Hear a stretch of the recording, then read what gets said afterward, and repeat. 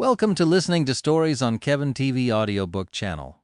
Shadow Slave, Chapter 399, Golden Coin.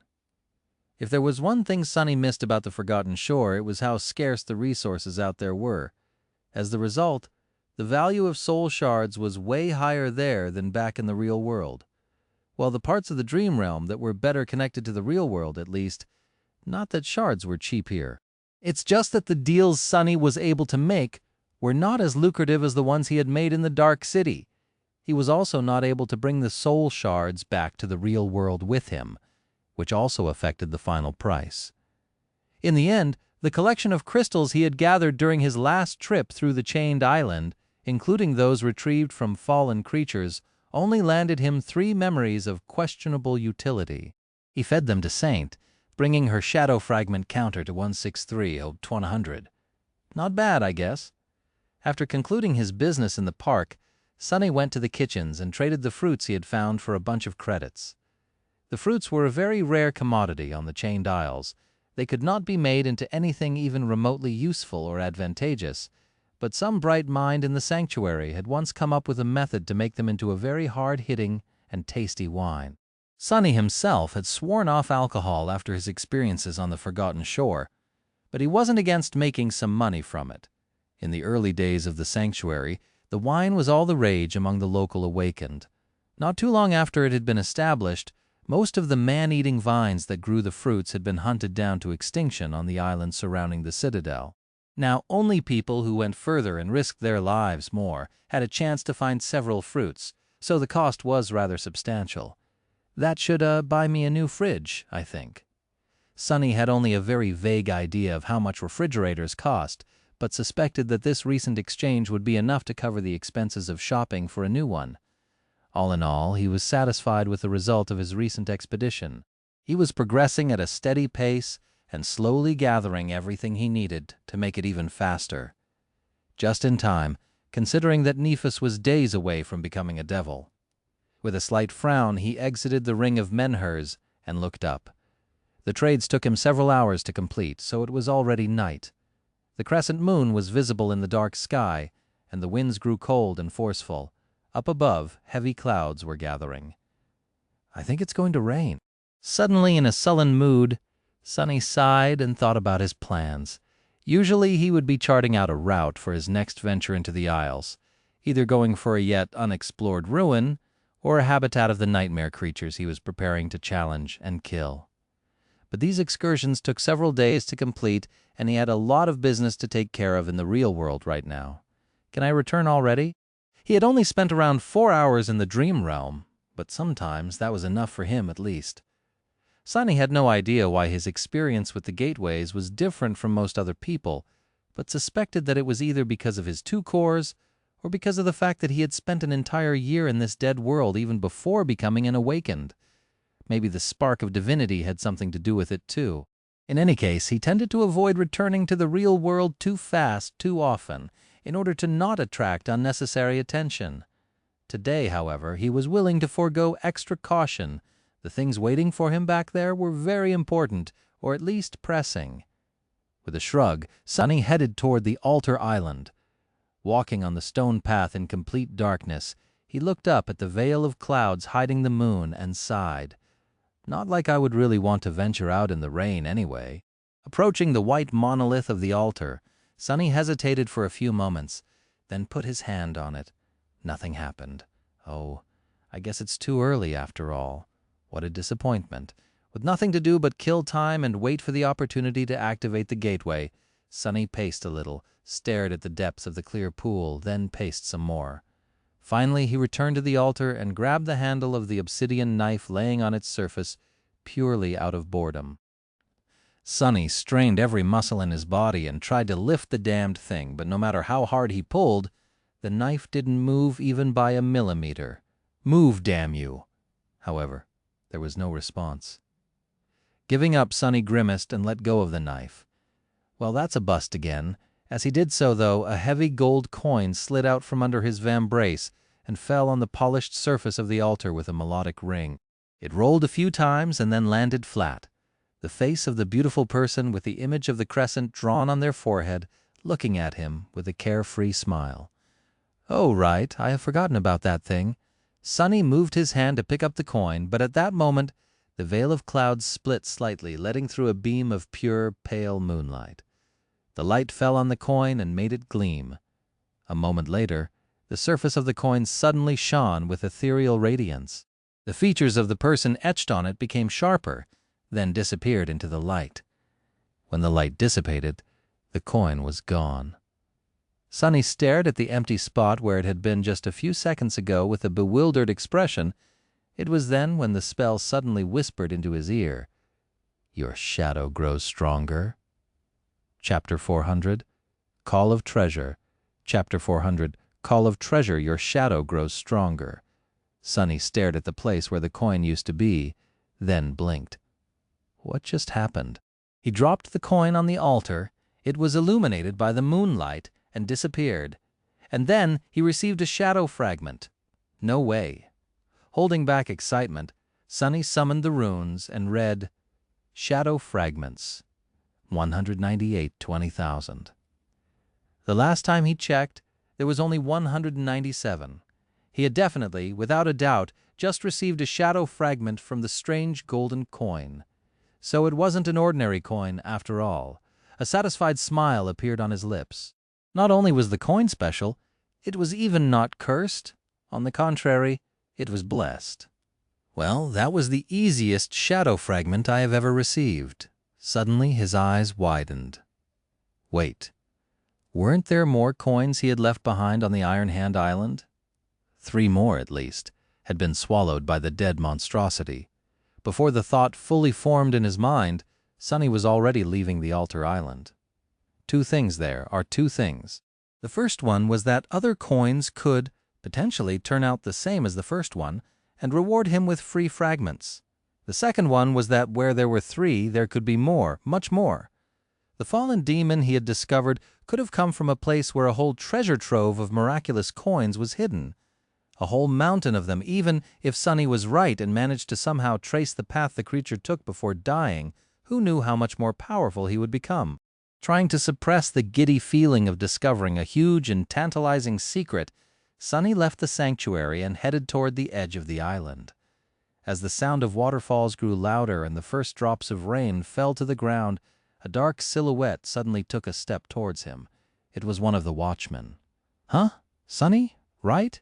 Are you really going to go out in that weather?"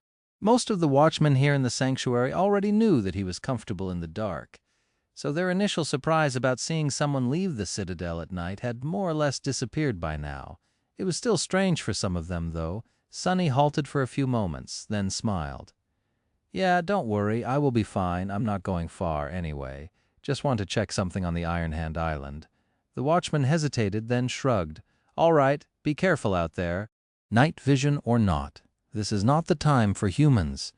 Sonny thanked the man for his concern, then walked past him. Not the time for humans? Good thing I am a monster, then. Approaching the edge of the sanctuary island, he didn't waste any time and summoned the dark wing. Sonny was tempted to simply turn into a shadow and rush toward his goal, but he didn't want to show his powers near the citadel so openly. Patient. Be patient. Since the dark wing couldn't really allow him to fly, he glided above the chain for as long as he could, then landed on it and continued forward on foot. By that time, the rain was already falling rather heavily. The iron surface beneath his feet was treacherous and slippery, so Sonny had to be careful and watch his step, lest he plummeted down into the sky below. He shivered, trying to think of a more terrible fate. With no means of real flight, he would just be falling through the darkness endlessly, until his mind was gone and his body consumed itself from hunger, then slowly turned into dust. People on the chained isles loved to tell horrible stories about unfortunate souls who fell into the below, and Sonny could easily understand their fear. For that reason, he was very careful not to slip.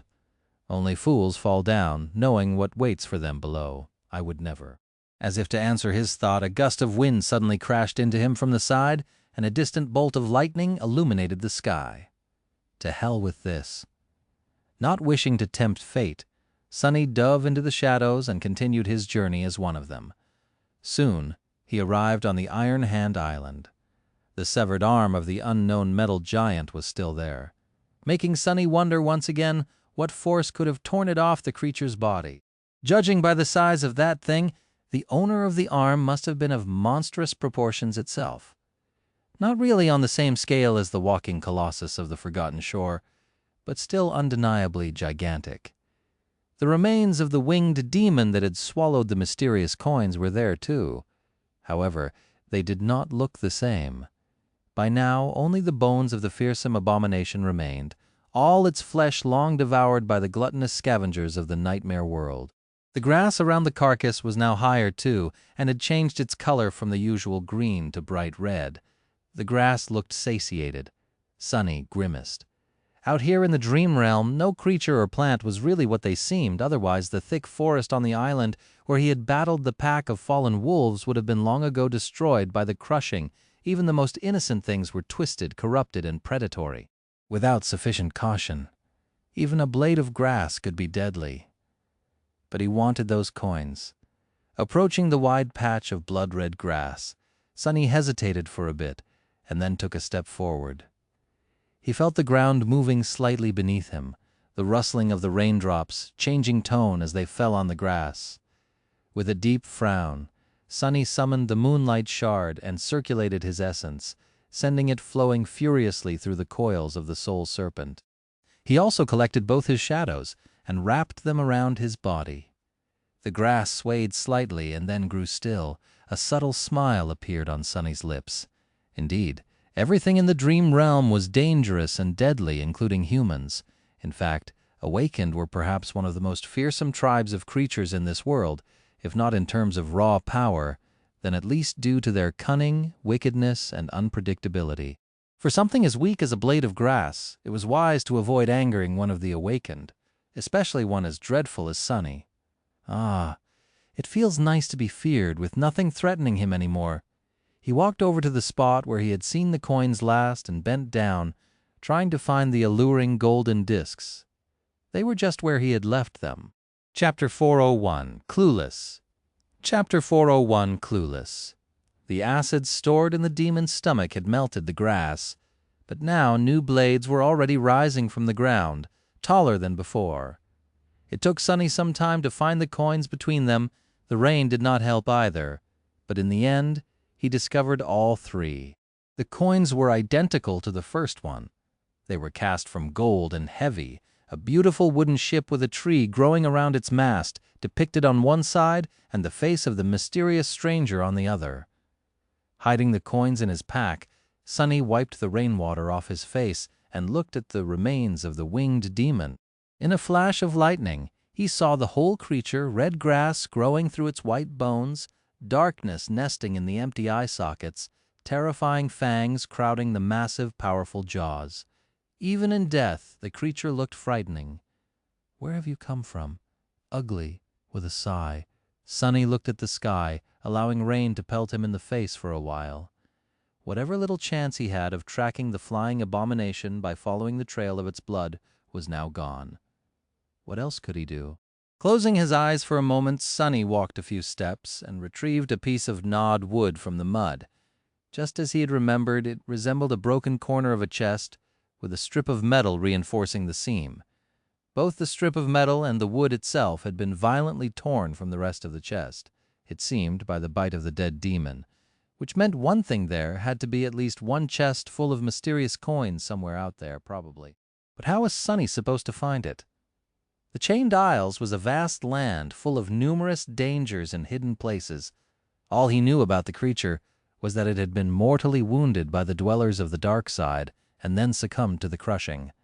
Speaking of the crushing, the rattling of chains thundered in the distance, announcing that the Iron Hand Island was entering the ascent phase.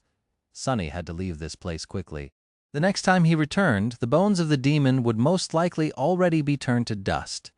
Gritting his teeth, Sonny walked over to the skull of the abomination and dislodged one of its fangs with a powerful kick. Picking up the jagged bone dagger, he studied it for a few moments and then put it in his pack.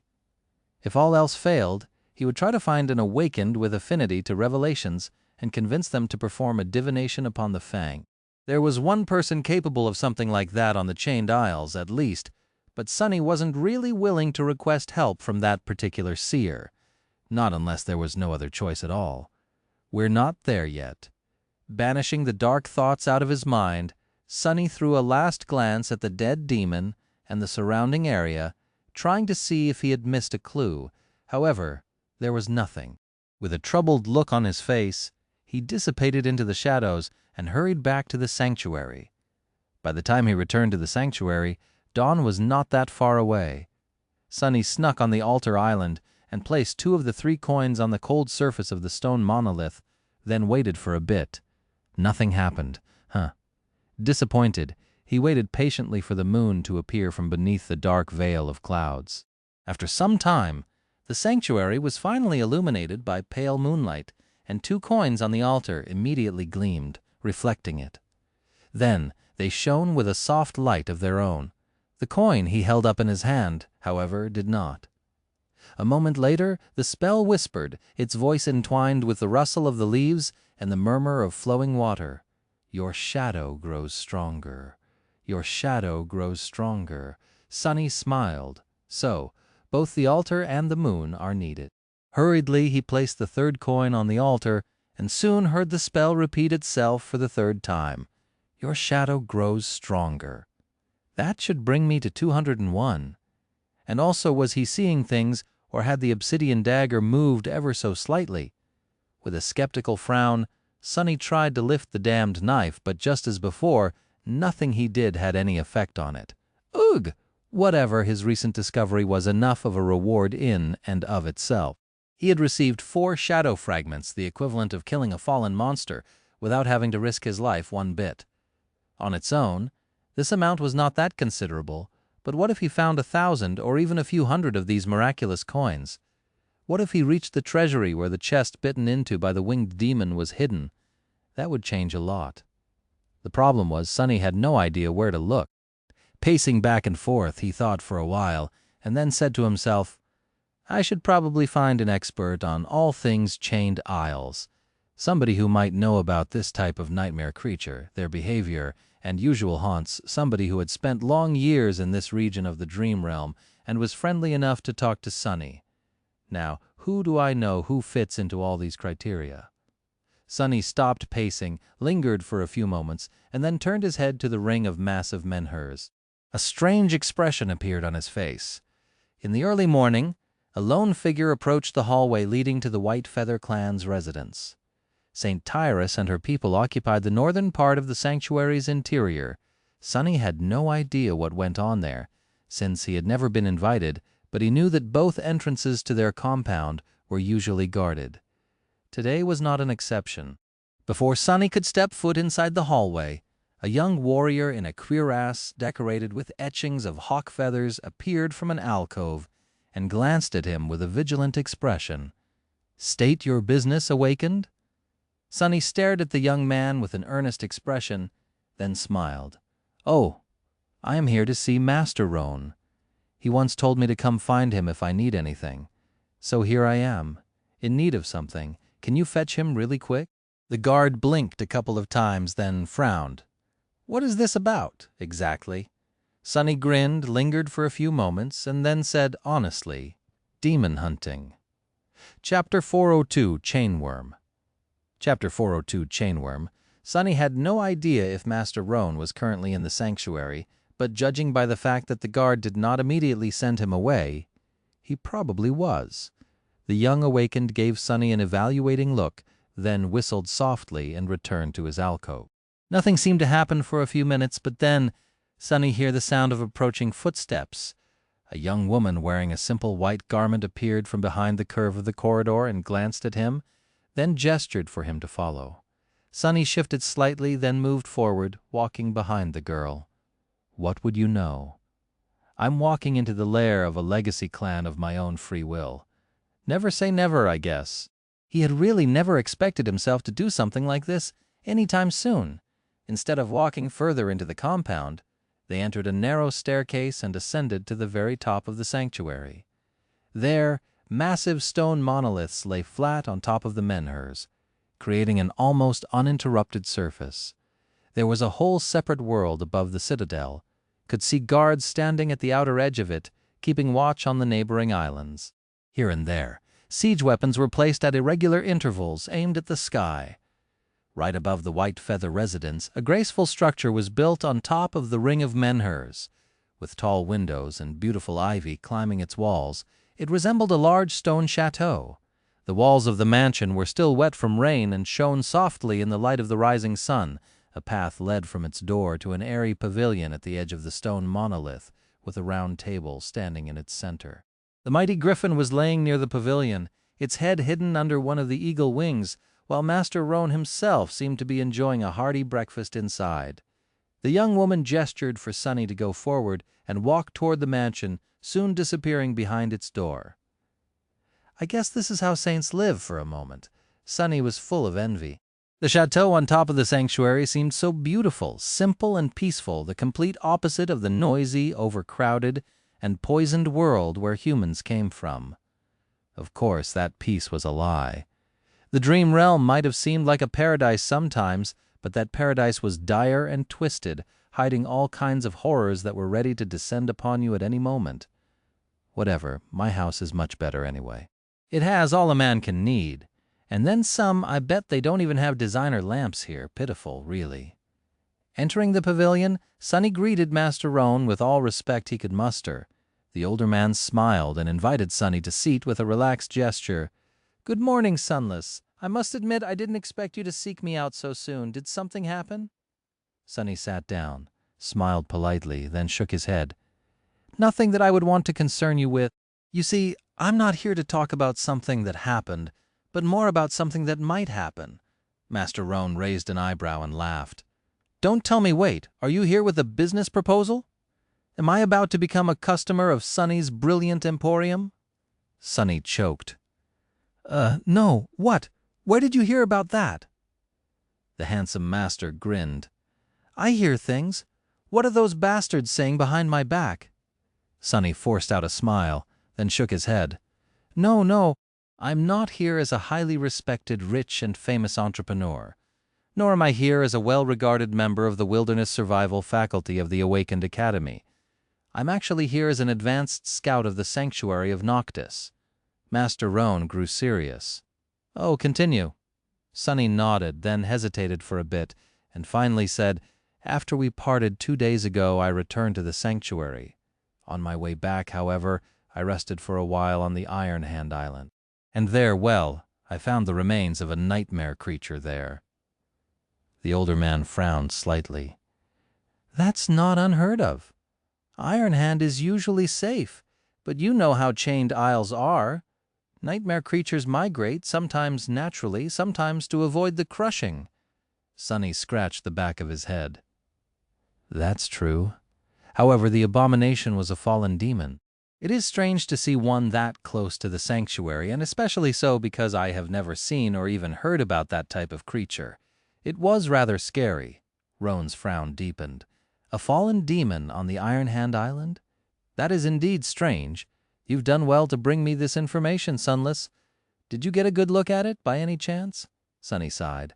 "Well, you see, it was in the depths of night then," he smiled. "But luckily I can see perfectly in the dark, so yes. I got a very good look. Let me describe it." He described the demon to the best of his ability, not sparing any detail. He even remembered every wound and injury on the abomination's body, hoping that their nature can shine a light on what exactly had killed the bastard. The longer Sonny talked, the darker Master Roan's face became, finishing his report. Sonny glanced at the older man and asked, "So what type of a demon was that exactly? And why have I never encountered one before?"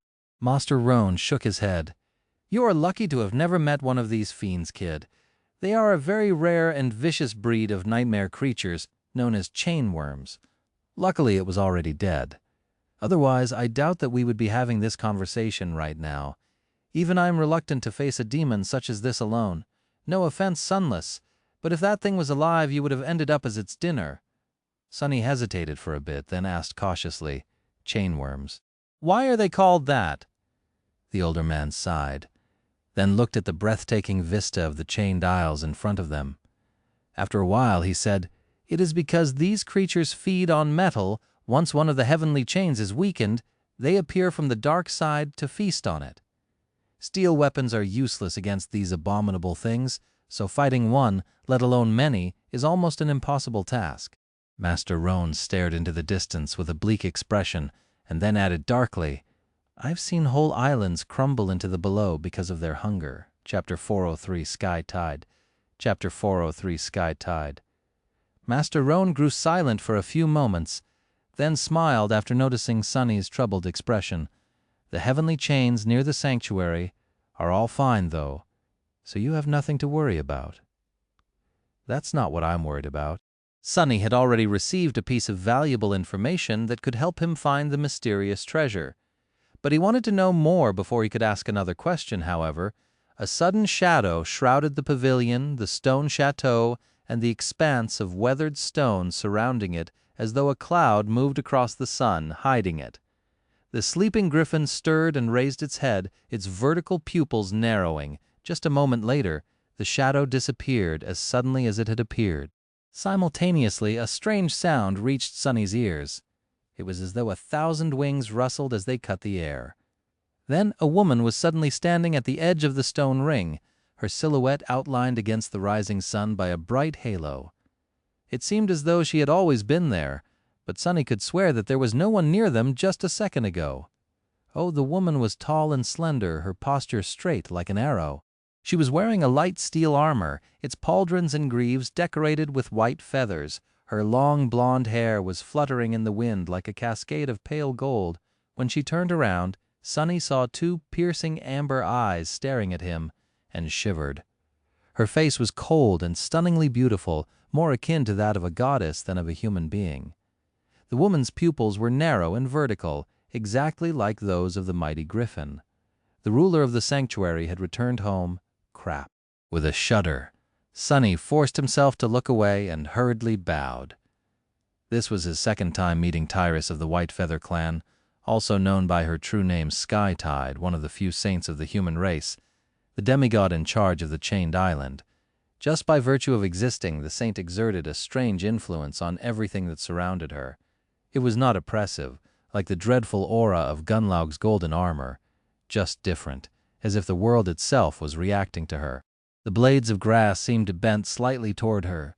The winds sang subtly lower as she approached, and even sunlight appeared to become a bit brighter in her presence. Master Roan shifted and rose from his seat. "Good morning, Sunshine!" Sunny flinched. "Oh, what? It took him a couple of seconds to realize that the fearless griffin rider was addressing his wife and not him. Sunshine? Sunshine? Is that how he addressed a saint? Well, she is his wife after all, I guess."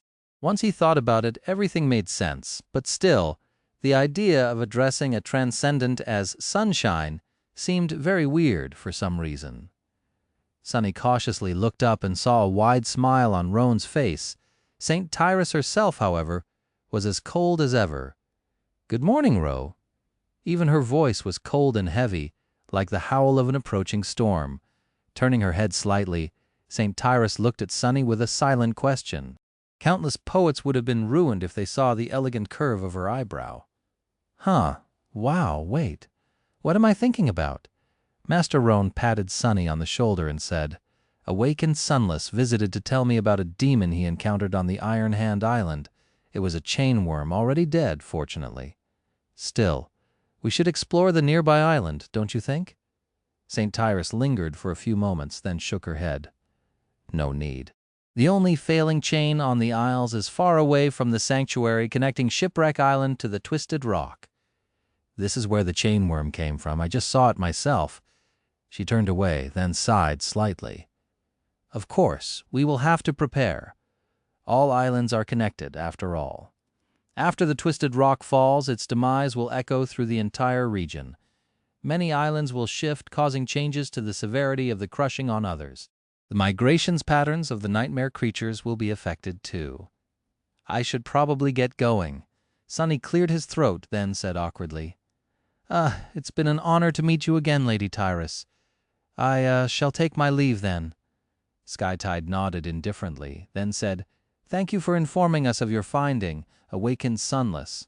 He nodded, then rose from his seat and cautiously took a few steps away.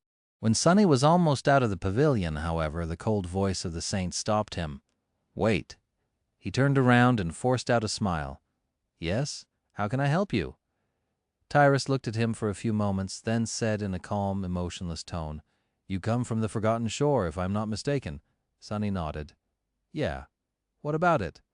The beautiful saint lingered for a second, then asked, "Song of the Fallen, do you know her, Cassie? Why bring her up?"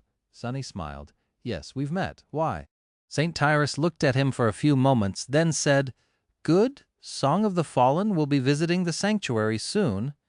She will be glad to see a familiar face, I think." With that, Skytide turned away, letting Sonny know that he was free to go.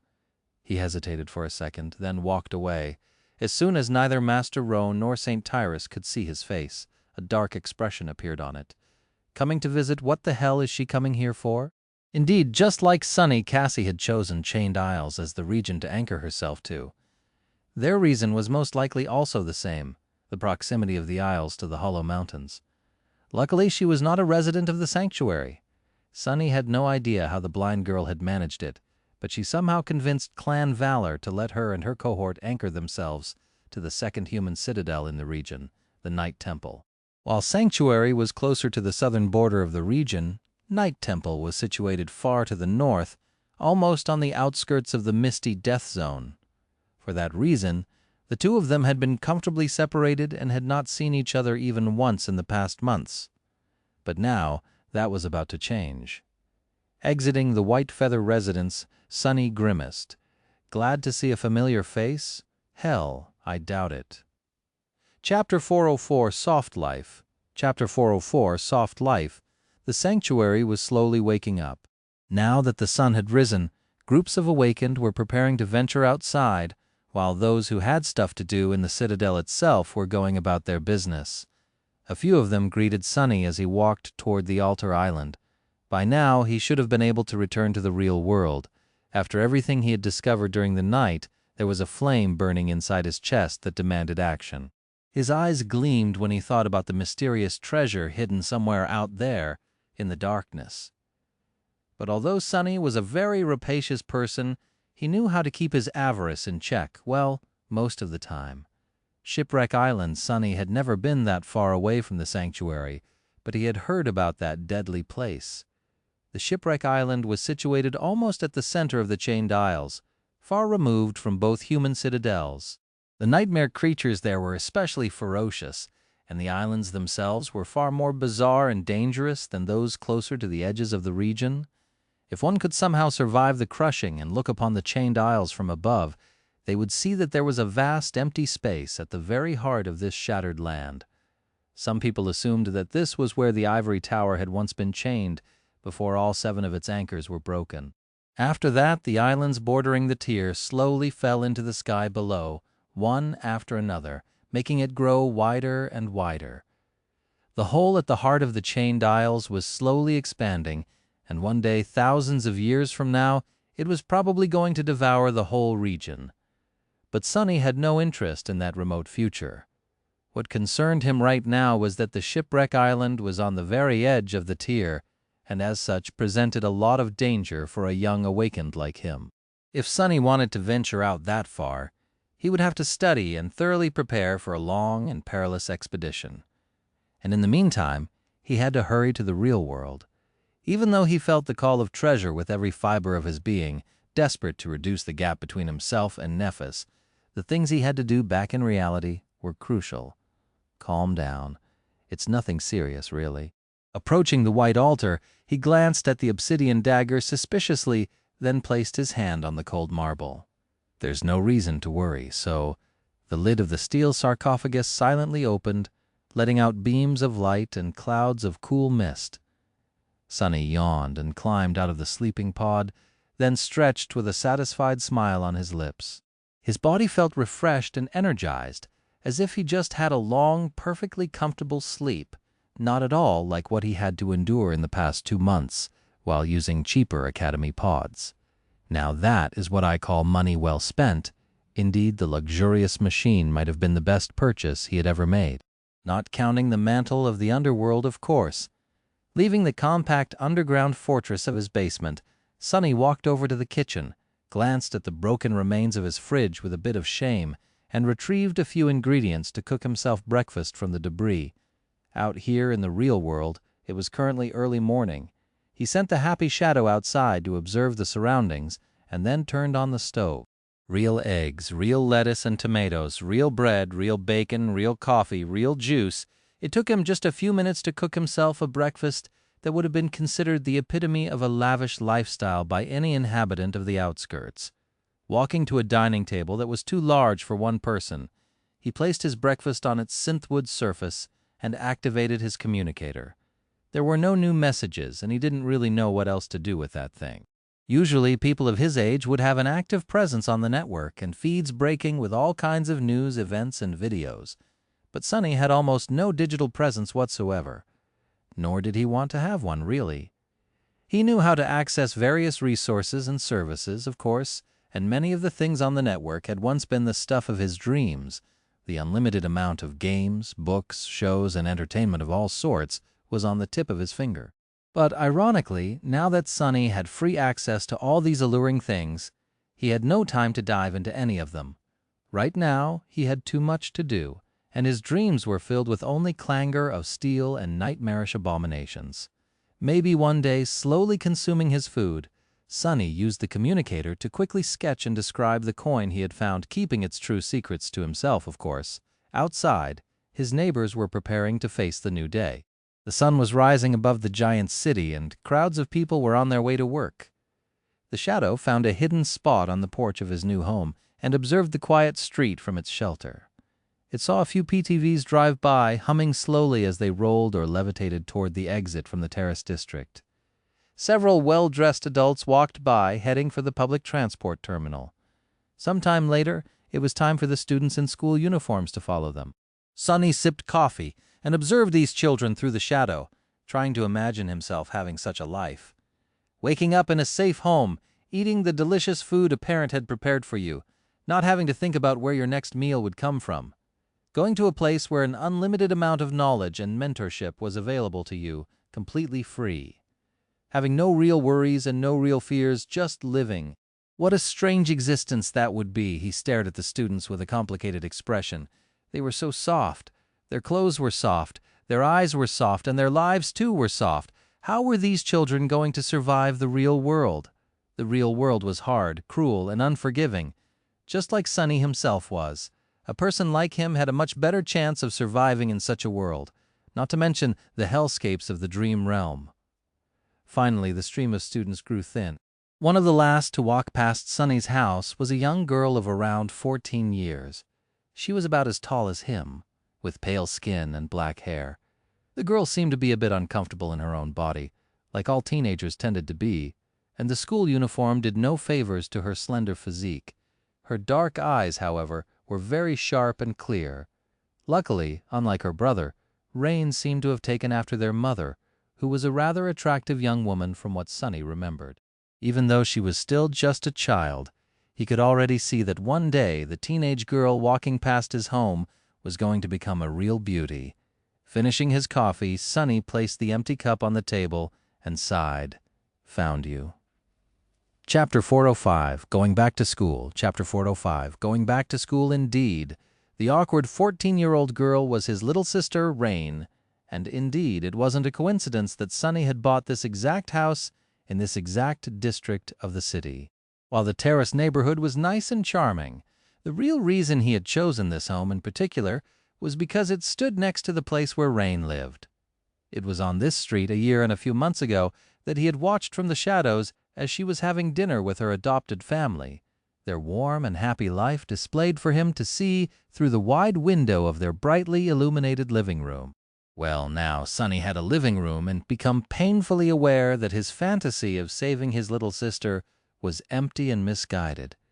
Rain didn't need to be saved, least of all by a troubled outskirt stray like him. A ghost of the past that she most likely did not even remember. If he had knocked on her door on that night, nothing in her life would have changed for the better. Sonny wasn't the same penniless kid anymore.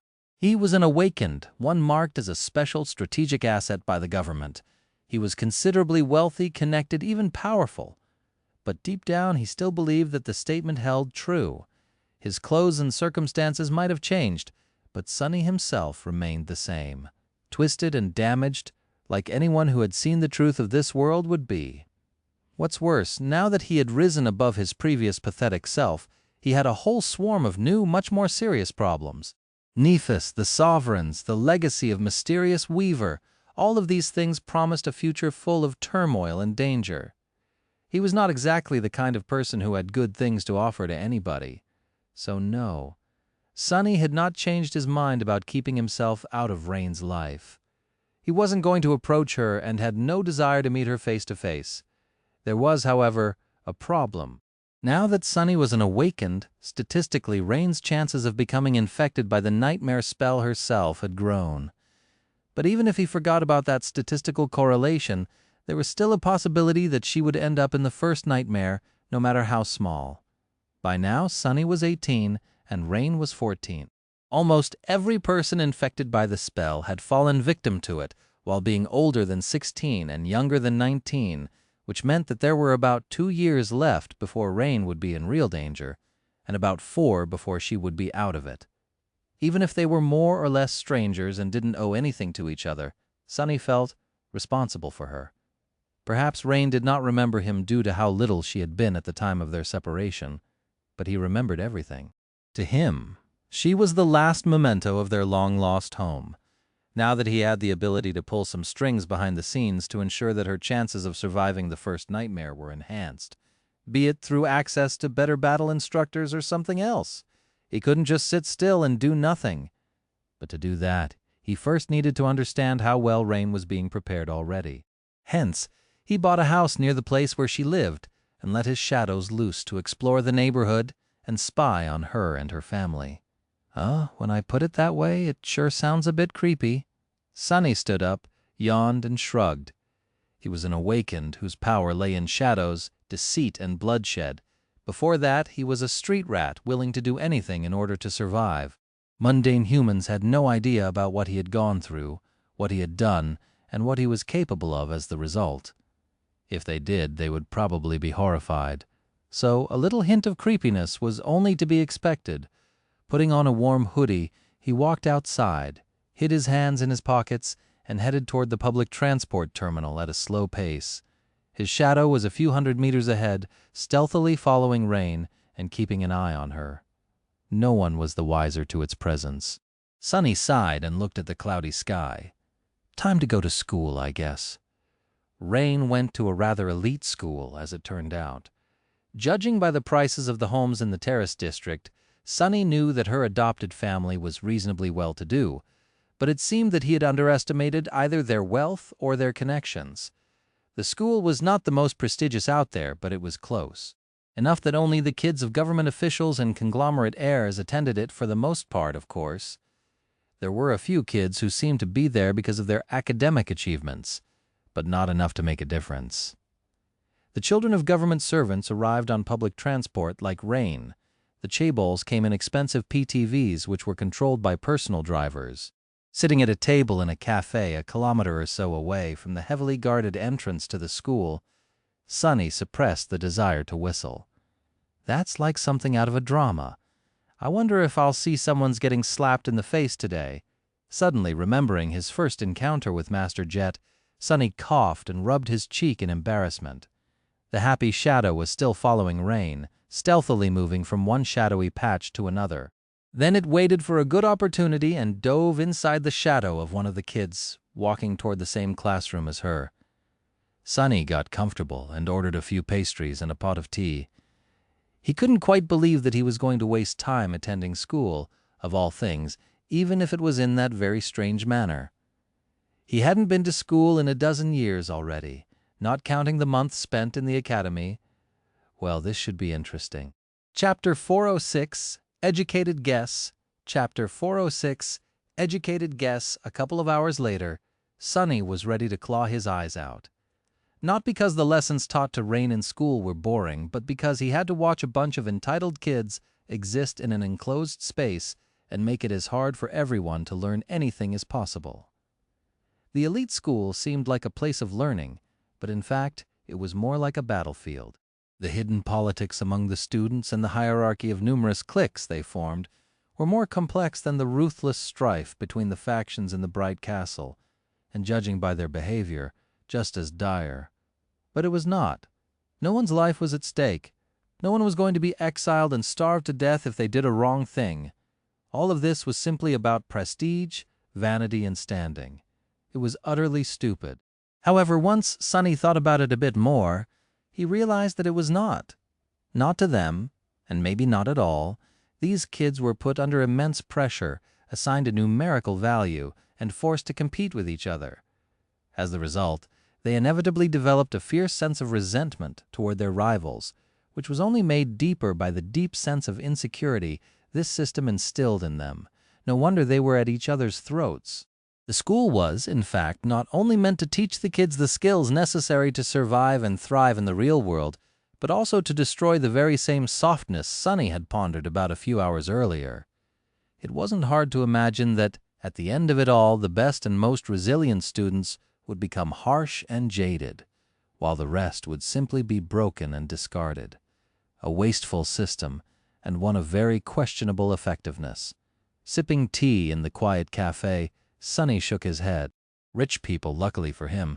Rain seemed to be unaffected by the vitriol her classmates seemed to be more interested in than the actual studying. She sat calmly at the back of the class, avoiding getting embroiled in any drama, and dutifully learned everything the teachers explained to the students. The lessons themselves, surprisingly, turned out to be very interesting. Sonny even found himself enjoying these hours very much. There had not been any combat lessons yet, but he did manage to catch this school's version of the wilderness survival course, as well as listen to a rather intriguing lecture about the early exploration of the dream realm. He also saw a lesson dedicated to various nightmare creatures, their biology, capabilities, and weaknesses. If he had known that much during his first months on the Forgotten Shore, well, it would not have changed much, really. No matter how much a person knew about these things, no sleeper was meant to face challenges of that magnitude. And yet he couldn't help but feel a bit wistful. He had been denied access to this treasury of knowledge as a kid. Who knew how his life would have turned out otherwise? It would have been a lot more interesting and enjoyable, at least. By then he had some idea of Rain's depth of knowledge and overall readiness for the nightmare spell, but he still did not know how well she was really being trained. He had to see her during a lesson in combat for that. After a while, Sonny had become a little bit bored. Listening to a lecture about spell tech absent-mindedly, he looked around the cafe. At this hour, there weren't a lot of people there, but that was swiftly changing. The white-collar workers from the surrounding buildings were now on their lunch break, as were senior students of the school. Several noisy groups were occupying tables near him, so he couldn't help but catch bits and pieces of their conversations. "No way! When is it coming out?" "In a couple of months, I think." "Who will play the female lead, then?" "No, wait, let me guess." These guys were apparently discussing some upcoming film, excitedly wondering about the casting. Something about their conversation appeared strange to Sonny, but he didn't pay it too much attention. None. That is the mindset of a true battle master. No way he meant to say that. Who do you think Lord Mongrel is? A nobody. Of course not. He only said that because he considers social status and renown meaningless. In the eyes of a warrior, such things are not even worth mentioning. The only thing that matters is your strength. That's why he hides his noble upbringing. Sonny stared at the couple of young men that were in the middle of a heated debate, then shook his head. "That's hilarious. What are the chances?" Apparently there was somewhere else out there with a similar alias. And that guy, from what Sonny could hear, was not only a total buffoon, but also went around calling himself a lord, pretending to be some wise philosopher, and teaching people how to be a true warrior. What an idiot. Well, figures. Only an idiot would choose such an alias on purpose, after all. I wonder what this guy's problem is. He has to be horribly insecure about something, for sure. Then, however, he had to focus on Rain again, because she was finally heading for the school's dojo. The combat lesson was about to begin. The instructor surprisingly turned out to be an actual awakened.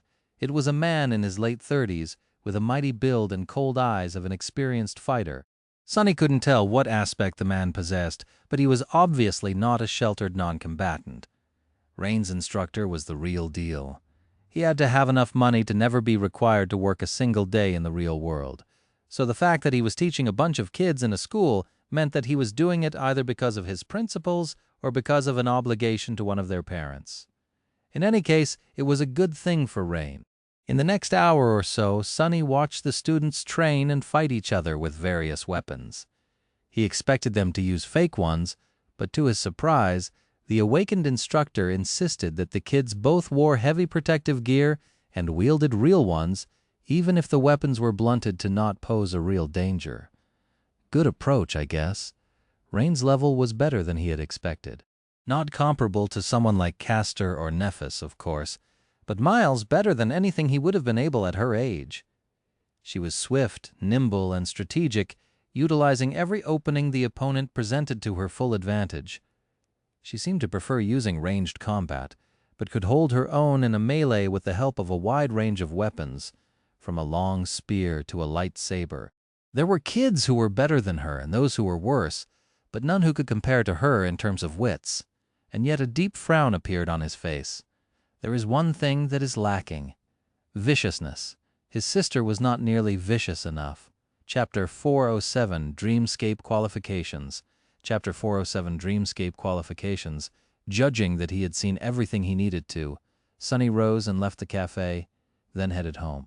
The happy shadow left the premises of the school unnoticed and soon wrapped itself around his body, but not before showing how proud and satisfied it was with its flawless performance.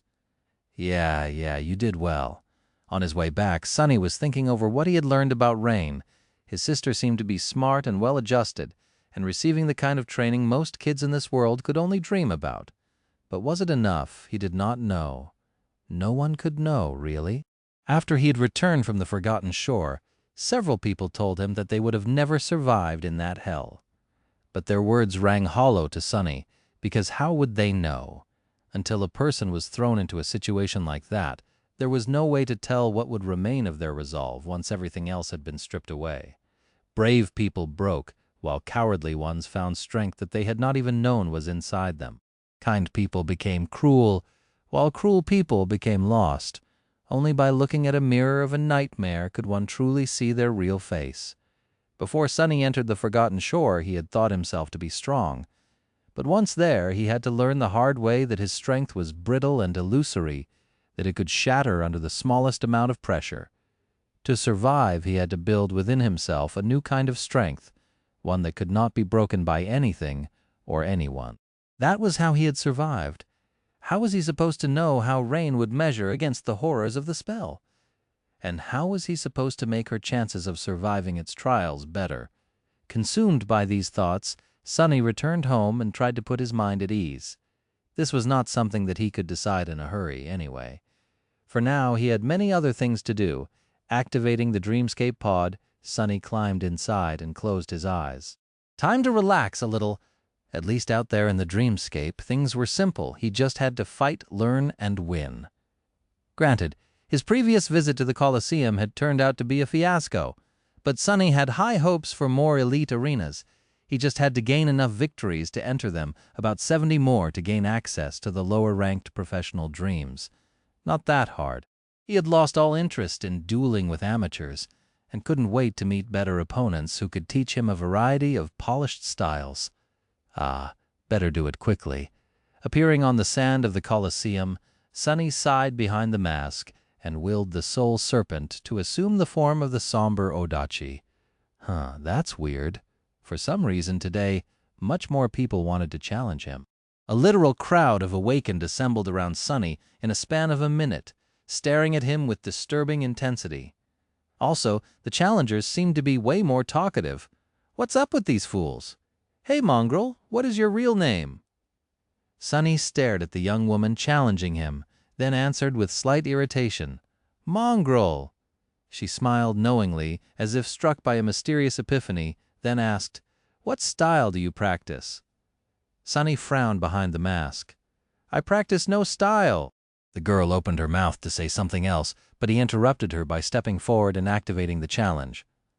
2 seconds later, the girl's dead body was already turning into a rain of sparks. Why are they so chatty today? I don't have a lot of time. If I want to enter a professional arena next time, I have to be fast. Looking at the crowd of awakened, Sonny sighed dejectedly and growled, "Words are worthless. Silence is gold. Don't waste my breath." The challengers looked at each other with weirdly enlightened expressions, then grew quiet. That's better.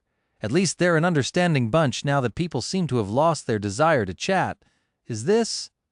The video was of him, of his duel in the dreamscape, to be precise.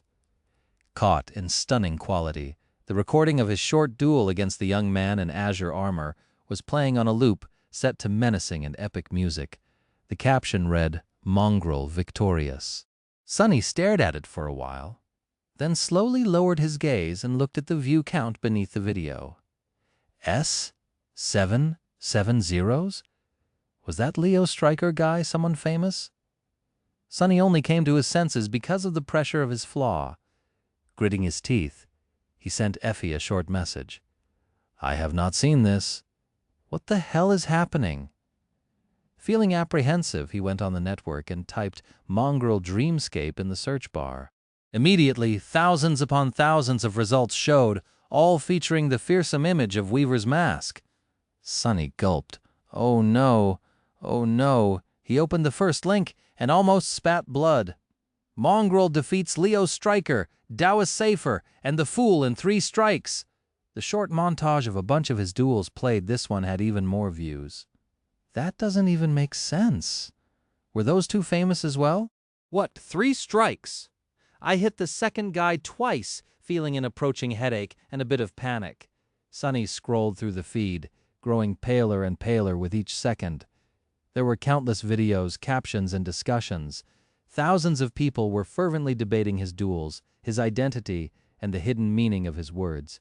It seemed as if they had somehow become convinced that he was some sort of a profound sage, going around spouting words of enlightened wisdom. There were whole discussion boards dedicated to interpreting his teachings. Oh no, Sonny grabbed his head, realizing that the buffoon he had heard being discussed in the cafe was him.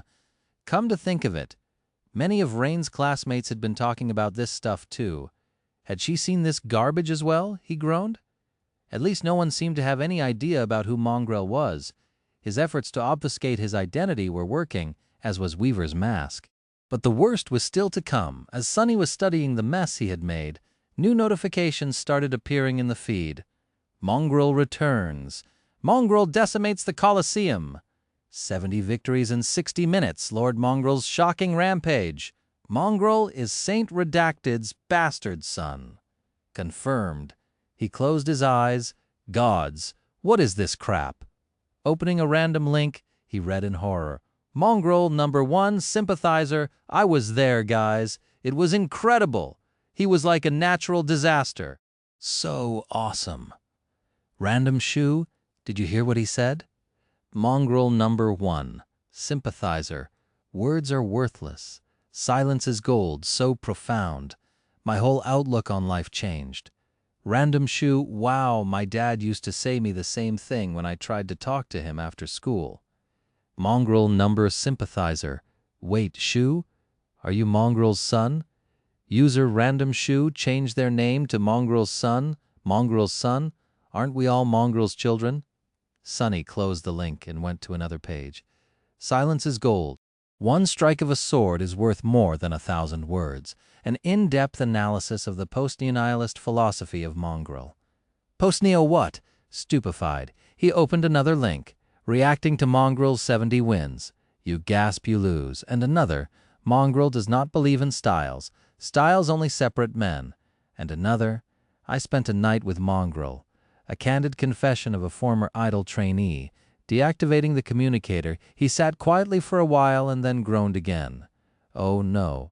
The new recording of Mongrel's stunning performance in the Colosseum flew around the globe in no time at all.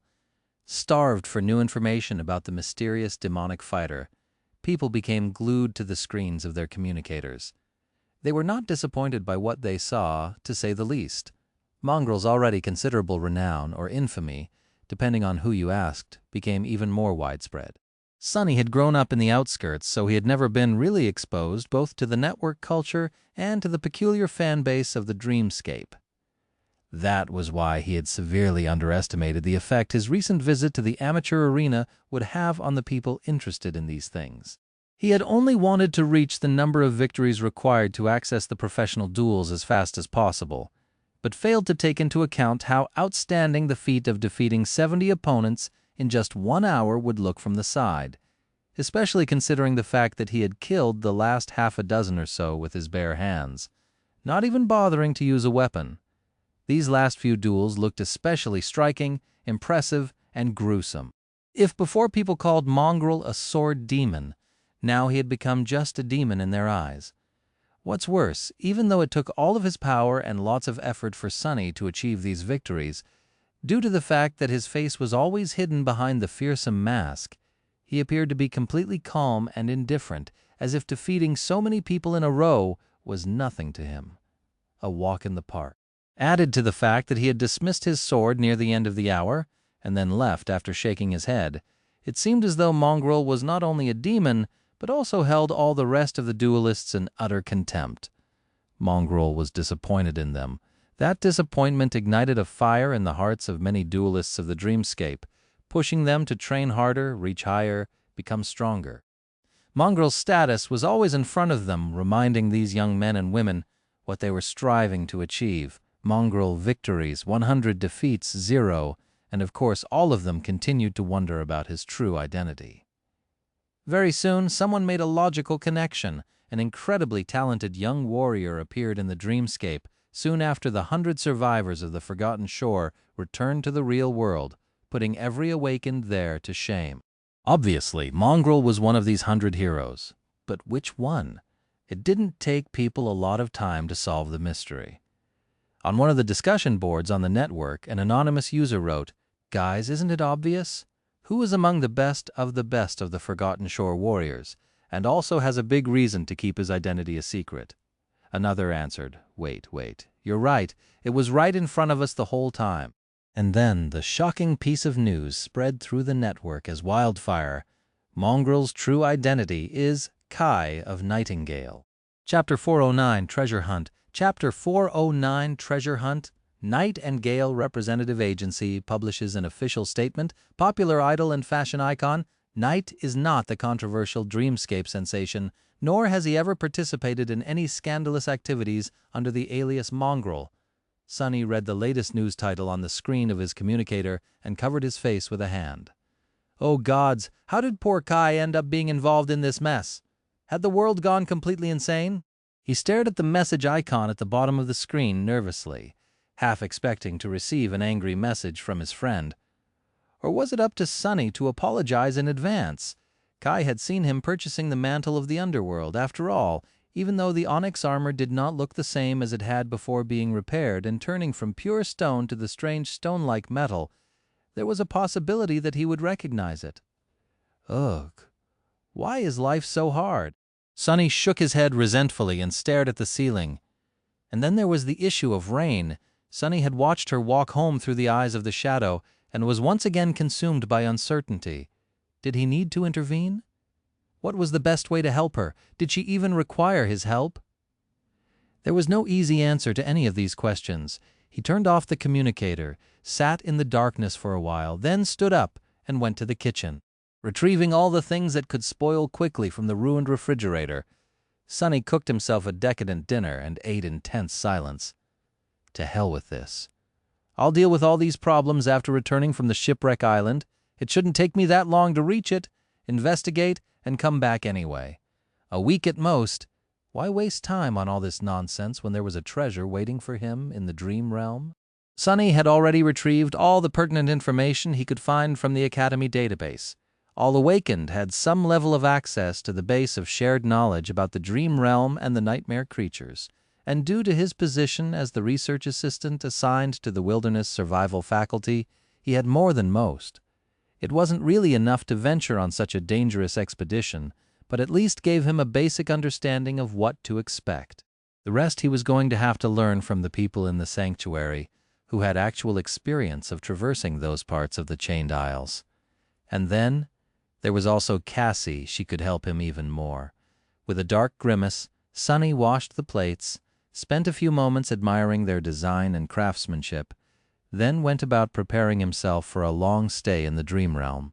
Soon he entered the basement, activated the maximum level of security measures, and climbed into the steel coffin of the sleeping pod.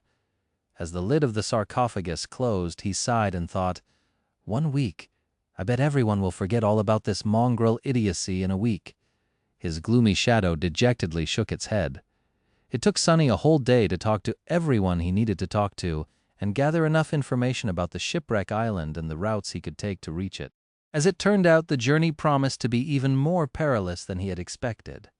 Awakened did not usually go that far into the wilderness of the Chained Isles alone, and even established cohorts were reluctant to venture this close to the tier. The nightmare creatures out there were ferocious and powerful, and the islands themselves presented more danger than here on the edges of the region. Those people did not have his aspect, though. Sonny did not consider himself to be more powerful than a full cohort of experienced awakened would be, but his powers were tailored perfectly for scouting, traversal, and escape. Even if he was going to find himself facing against an overwhelming foe, he was reasonably certain of his ability to at least run away. Plus, he had Saint. The taciturn demon was worth half a cohort alone, and by herself. As the sun was crawling down from the heights of the sky above, he found himself in his room studying the makeshift map of the Chained Isles. On it, Sonny had marked the potential routes to the Shipwreck Isles, as well as known dangers he would face on the way. Of course, such a map was not completely reliable. Nightmare creatures tended to migrate and travel between islands to escape the crushing, but the really terrifying ones tended to stay put, even taking into account that some of the places he wanted to go through could turn out to be inaccessible due to entering the ascent phase. Sonny was more or less sure that he could reach the Shipwreck Island in 3 to 4 days while remaining comparatively safe, with one exception. No matter how he looked at it, he was going to have to traverse an island known among the inhabitants of the sanctuary as the Reckoning. Not much was known about that place except for the fact that several cohorts lost members there, while others had not come back at all. Apparently, the creature that inhabited the island was especially twisted and deadly, and was capable of messing with a person's sight. No one really knew what it was, however. All that Sonny was able to find out was that the creature was most likely not corrupted. People were under the impression that it was of the fallen rank, but had different opinions on what its class was exactly. It didn't seem to be a tyrant, at least. I can fight perfectly well even if it plays tricks with my sight. And it's not like I have to defeat it or even fight it, really. I can just slip past and be on my way. With a sigh, he rolled the map up and placed it in his pack. There was already a bit of food and a few supplies for a prolonged journey there. Sonny couldn't take too much with him, since there was a rather small limit on the weight of things he could pull with himself into the shadows. He could also only do so with inanimate objects, at least for now. He had no idea if that was going to change in the future. Finally, he opened his chest and took out the fang he had retrieved from the dead chainworm on the Iron Hand Island. Sonny stared at the fang for a long time, a dark expression on his face. Cassie was going to visit the sanctuary soon with this thing and her affinity to revelations. Sonny could make his expedition much safer, not to mention increase his chances of actually discovering the treasure. Or he could avoid having to ask her for help and take much more risk with no guarantee of success. After a while, Sonny threw the fang back into the chest and closed the lid. I'd rather die, honestly. With a grim smile, he locked the chest, picked up his pack, and headed to the exit. As the sun rolled into the dark embrace of the sky below and disappeared, he left the safety of the sanctuary behind, approached the edge of the island, and jumped toward one of the heavenly chains. Chapter 410 Reckoning Chapter 410 Reckoning Sonny traveled northwest, trying to cover as much distance during the night as he could. He rushed across gargantuan chains as a swift shadow, soared up onto the island, traversed them on foot, and dove into the darkness once he reached the other side. He was moving across the Chained Isles with enviable speed, but still not as fast as someone capable of flight would. Using Shadow Step expended up a lot of Shadow Essence, so he had to replenish it often to continue riding the heavenly chains. That, however, put him in a lot of danger. The islands were teeming with nightmare creatures of all kinds, as well as deadly natural, unnatural, really, threats. Sonny had to remain cautious at all times, keeping one shadow wrapped around his body while the other scouted ahead. He hid in the shadows to avoid fighting with wandering abominations or, if there was no other choice, teleported away. These jumps, however, only served to devour more of his essence, forcing him to rest and circulate it through the coils of the soul serpent as he waited for his cores to fill up. Most of the time, he didn't feel like there was a real threat to his life. Sonny's combination of attributes and abilities made him a very hard prey to hunt. No matter what kind of a horror tried, he always managed to slip away, for now at least. As long as he did not venture into the territory of the really terrifying nightmare creatures, like those corrupted fiends that claimed some of the islands or the beings that dwelled on the dark side of them. He was going to be all right for as long as he managed his essence carefully against those powerful abominations, though even being a shadow was not a guarantee of safety. He still remembered the 2 ghostly torches in the dungeon beneath the ruined cathedral in the Dark City. On his way, Sonny visited many islands that he had already explored before, and some that he never had a reason to visit. Each was lethal in its own way, and hid alluring mysteries, most of which were bound to turn out to be nothing but inescapable traps, of course. He suppressed his curiosity and moved past. With 2 skies full of bright stars, the chained isles were stunning at night. Even while rushing forward and hiding from the abominations populating this breathtaking and terrible land, Sonny couldn't help but marvel at its dark beauty. But beautiful things were the most dangerous. By now he had learned that lesson all too well. At dawn, Sonny finally reached the island that was supposed to be the first stop on his journey. It was a desolate place where nothing lived, with rocky ground and plenty of small impact craters that had been left behind by the debris on the neighboring island. The chains holding that island in place had broken once, a long time ago. As the result, not restrained by anything, it soared high into the sky and eventually fell apart, ripped to pieces by the crushing.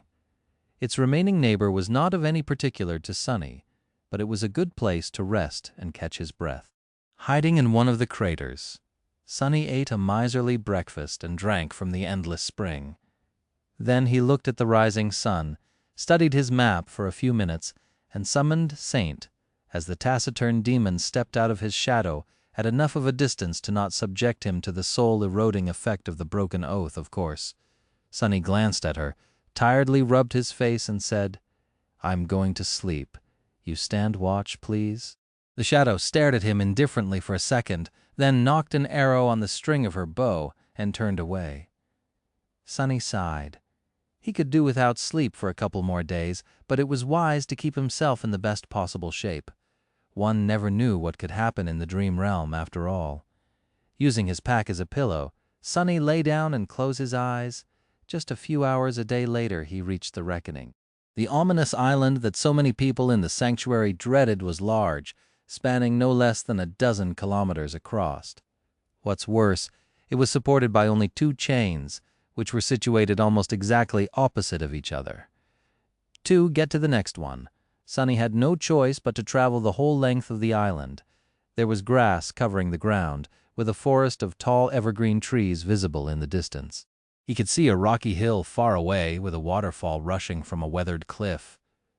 Just like everywhere on the chained isles, it was unclear where the water came from and where it went. Sonny was already used to the strangeness of this land to pay it any attention. The reckoning seemed like a beautiful and tranquil place. Idyllic, even. However, looking at it through the eyes of the shadow, Sonny couldn't help but feel a deep sense of unease. Something was very wrong with this place. It was very picturesque, however. He couldn't see or hear any living beings on the island. There was no sound other than the rustle of the wind, no movement other than the slow swaying of the trees. There were no beasts, no insects, no anything. Not a single nightmare creature could be seen wandering the expanse of the peaceful island. What could be so terrible that even nightmare creatures did not dare to come to this place? Or had they been slaughtered by the owner of the island? If so, where were the bones? Or bone dust, at least. I don't like this. Initially, Sonny thought of traversing the reckoning in his usual manner, on foot. But now he changed his mind. It was better to waste an additional amount of shadow essence than to risk meeting the ruler of this ominous place face to face, if the surface of the island near the shadow he had sent to take a look at it. Sonny did not assume physical form, preferring to remain incorporeal. That way he would be able to reach the other side of the reckoning unseen. Where is that terrible creature, anyway? He couldn't see any hint of it anywhere.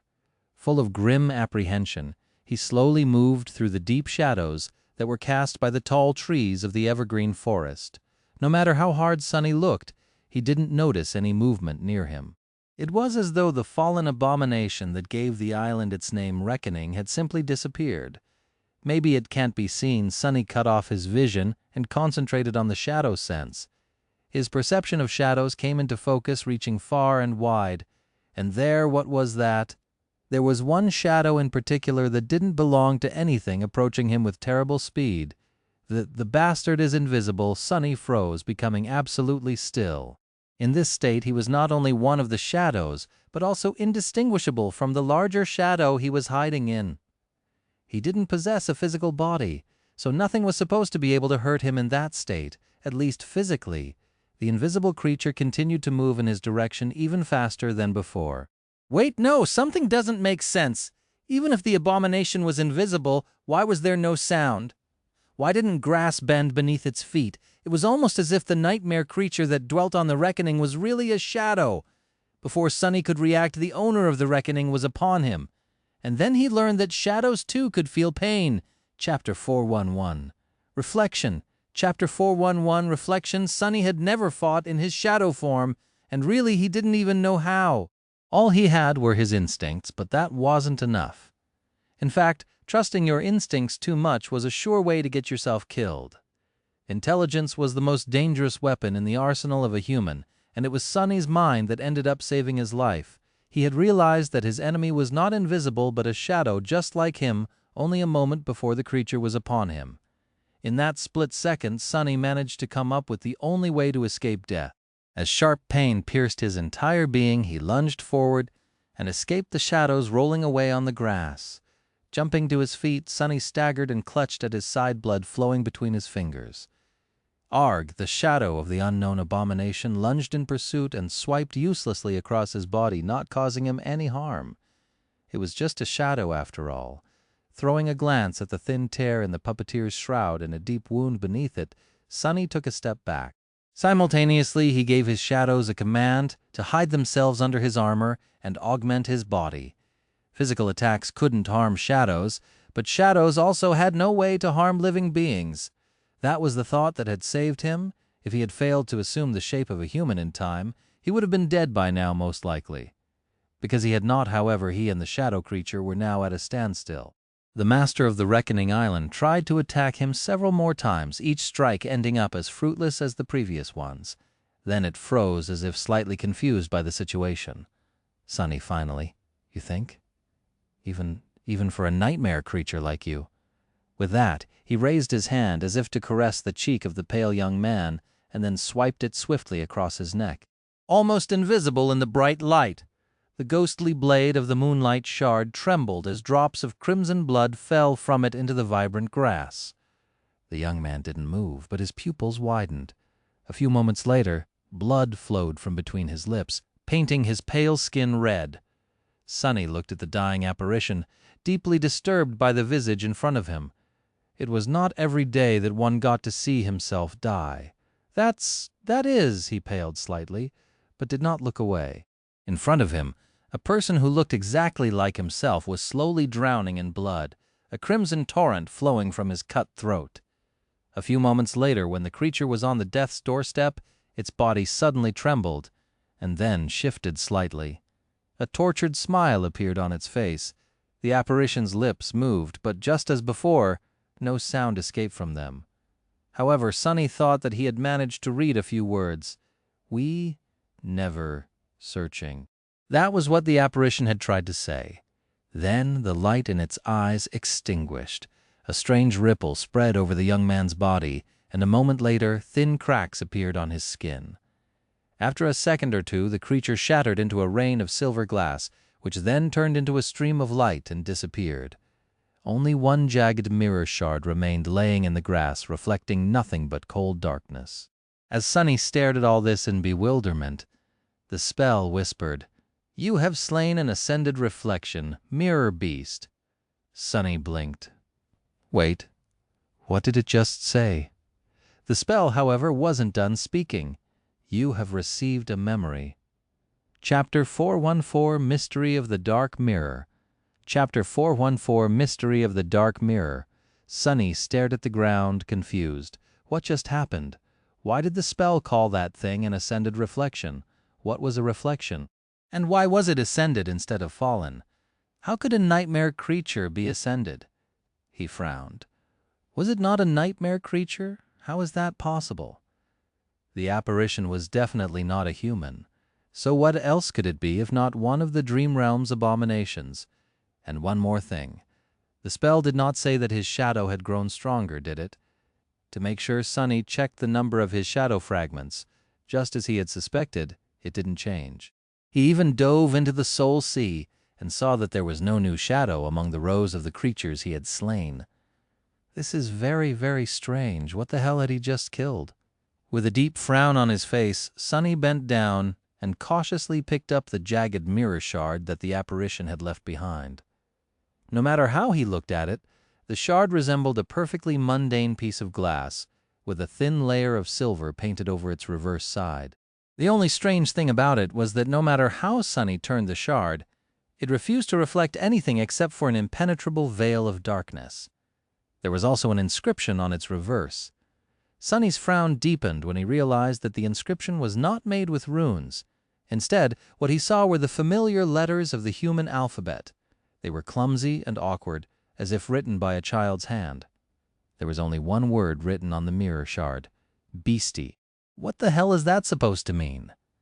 The mystery of the mirror beast was so strange that for a time Sunny even forgot about the burning pain in his side.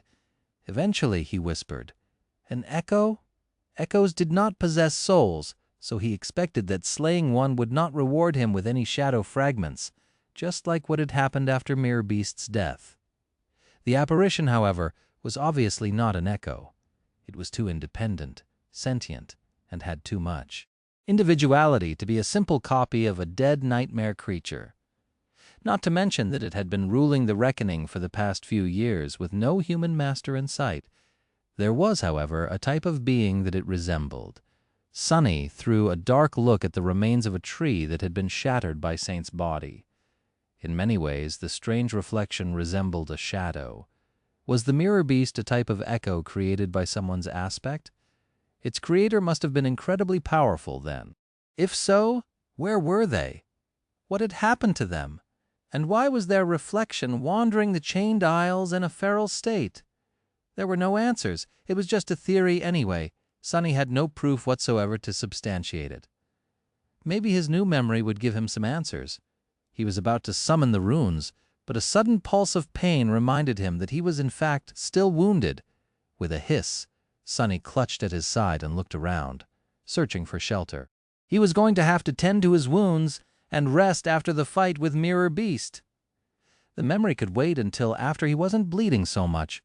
Wrapping the strange mirror shard in a piece of fabric and placing it into his pack, Sunny used some of his last remaining reserve of shadow essence to step through the shadows and appear near the rocky hill in the center of the island. His shadow had noticed a shallow cave there, which was situated, obviously, behind the foaming wall of the picturesque waterfall. Walking on a narrow stone ledge that led behind the waterfall, Sunny checked that the cave was empty and then entered its cool shade.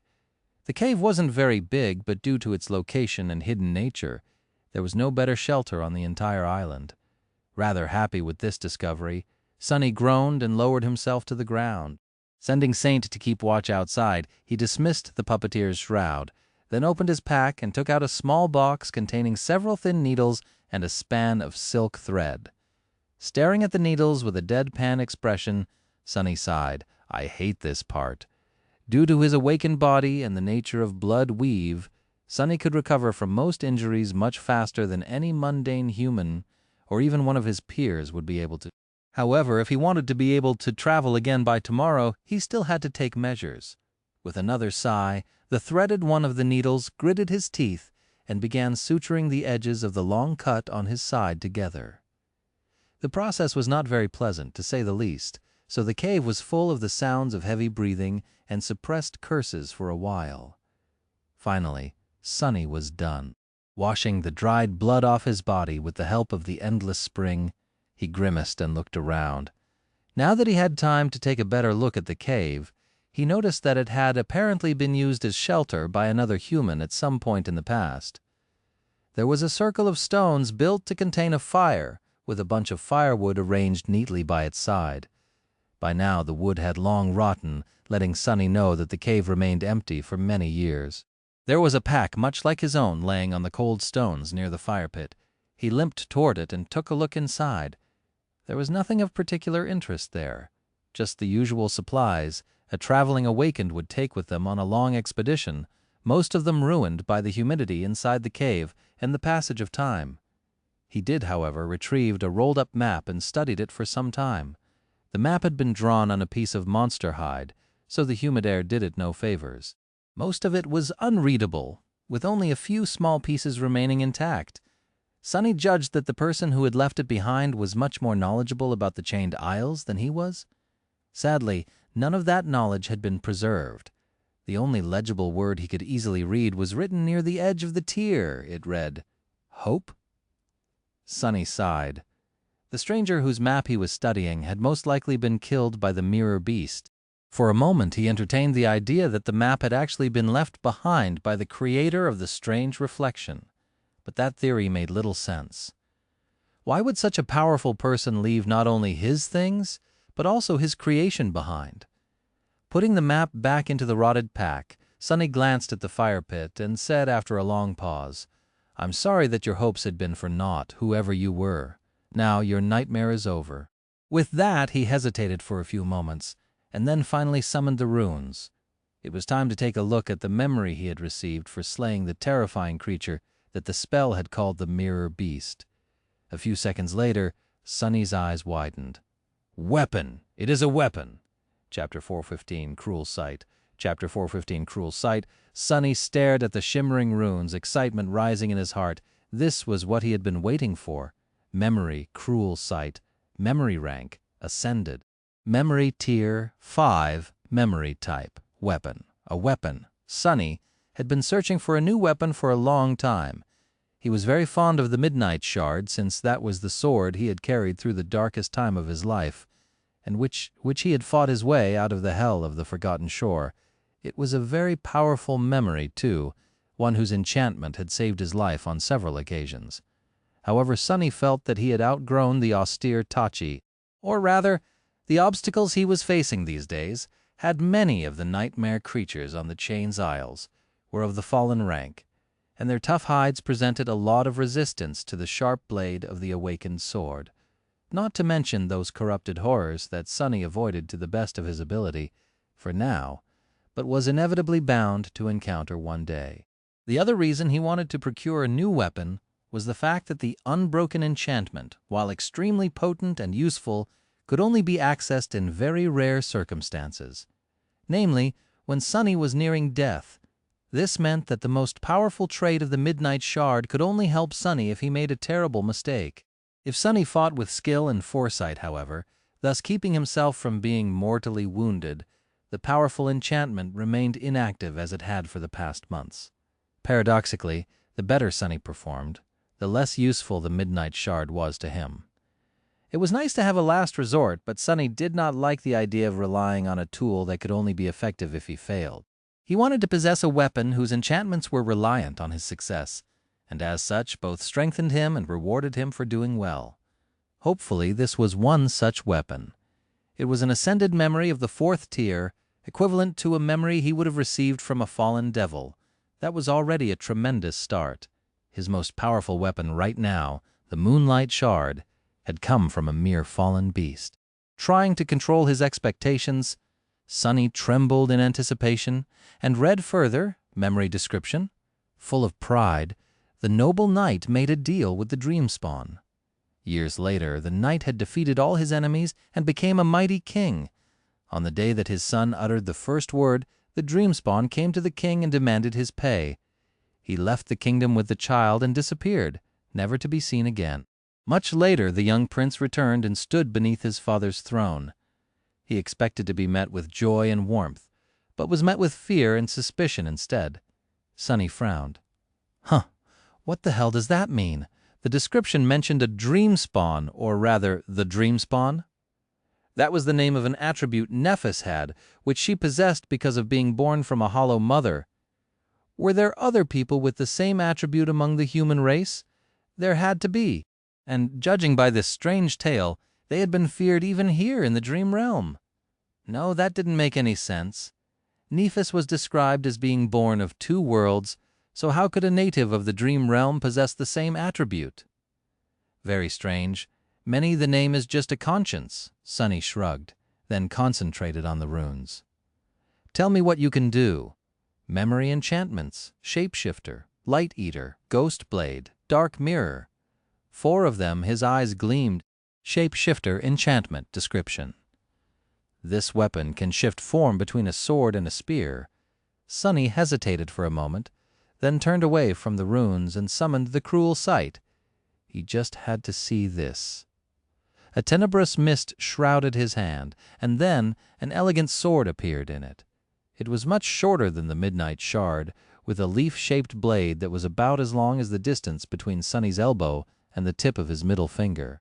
The blade seemed to be forged out of polished silver and served as a perfectly clear mirror. Looking into it, Sonny could see the reflection of his pale face in the wall of the cave behind him. The hilt of the short sword was made out of polished black wood, which was encased in intricately engraved silver near the guard and at the pommel. The cruel sight was light and swift. Sonny slashed the air several times and smiled. It was going to take some time to get used to using a single-handed sword, but he liked it. It already felt like an extension of his hand. It was much more suited for stealth attacks, too. The sword was also double-edged, which gave him more freedom in how to use it. But that wasn't all. Following a mental command, the hilt of the sword suddenly began to extend. A second later, Sonny was holding a long, graceful spear. The black shaft contrasted against the silver blade, creating a beautiful and somber image. The blade itself kept its length, so Sonny could perform not only thrusting attacks, but also cuts and slashes. He stared at the somber, elegant spear for a bit, then commanded it to turn back into the sword. This was going to be a challenge. Sonny wasn't really proficient with polearms, but he had seen how versatile, unpredictable, and deadly they could be in the hands of a master. Not to mention that he had wished to have more distance between himself and the nightmare creatures he fought on numerous occasions. This weapon was a perfect combination of mobility and reach, allowing him to effortlessly switch between a nimble short sword and a devastating long spear. It gave him access to the best of both worlds. His smile widened. Perfect. This is perfect. What else could it do?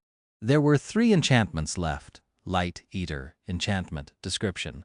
The blade of this weapon can reflect, absorb, and expel light. That would be useful to control shadows, as well as potentially blinding the opponents. Ghost Blade, enchantment, description. This weapon can strike at incorporeal targets, an incredible ability that would give Sonny the ability to fight against some of the most dangerous creatures in the dream realm, those wraiths that were immune to physical damage. Dark Mirror, enchantment, description. Each attack of this weapon can be augmented with elemental damage. It can be charged with any element the wielder has been damaged by. Current charge, none, Sonny gasped. A permanent elemental augmentation. This is incredible! Chapter 416, Hanged Man. Chapter 416, Hanged Man. Sonny stared at the emptiness for some time, thinking. His new weapon was an ascended one of the 4th rank, which already made it much more formidable than anything else in his arsenal. It was adamantine and sharp as a razor, which would allow him to cut through fallen creatures as if they were made of butter. Well, not exactly, but rather close. Added to that were the considerable reach of its spear form and the incredible swiftness of its sword form. But there was more. The cruel sight was capable of augmenting its attacks with elemental damage. That meant that each wound Sonny would deliver to his enemies would be more dire. Not only that, but the nature of the augmentation could be changed, which meant that if given enough time to prepare, he would be able to exploit the weaknesses of his opponents with the element they were most vulnerable to. He just had to get himself wounded by that same element. Ouch. Everything that was worth it had to hurt a little. Sonny had learned it many years ago, speaking of which. He sighed, then summoned the cruel sight and held it in his hands for a bit. Then he stood up and walked toward the exit from the cave. As the sound of the waterfall grew louder and louder, he prepared himself. A second later, Sonny entered the field of soul erosion emanated from Saint's armor. Instantly he felt weak and in pain, as though the very essence of his self was being dissolved by a terrible force. Arg, curses. No matter how many times he was subjected to the effect of the broken oath, it was a vile feeling every time. The only good thing about it was that souls, just like bodies, could heal with time, and as long as he did not spend too much time being damaged by the evil memory, he would be able to recover in a day or two. Gritting his teeth, Sonny summoned the runes describing the cruel sight and simultaneously sent essence into its silver blade, activating the dark mirror enchantment. As his contorted face reflected in the polished silver of the elegant sword, nothing about it changed, however. The cruel sight suddenly seemed different, as if an invisible, cold, and sharp aura surrounded its edges. Sonny looked at the description of the dark mirror. Current charge, soul. With a relieved sigh, he took a few steps back and escaped the radius of the broken oath. The sensation of his soul being slowly destroyed swiftly disappeared. The runes, however, did not change. Sonny had to feed the memory with a small amount of shadow essence to activate the augmenting enchantment, but its blade would remain entwined with the element of his choice until he charged it with another. A cruel smile appeared on his lips. Just like that, Sonny now possessed a weapon capable of dealing soul damage, the rarest and most insidious type of damage he knew of, one that very few beings out there had any resistance to. In a span of one day, his lethality had grown manyfold. Dismissing the somber sword, Sonny turned around and walked back into the cave. I guess I am the true harbinger of reckoning now. His gloomy shadow lingered for a bit, then scratched the back of its head. For once it had nothing to add. 2 days later, Sonny was finally approaching Shipwreck Island. Currently, he was on the neighboring one, hiding in the shadow of a collapsed stone tower that had long ago become overgrown with moss. Somewhere behind him, the body of a giant worm-like creature lay on the ground, its body sipping with foul black blood. Sonny had spent a lot of essence jumping through shadows to avoid being devoured by that thing. No matter how many times he had pierced its flesh with his spear, the worm seemed to possess an almost endless amount of vitality. The fact that Sonny had no idea where any of the abomination's vital organs were only made the situation worse. In the end, however, the nightmare creature had succumbed to the damage being continuously dealt to its soul. And now, it was dead. Swarms of smaller, but body, and he surely had no plans of using the worm's meat as food.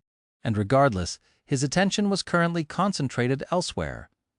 What the hell? The Shipwreck Island was currently at the height of its ascent phase, and loomed high above in the sky. As the result, Sonny was able to see its underbelly far away in the distance. The downside of the island was shrouded in eternal shadow, and something vast and terrifying was moving in it. The inhabitants of the dark side were all powerful and unsightly, but the thing nesting under that one in particular was especially harrowing. Perhaps all islands this close to the tier sheltered such horrors, but even that was not the thing Sonny was looking at. I guess I have my answer. A long time ago, one of the chains connected to Shipwreck Island had broken and now hung down. Entangled in it, a giant iron corpse swayed slowly in the wind.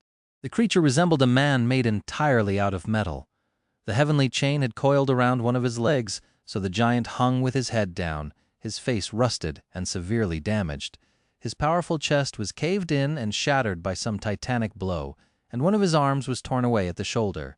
This was, without a doubt, the creature whose lost limb gave the name to the Iron Hand Island. The dead giant swayed despondently in the wind, producing sounds of rusty metal scraping against the iron of the heavenly chain. Those sounds were loud enough to reach across the gap between two islands and be heard by Sonny in his hiding place. Looking at that humbling sight, Sonny shivered. Who could have killed such a thing? Of course, there was no way to know. Just like always, finding one answer had immediately presented Sonny with a dozen new questions. Nervously shifting his gaze between the hanged giant and the swarm of worms ravenously devouring their elder, Sonny remained hidden in the shadows and waited. Soon, the rattling of chains announced that the shipwreck island was starting to descend. Sonny tensed. It's time, Chapter 417. Shipwreck, Chapter 417. Shipwreck. The chain leading to the shipwreck island was about 4 kilometers long, which was on the shorter side by the chain dial's standards. As a swift shadow, Sonny would have been able to ride it all the way to his destination in just a few minutes. Sadly, the heavenly chain was currently drawn taut and nowhere near the sky below, which meant that its links weren't covered by a thick layer of shadows. He was going to have to cross it on foot. As the ground behind him started to move, announcing the approach of something far more hungry and terrifying than the swarm of gluttonous maggots, Sonny slid out of his hiding spot, dashed toward the edge of the island, and jumped down.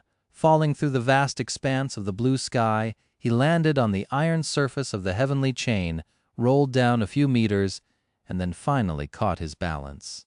The chain stretched far into the distance, rising higher and higher until it connected with the slowly descending shipwreck island. Unlike how it was with the other pieces of land Sonny had seen in this strange region of the dream realm, the chain didn't simply disappear into the soil, but instead led to a tall stone structure that resembled a castle gate. 2 massive pillars rose high into the sky, overgrown by vines and moss. The gate itself had been broken a long time ago, and now the space between the pillars was empty, the wind passing freely through its vast opening. Further away, the corpse of the iron giant continued to sway in the air, his one remaining hand pointed at the sky below. Summoning the cruel sight, Sonny turned it into the spear and cautiously moved forward. The further he walked, the lower the shipwreck island descended, until finally the heavenly chain became almost horizontal.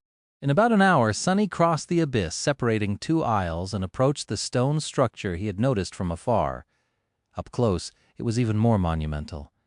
He found out that he had been wrong, though. The pillars did not seem like they had ever served to house a massive gate.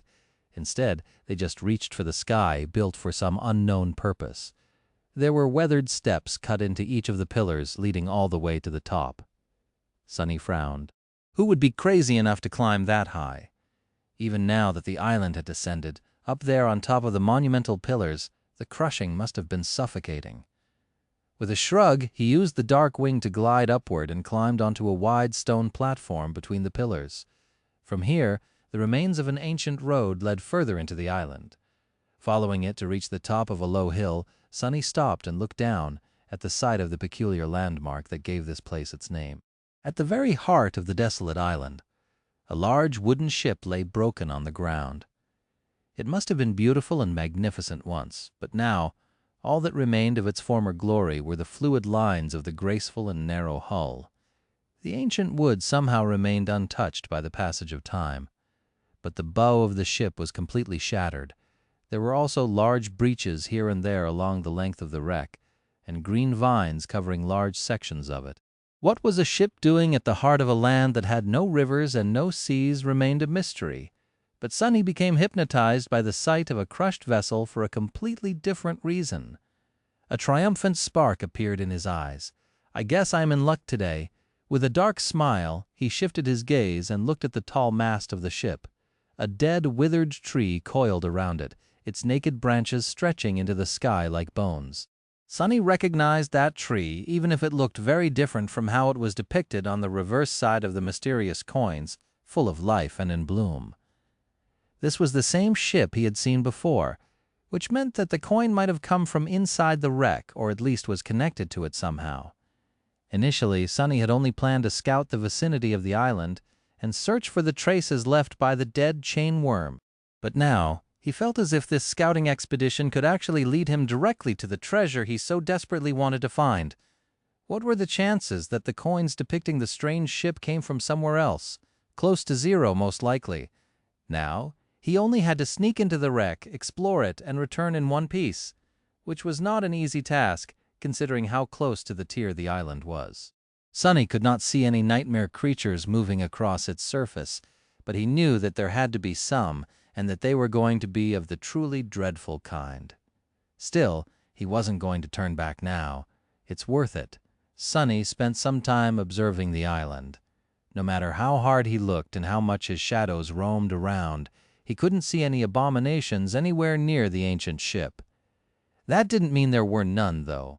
It just meant that they were better at hiding than he was at looking. After a while, Sonny frowned and summoned Saint. The taciturn demon stepped out of his shadow a few hundred meters down the slope of the hill and indifferently looked around. Then she dismissed her bow and instead summoned a melee weapon. The midnight shard appeared in her hands, its austere blade reflecting the black onyx of the shadow's armor. The two suited each other very well. Saint turned her back to Sonny, raised the long tachi, and calmly headed toward the distant wreck. After 30 seconds or so, he left his shelter and followed, keeping to the shadows. Minute after minute passed in tense silence. Despite his expectations, they didn't meet any powerful abominations. The island was quiet and deserted, covered only by overgrown ruins, vines, and piles of broken wood. When they were halfway to the ship, however, something finally changed. As Saint approached one of the piles of debris, it suddenly moved and then assembled itself into the shape of a tall, menacing humanoid creature, its hands ending in long, jagged blades. As countless similar piles of splintered wood began to move all around them, Sonny breathed out a curse. It had started so well. Chapter 418, Remnant Crew. Chapter 418, Remnant Crew Damnation. Before the first wood wraith could even fully form, Saint was already upon it. The blade of the midnight shard flashed through the air and bit into the body of the creature with the dull sound of an axe striking the bark of a tree. The effect was somewhat the same. Although she managed to do some damage, the wraith simply ignored the shallow cut and lurched forward, towering above the graceful stone knight with destructive menace. Its hands fell down with crushing force, the wooden blades aimed at Saint's helmet. Wood couldn't cut stone, right? The shadow seemed reluctant to check. She easily sidestepped the creature's attack and thrust upward, driving the tip of the midnight shard into the enemy's neck. Augmented by one of Sonny's shadows, the sword went deep into the adamantine wood. A moment later, the second shadow wrapped itself around the body of the taciturn demon, causing her skin to shine with dark radiance. The coral gem of the broken oath glowed brightly on her black breastplate. Saint twisted her blade and pushed it sideways, causing half of the wood wraith's neck to explode into a rain of splinters. The creature staggered and lashed out with another strike, but it was too late. The shadow calmly shifted her weight from one leg to another and delivered a devastating slash, beheading her enemy. As the wraith fell apart and turned back into a pile of debris, she looked at it indifferently and then hit the dull side of the midnight shard's blade against her shoulder twice. The voice of the spell whispered, "You have slain a fallen beast, sailor doll. Your shadow grows stronger." Sonny gritted his teeth. Crap. Augmented by two shadows, Saint had defeated one of these dolls without too much problem. However, there were countless more rising from the ground. Sonny counted at least several dozen before losing count. What should I do? Fighting the horde of fallen beasts was clearly suicide. He could either retreat or order Saint to draw their attention away and sneak onto the ship. He could also recall one of the shadows, send it ahead, and then use Shadow Step to travel instantly between his current position and the wreck. But that meant leaving Saint weaker. Decisions. She should be fine for a few minutes, right? Throwing a glance at the taciturn demon, Sonny sighed and dashed toward the ship. "Have fun, you three." Saint looked at him, then silently turned away and raised the midnight shard. As Sonny jumped from shadow to shadow, something crashed thunderously behind him. You have slain a fallen beast, but not too much fun. No matter how formidable his demon was when augmented by the shadow and wielding a powerful memory, she was still just an awakened.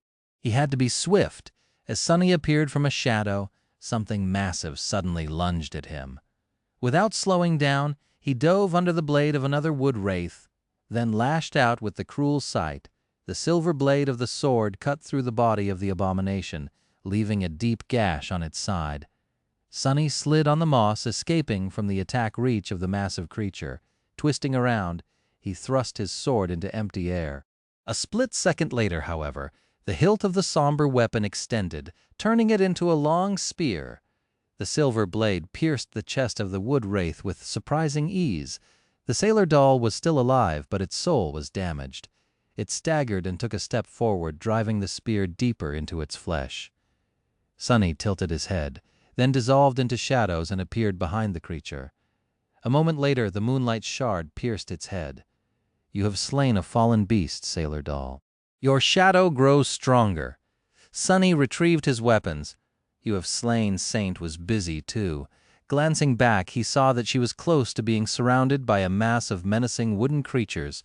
Not good. Not wasting any more time.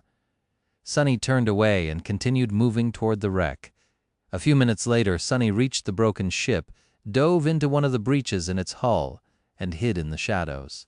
Then he immediately dismissed Saint. Making sure that nothing posed an immediate threat to him, he then quickly checked on the taciturn demon in the Soul Sea. The shadow had received several wounds in the fight against the swarm of wraiths, but none of them was too serious. She was going to have to spend some time restoring herself in the nurturing black flames of the Shadow Core. "Still rest well, Saint. You deserve it." Sunny hesitated for a few moments, then retrieved the memories he had entrusted to her. Who knew what he was going to encounter inside the ancient ship? It was better to be safe than sorry. Looking around, he studied the interior of a small room he had found himself in.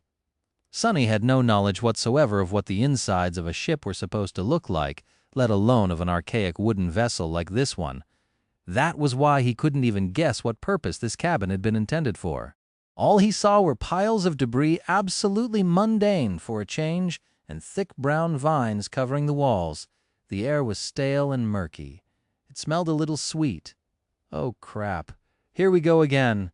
With a subtle shudder, Sunny stared at the strange reddish-brown vines. Those things, without a doubt, were alive. They were also the source of the sweet smell permeating the air that Sunny was currently breathing.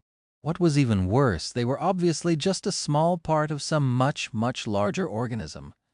As a strange feeling appeared in his lungs, Sunny sighed, took a piece of cloth from his pack, and wrapped it tightly around the lower part of his face. Blood weaved to the rescue. Let's see what's inside. He only took a few steps when something gleamed on the floor in front of him. Bending down, Sunny picked up the small object and stared at it with a complicated expression. A heavy golden coin rested in his palm. Chapter 419, Eureka. Chapter 419, Eureka grasping the coin in his fist. Sunny took a step forward, then cautiously walked around a thick vine sprawled across the floor of the small cabin. Or was it a wall? Since the ancient ship was laying on its side and at an angle, it was hard to differentiate the floor from the ceiling. The surface beneath Sunny's feet was skewed, forcing him to bend to be able to keep balance. The piles of debris and the vines weren't making things any easier for him. By now, Sunny was almost sure that the vines were a part of a larger creature. His suspicion only grew when he climbed through the narrow doorway and left the cabin. Finding himself in a wide corridor, Sunny felt that the sweet smell permeating the murky air became much stronger. Here, everything was covered by a thick layer of reddish moss, with twisted vines growing through it as they stretched in every direction. Sunny could help but feel as though he was now inside some giant being, with the wooden carcass of the ancient ship serving as its bones, the moss representing its flesh, and the vines being its veins. The warm breeze that blew through the wreck at rhythmic intervals reminded him of slow breathing of a slumbering giant. It came from somewhere deeper in the ship, bringing with it the sickeningly sweet smell, and then disappeared for a dozen seconds, only to appear again. Let's not do anything to awaken that thing, then. Sunny thought for a few moments, and then decided to keep both shadows wrapped around his body, instead of sending them to explore the ship. In situations where a confrontation with an unknown enemy could happen at any moment, having them close by was of paramount importance. At least that approach had saved his life many times in the past. Taking a step forward, he felt the moss spring under his foot, and then swayed.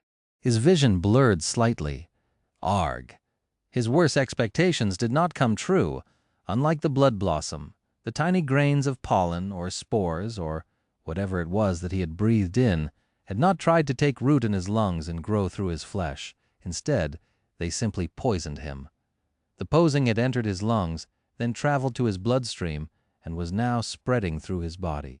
Sonny could easily see himself losing consciousness and falling to the ground, his body then becoming overgrown by the reddish moss, slowly digested by it, turned into nourishment for the creature that had usurped the wreck of the ancient ship. But he wasn't going to. As soon as the poison entered his bloodstream, Bloodweave went into a frenzy. It seemed to really dislike anything alien invading its territory. Slowly but surely, it went about destroying the toxin. Sonny just had to endure the pain. Summoning the cruel sight, he used the shaft of the spear to help himself keep balance, and waited for his vision to become clear again. After a minute or two, Sonny slowly exhaled and continued on his way. A few minutes later, still suffering from pain and weakness, he picked up a second coin from the moss and stared at it for a second. The beautiful person with a crescent moon drawn on their forehead smiled at him with a carefree expression. Sonny frowned in response. "What are you so happy about, fool?" Turning away, he noticed another coin gleaming in the moss a couple of meters further down the corridor. It was almost as if someone left these coins here like breadcrumbs to lead an unsuspecting treasure hunter to their prize. Very convenient. Full of unease, Sonny walked to the third coin, picked it up, hid it in his pack, and then cautiously moved deeper into the wreck. Soon he approached a wall with a massive gate barring it. The wooden surface of the wall had cracked and was bent outward, as if something was pressing heavily on it from the other side. The vines out here were especially thick and vernicose, shining in the beams of sunlight that fell through a wide hole in the hull of the ship right above. The sweet smell in the air was almost overwhelming. Sonny stared at the warped wall, a grim expression on his face. Although he could not see through it, he could feel the shapes of shadows on the other side. Hidden from him by the thick bulkhead was a much larger, vast, and open space. He judged it to be the main cargo hold of the ancient ship, and in it, something massive was moving, slowly expanding and contracting. Brown vines that had devoured the wreck all originated from that place. The sickening breeze that blew through the ancient ship from time to time came simultaneously with the contracting of the massive shadow. Sonny lingered for a while, then decided that he had no desire to disturb the slumber of that being. Instead of trying to open the door, he jumped up, he was reasonably sure that a treasure such as miraculous coins would not have been stored in the main hold with the rest of the mundane cargo anyway. Unless he was absolutely certain that he had no other choice, he was not going to enter it. Sonny was of a rather high opinion about his abilities, but not so high as to forget all fear. That thing inside was not for him to fight, at least not yet. How was he supposed to kill a giant mass of vines and moss anyway? Instead of trying, he walked on the sloping hull of the ancient ship, carefully avoiding breaches through which thick brown vines were crawling outside, and soon passed the area of the main cargo hold. Now, he was approaching the shattered bow of the ship. Out here, the hull was heavily damaged, with most of it being riddled with wide cracks, jagged holes, and splintered boards. The sight of it made Sonny wonder about what had happened to the graceful ship he had seen on the miraculous coins. The vessel was obviously not an ordinary one. Why had it crashed here, on that remote island? Why was its bow in such a devastated condition? What had the ship sailed on to begin with? Had it just flown through the skies? If so, maybe the crushing had gotten to it. Feeling that he wouldn't be able to remain hidden in the shadows on this treacherous surface, Sonny crawled back inside and landed softly on the carpet of moss. Just a few steps from where he found himself, several golden coins were gleaming on the ground, with one more laying further down the dark corridor. Sonny cautiously gathered them, then moved deeper into the wreck. It wasn't long before he found the compartment that must have served as the ship's treasury. He knew that there was something special about it instantly, simply for the fact that the floorboards around the heavy door were the only place on the entire ancient ship that was completely free of the reddish moss, the vernicose vines, and the air near it was void of the sickeningly sweet smell of the poisonous spores. Standing in front of the door, Sonny smiled. "Eureka!" Sonny approached the heavily reinforced door and tried to sense if something was moving on the other side of it. There was nothing. It didn't feel as though something dangerous waited for him inside the treasury. On the contrary, with how fresh the air was and how clean the floorboards were, the treasury looked almost inviting. He wasn't entirely convinced, though. Sonny lingered for a bit, then commanded one of his shadows to separate itself from his body and slide under the door. It was going to remain very close, so he was willing to risk weakening himself for a bit. How do I even open this thing? A moment later, Sonny grimaced and covered his face with a palm. When did I become this stupid? Looking through the eyes of the happy shadow, he saw the armored compartment in its entirety. It was a large room with a high ceiling and 3 heavy chests standing in its center. The entire back wall of the treasury, though, was missing, letting in a flood of sunlight through the jagged edges of a massive breach. Of course it's missing. The chain worm had to have gotten inside somehow after all. Sonny doubted that the demon could have fit through the door of the treasury, let alone politely lock it behind itself after leaving. He sighed, then shook his head and decided to attribute this momentary lapse of judgment to the taxing nature of having to endure the pain of being poisoned. No one was there to witness him making a fool out of himself anyway. Regardless, there was no terrifying nightmare creature laying in wait on the other side of the reinforced door. Nothing was going to attack him if he entered. Sonny considered climbing back on top of the hull of the ship and finding a way to enter through the breach in the back wall of the treasury, then simply stepped through the shadows and appeared inside. He was too excited and impatient to waste any more time, not to mention that the more times he spent here, the more chances there were of something going terribly wrong. If there were really hundreds of coins in one of those chests, though that would be a trophy to put all other trophies to shame. A find of a lifetime. Sonny waited for a couple of seconds, letting his eyes adapt to the bright light of the sun, and then studied the 3 chests standing in the middle of the armored compartment. All 3 were open. 2 stood empty, but the third, his eyes widened in shock. The third chest was long and adamantine, its dark wood reinforced by strips of dull metal. It was large enough to fit an adult man, and filled to the brim with heavy gold coins. Some spilled out of it and were laying on the floor in a tantalizing pile, showing either the beautiful face of the mysterious charmer or the reverse depicting the ancient ship. Thousands! There are thousands of them!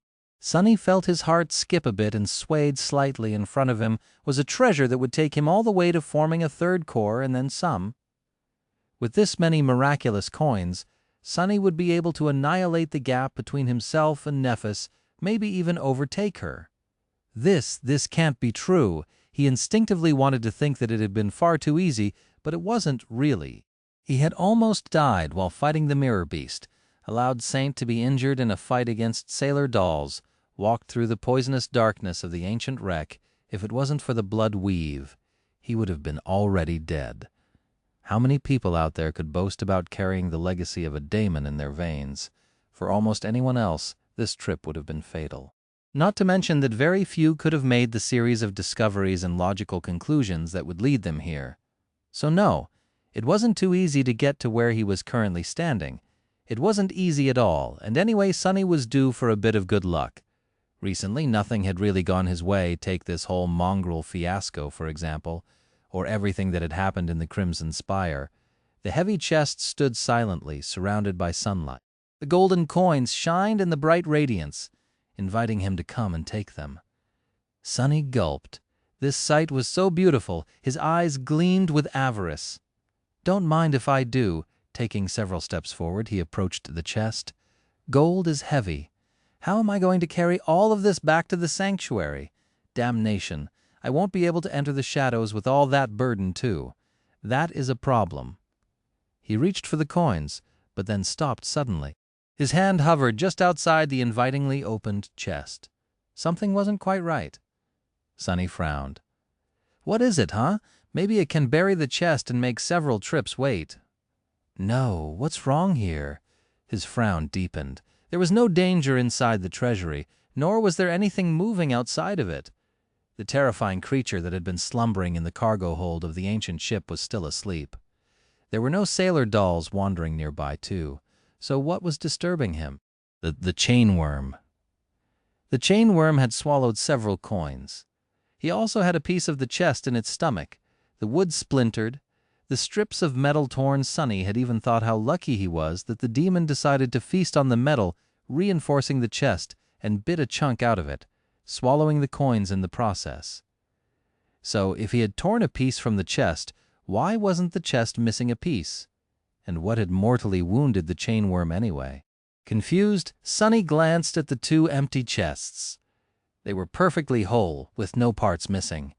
Then, he looked back at the large, heavy chest in front of him, his hand still hovering a few centimeters away from the pile of gold inside. The chest had all its corners, too. One of them, though, was of a slightly different color, like a patch of new skin that had grown over a wound and didn't quite match all the rest. Since when were chests capable of healing? What the H? Before Sonny could finish the thought, though, the chest seemed to have sensed his hesitation. It suddenly lurched forward, and as massive jagged teeth suddenly appeared from beneath the gold, its heavy lid closed on Sonny's hand with a sickening sound of breaking bones as golden coins moved, revealing several rows of terrifying triangular teeth. Sonny recoiled, but it was too late.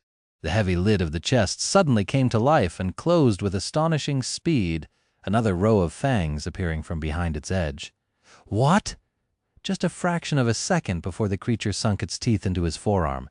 Sonny's other hand shot forward. The blade of the cruel sight slid between the falling guillotine of the chest's lid and the fabric of the puppeteer's shroud.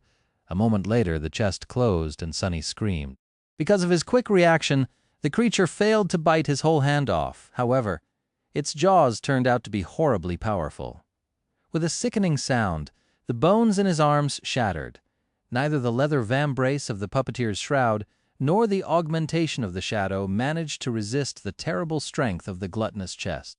Sonny found himself caught in the abomination's crushing maw, with the blade of cruel sight laying flat on top of his broken arm and protecting it from being pierced by the sharp teeth that protruded from the lid of the chest. From below, several triangular fangs were slowly sinking into his vambrace. There was no obvious way to free himself. What the hell is that thing?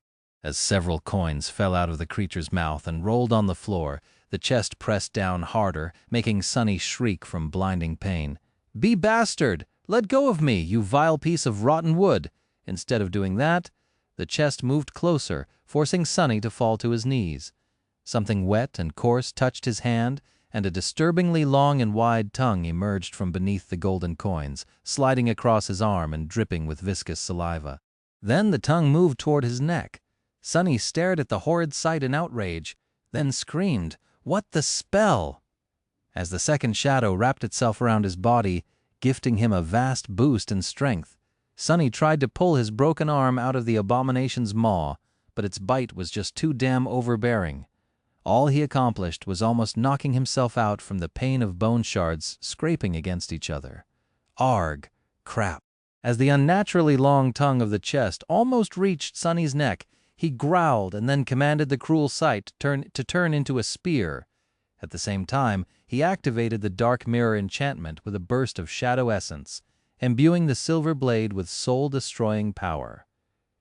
The memory extended inside the creature's mouth, hitting it in the back of the whatever it had instead of a throat. The tip of the spear sunk into the adamantine wood only by a centimeter or two.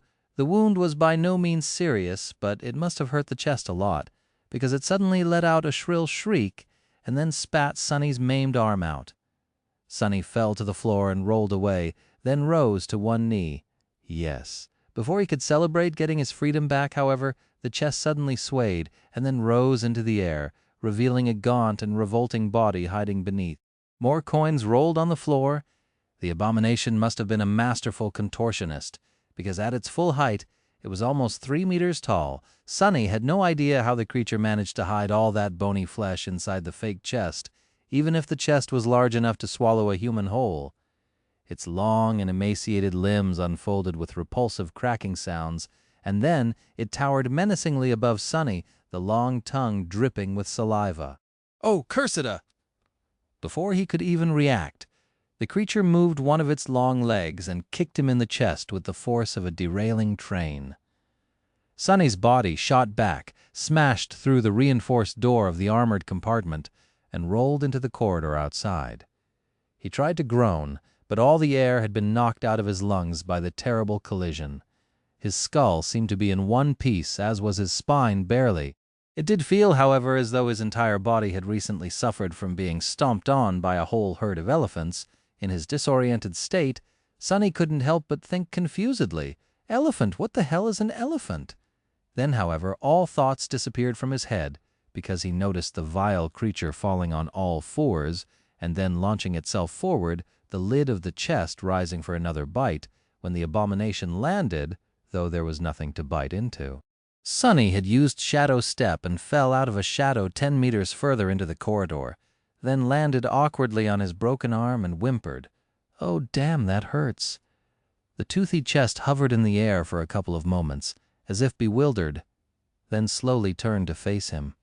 Sonny sighed, then picked himself up from the floor and tried to stand up. His first attempt failed, gritting his teeth and hiding how much pain he was currently experiencing. Sonny threw a furious glance at the creature and growled, "Come here, you bastard." With that, he used the cruel sight to help himself stand up and then pointed the spear at the creature. The chest tilted to the side. How come it seems as though the bastard is grinning? How can a chest even grin? But there was no mistaking it. The abomination was mocking him. It became especially apparent after a grating, high-pitched giggle escaped from somewhere inside it. The sound of it was so offensive, both to Sonny's pride and his ears, that he would rather have his arm broken all over again than listen to it. Funny, is it? Sonny smiled, then unhurriedly lowered the spear and thrust it into one of the thick brown vines sprawled on the floorboards in front of him. The abomination's giggle abruptly stopped. It froze and stared at Sonny as if utterly stunned, and then trembled. Not so funny now, huh? Whatever it was that slumbered in the cargo hold of the ancient ship did not like one of its vines being damaged, let alone having its soul cut by a sharp blade. As the whole wreck trembled, a strong gust of warm, pungent wind hit Sonny in the back, tousling his hair. The air became even murkier than it had been before. The chest creature froze, staring at him with something that resembled a mortified expression. Even its tongue stopped swaying in the air and retreated back under the pile of golden coins. Now it was Sonny's turn to grin. An evil gleam appeared in his eyes. Retrieving the cruel sight, he said, "Goodness gracious, how clumsy of me!" The abomination lingered for a few moments, gave him a hateful look, and turned slightly toward the door of the treasury. Then, however, it halted. "Don't tell me." Faced with the terrible danger of facing the awakened master of the wreck, the creature was still hesitating. The prey was right in front of it. To Sonny's misfortune, he and the bizarre monstrosity shared one fundamental character flaw. Both were very, very greedy. Before he could even blink, the abomination suddenly turned back and lunged at him with a shrill giggle rumbling from somewhere in the depths of it. All Sonny could do was spend more essence and use Shadow Step again, appearing on the spot where the creature had been a second ago. As he slipped on the debris of the shattered door and fell, the abomination shot through the air and crushed into the wall of the corridor, pulverizing the wooden boards and getting entangled in the vines covering them. It huffed and puffed, then tried to extricate itself from the mess of glistening vines. However, they wouldn't let go. In fact, as Sonny watched in horror, the whole corridor moved. The reddish-brown mass that it was overgrown with rippled, and the thick vines crawled toward the trapped creature, long thorns suddenly appearing on their vernicose surface. The abomination giggled again, this time nervously, and doubled its efforts to free itself, slashing at the vines with its talons and biting into them with its terrifying teeth. As sickeningly pungent juice flowed into its maw, the creature shuddered. Crap. Crap. Crap. Turning on his stomach, Sonny lunged himself forward and rolled into the treasury. Here there were no vines and no moss, only 2 empty chests and a scattering of gold coins gleaming on the floor. As he hesitated, thinking of what to do next, something crashed with a deafening noise in the corridor behind him, and a moment later, the tall silhouette of the gaunt monstrosity appeared in the doorway. Sonny's eyes widened, and he brandished the cruel sight, preparing to defend himself.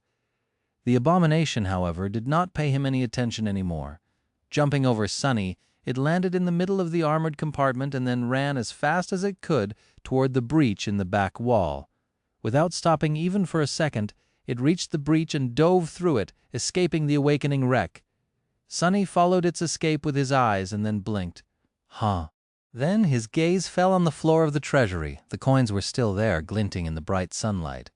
They didn't disappear or dissipate after the creature had run away. The coins were real. They are real. As the ancient ship shook and trembled, and the mass of vines crawled toward the treasury, Sonny gritted his teeth and lunged toward the coins, grabbing them and pushing them into his pack.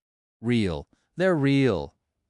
He was in such a hurry to gather all the coins that he even cut himself slightly on the piece of mirror that was still stored in the pack. Ouch! If these coins are real, then the rest of them inside that damn chest are real too. Perhaps there weren't as many as he had thought, since the chest turned out to have a false everything, but just the top layer that was visible to the naked eyes had to contain 1,000 or more coins at least. As Sonny hunted down the last shiny golden disc left in the treasury, his attention was elsewhere. It was concentrated on his shadow, the one he had hidden in the abomination's own shade when it jumped over him. Now the shadow was following the bizarre creature as it ran toward the edge of the island, its gangly arms swaying in the air. Sonny expected it to be assaulted by the sailor dolls, but the menacing wood wraiths seemed to be retreating from the wreck themselves. Some even dropped to the ground, turning back into piles of debris. The ground was moving. Well, what do you know? He thought that the dolls learned to fall apart and reassemble themselves as a way to combat the crushing, since many nightmare creatures on the Isles had adapted to its harsh reality in one way or another, but maybe this peculiar ability had initially been just the means to hide themselves from the being that inhabited the wreck. In any case, he couldn't let the chest escape. Not when 1,000 shadow fragments were hidden inside the abominable thing. Palming the last coin, Sonny threw the pack over his shoulder, then picked up the cruel sight and stood up. A determined expression appeared on his face. The abomination was already halfway to the edge of the island. "Where are you running, bastard?" Diving into the shadows, he expended a large burst of essence and appeared out of his own shadow right in front of the creature. Since he could only use one hand now, the weapon memory had turned back into a short sword. Before the abomination could react, the cruel sight lashed out and bit it into its thigh. The silver blade went all the way through, escaping from the back of it in a rain of black blood. The chest let out a startled shriek, and then the monstrosity tumbled to the ground, rolling over its head and sending pieces of moss and mud flying into the air. The force of its crash was so fearsome that the ground trembled. Or was there another reason before Sonny could do anything? Brown vines shot from under the moss, wrapping themselves around the body of the bizarre abomination. One of them, however, slid around his leg instead. Not good. The vine wasn't as large as some of the ones Sonny had seen back on the ancient ship, but it was still as thick as a man's arm, with curved black thorns protruding from its glistening surface. The vine brought the sickeningly sweet smell with it. Sonny hacked at it with the cruel sight, but barely managed to break the vine's skin. As a fine aerosol of aromatic juice shot into the air, the damned thing moved. His eyes widened. The vine easily shredded the leather boot of the puppeteer's shroud, as if the awakened armor of the 5th tier was made out of tissue paper. Before the sharp thorns could saw off his foot, however, Sonny cursed and brought the cruel sight down once more, this time augmenting the silver blade with both of his shadows. The short sword hacked through the vine, severing the stretch of it that was wrapped around Sonny's leg. The rest of it didn't like being cut one bit. Surging forward, it aimed at his torso. Several more appeared from beneath the most and shot at Sonny, too. However, now that nothing was holding him, he could finally use Shadow Step again. Before the vines reached his body, Sonny turned into a shadow. Safe and sound in their tranquil embrace of the darkness for now, at least he slid a few meters away and stared at the struggling abomination. The creature was entangled by several thick vines, which moved across its body, leaving bloody trails on it. Sparks flew as the black thorns scraped fruitlessly across the adamantine surface of the wooden chest, though it seemed to be much tougher than the rest of the creature's body. The monstrosity gathered its limbs underneath it, then pushed with all its might, trying to stand up. An angry shriek escaped from its maw. The vines were trying to hold it down, but either they were much weaker here, far away from the wreck, or the abomination was much stronger than Sonny had thought. It raised to its knees, then lashed out with its talons, ripping two of the vines apart. Suddenly liberated, the monstrosity crawled from underneath the remaining vines and then dashed toward the edge of the island on all fours. Sonny hissed. Crap! Why couldn't it just lay still and die? He escaped the shadow and ran after the unreasonably swift abomination, but it was too late. Just a few moments later, the bizarre creature reached the very edge of the island and jumped off of it without slowing even for a moment. The lid of the chest clicked close as it plummeted down. What the hell? Sonny reached the edge a few seconds later and froze as he looked down. A grim expression appeared on his face. Some distance below, a gargantuan heavenly chain escaped from the mouth of a stone structure similar to the one Sonny had seen on the other side of the island. This one was slightly different, though, mainly because both of the massive stone pillars had broken and collapsed a long time ago. The chain itself was different, too. Sonny had never seen such a thing on the chained isles. It seemed sick somehow, weakened. The chain was covered in rust, its iron links dim and lifeless, robbed of their usual sense of indestructible stability. This one was rather long, stretching for good 10 kilometers or so into the distance. Because the shipwreck island continued to descend, it was slightly angled upward. Sonny could see a relatively small isle on the other end of the chain. Far into the distance and everywhere in between, grotesque chainworms were crawling all other the weakened heavenly chain. Not that Sonny saw them alive, he understood that he had underestimated just how disturbing these creatures were. With their long serpentine tails, human-like torsos, and long muzzles that brimmed with dagger-like fangs, the demons looked like misshapen maggots devouring the dying chain. Or maybe it was already dead and they were simply feasting on its corpse. Some were thin like the ones Sonny had seen before, some engorged on the rusty iron and bloated beyond any reasonable measure, towering above the damaged chain like small hills of flesh. The scales on the latter ones looked like they were now made out of steel and shined as they reflected the sunlight. Those who had not satiated their hunger yet were much thinner and flew around, resembling giant metal dragonflies. Crap. The damned chest creature landed directly on the rusted heavenly chain, gathered its long limbs and dashed away from the shipwreck island, swaying dangerously as it went. From time to time, it fell to all fours and launched itself into the air, jumping from one link to another. It wasn't long before the bizarre abomination encountered a chainworm. The winged creature lunged at it only to be kicked in the muzzle and have one of its wings ruthlessly torn apart. The chest creature tossed the maimed chainworm back toward the island, where its body was suddenly grabbed by a long root that lazily extended from the darkness of the dark side, then disappeared from view. The abomination took in the terrible sight, giggled, then turned around and continued running away. Sonny hesitated. His prize was getting away, but the small island he could see in the distance had to be the twisted rock, the isle directly bordering the tier. There would be no more land to escape to if he went there, and the only chain that connected Twisted Rock to the chained isles was currently being devoured by the demonic worms. It didn't seem to be on the verge of collapse just yet. However, how would Sonny know? It's not like he had seen a heavenly chain break before. Perhaps it was time to give up on his pursuit and turn back. He lingered on the very edge of the island, sensing brown vines crawling closer and closer. Risk it all or retreat and lose the chance to get his hands on the miraculous treasure forever? Nephis was about to become a devil in just a few days. No matter what decision he was going to make, he had to make it right now. In the end, Sonny had to silence his avarice and consider the situation objectively. Going after the bizarre abomination posed a huge risk, but it also promised a huge reward. In the end, what made him decide was not greed, emotions, or even rational thought. It was his intuition. For whatever reason, Sonny felt a strong aversion to the idea of turning back. It was as though Twisted Rock exerted an invisible pull on him, drawing him closer. He had never experienced something like this, at least not to this degree. He knew that his intuition was not a simple thing. It was connected to the fated attribute and the special properties his eyes had inherited from Weaver. Somehow, Sonny was capable of perceiving the trembling of the strings of fate around him from time to time. Considering how strong his intuition was pushing him toward the Twisted Rock, something out there had to be of utmost importance to his fate, or at least have a connection to it. Fine, let's get those coins. With a grim expression, Sunny summoned the Darkwing and dove into the empty abyss of the skies.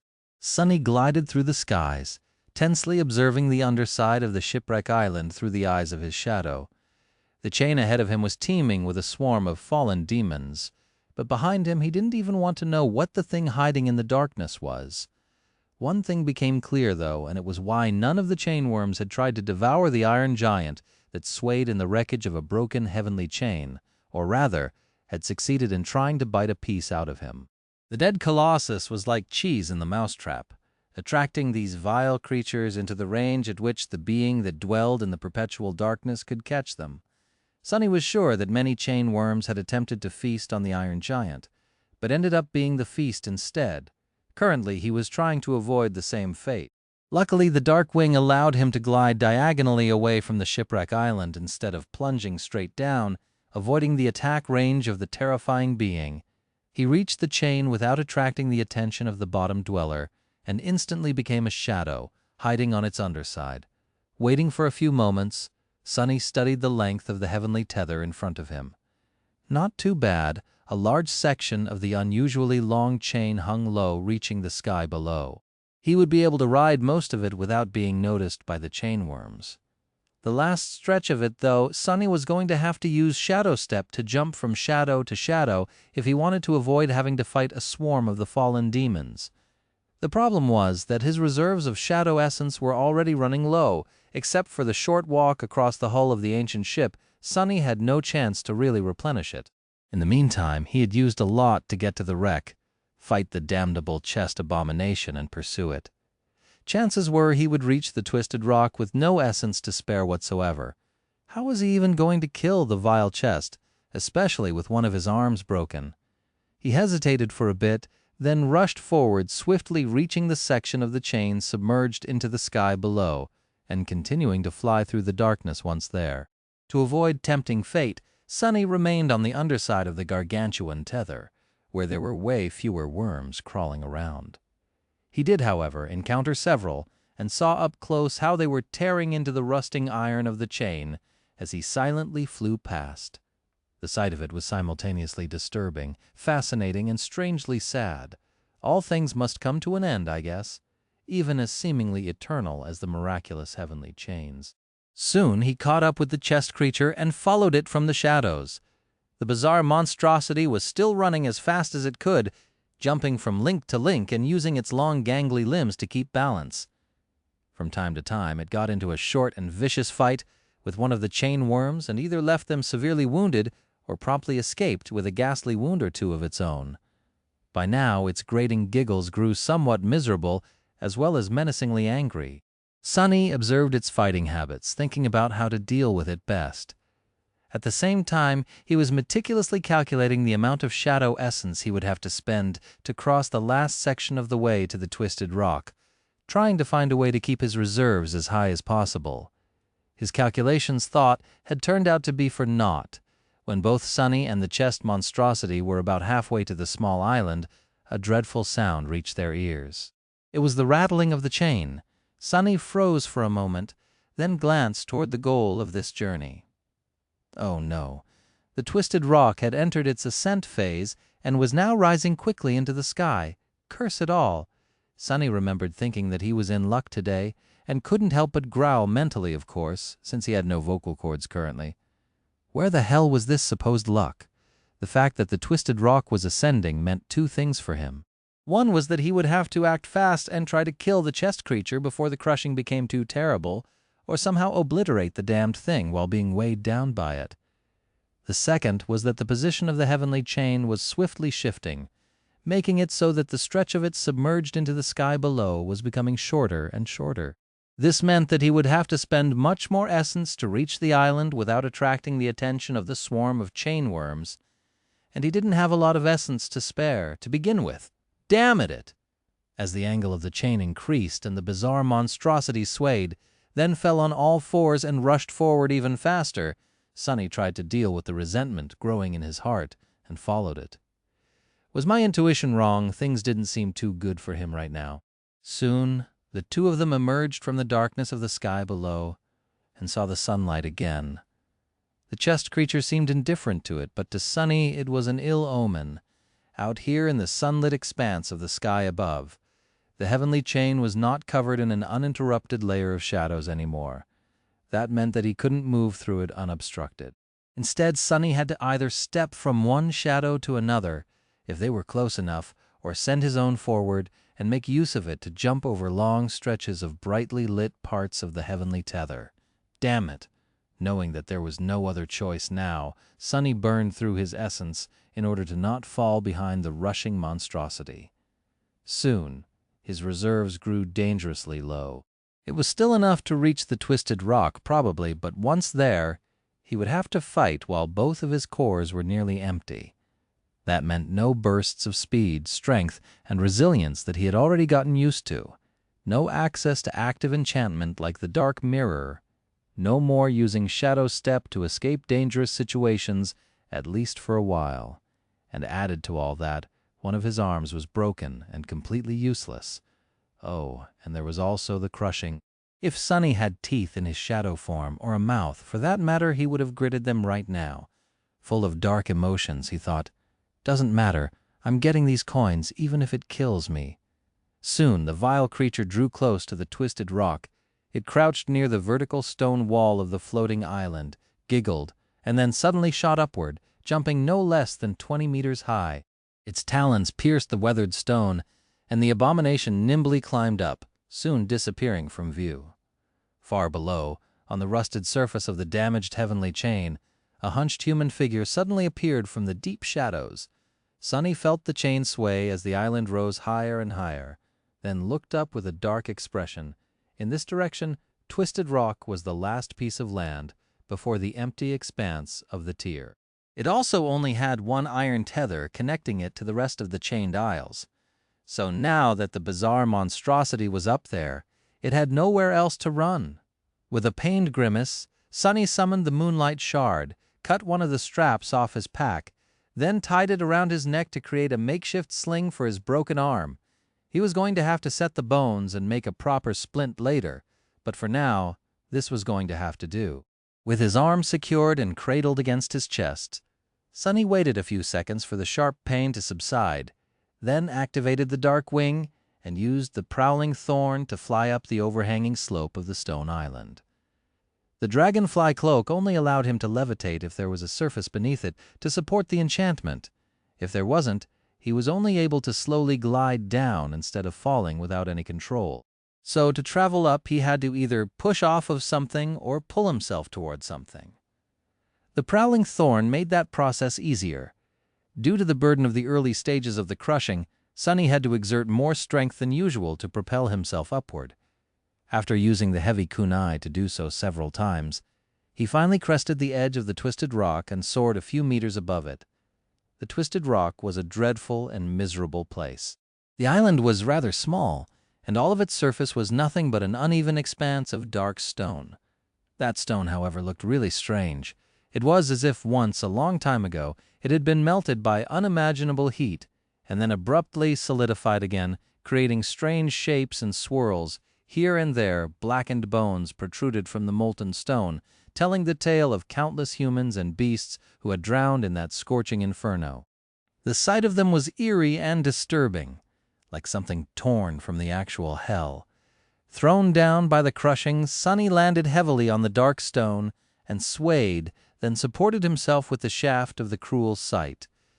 His graceless arrival made enough noise to attract the attention of the chest fiend, who was crouched a dozen or so meters away.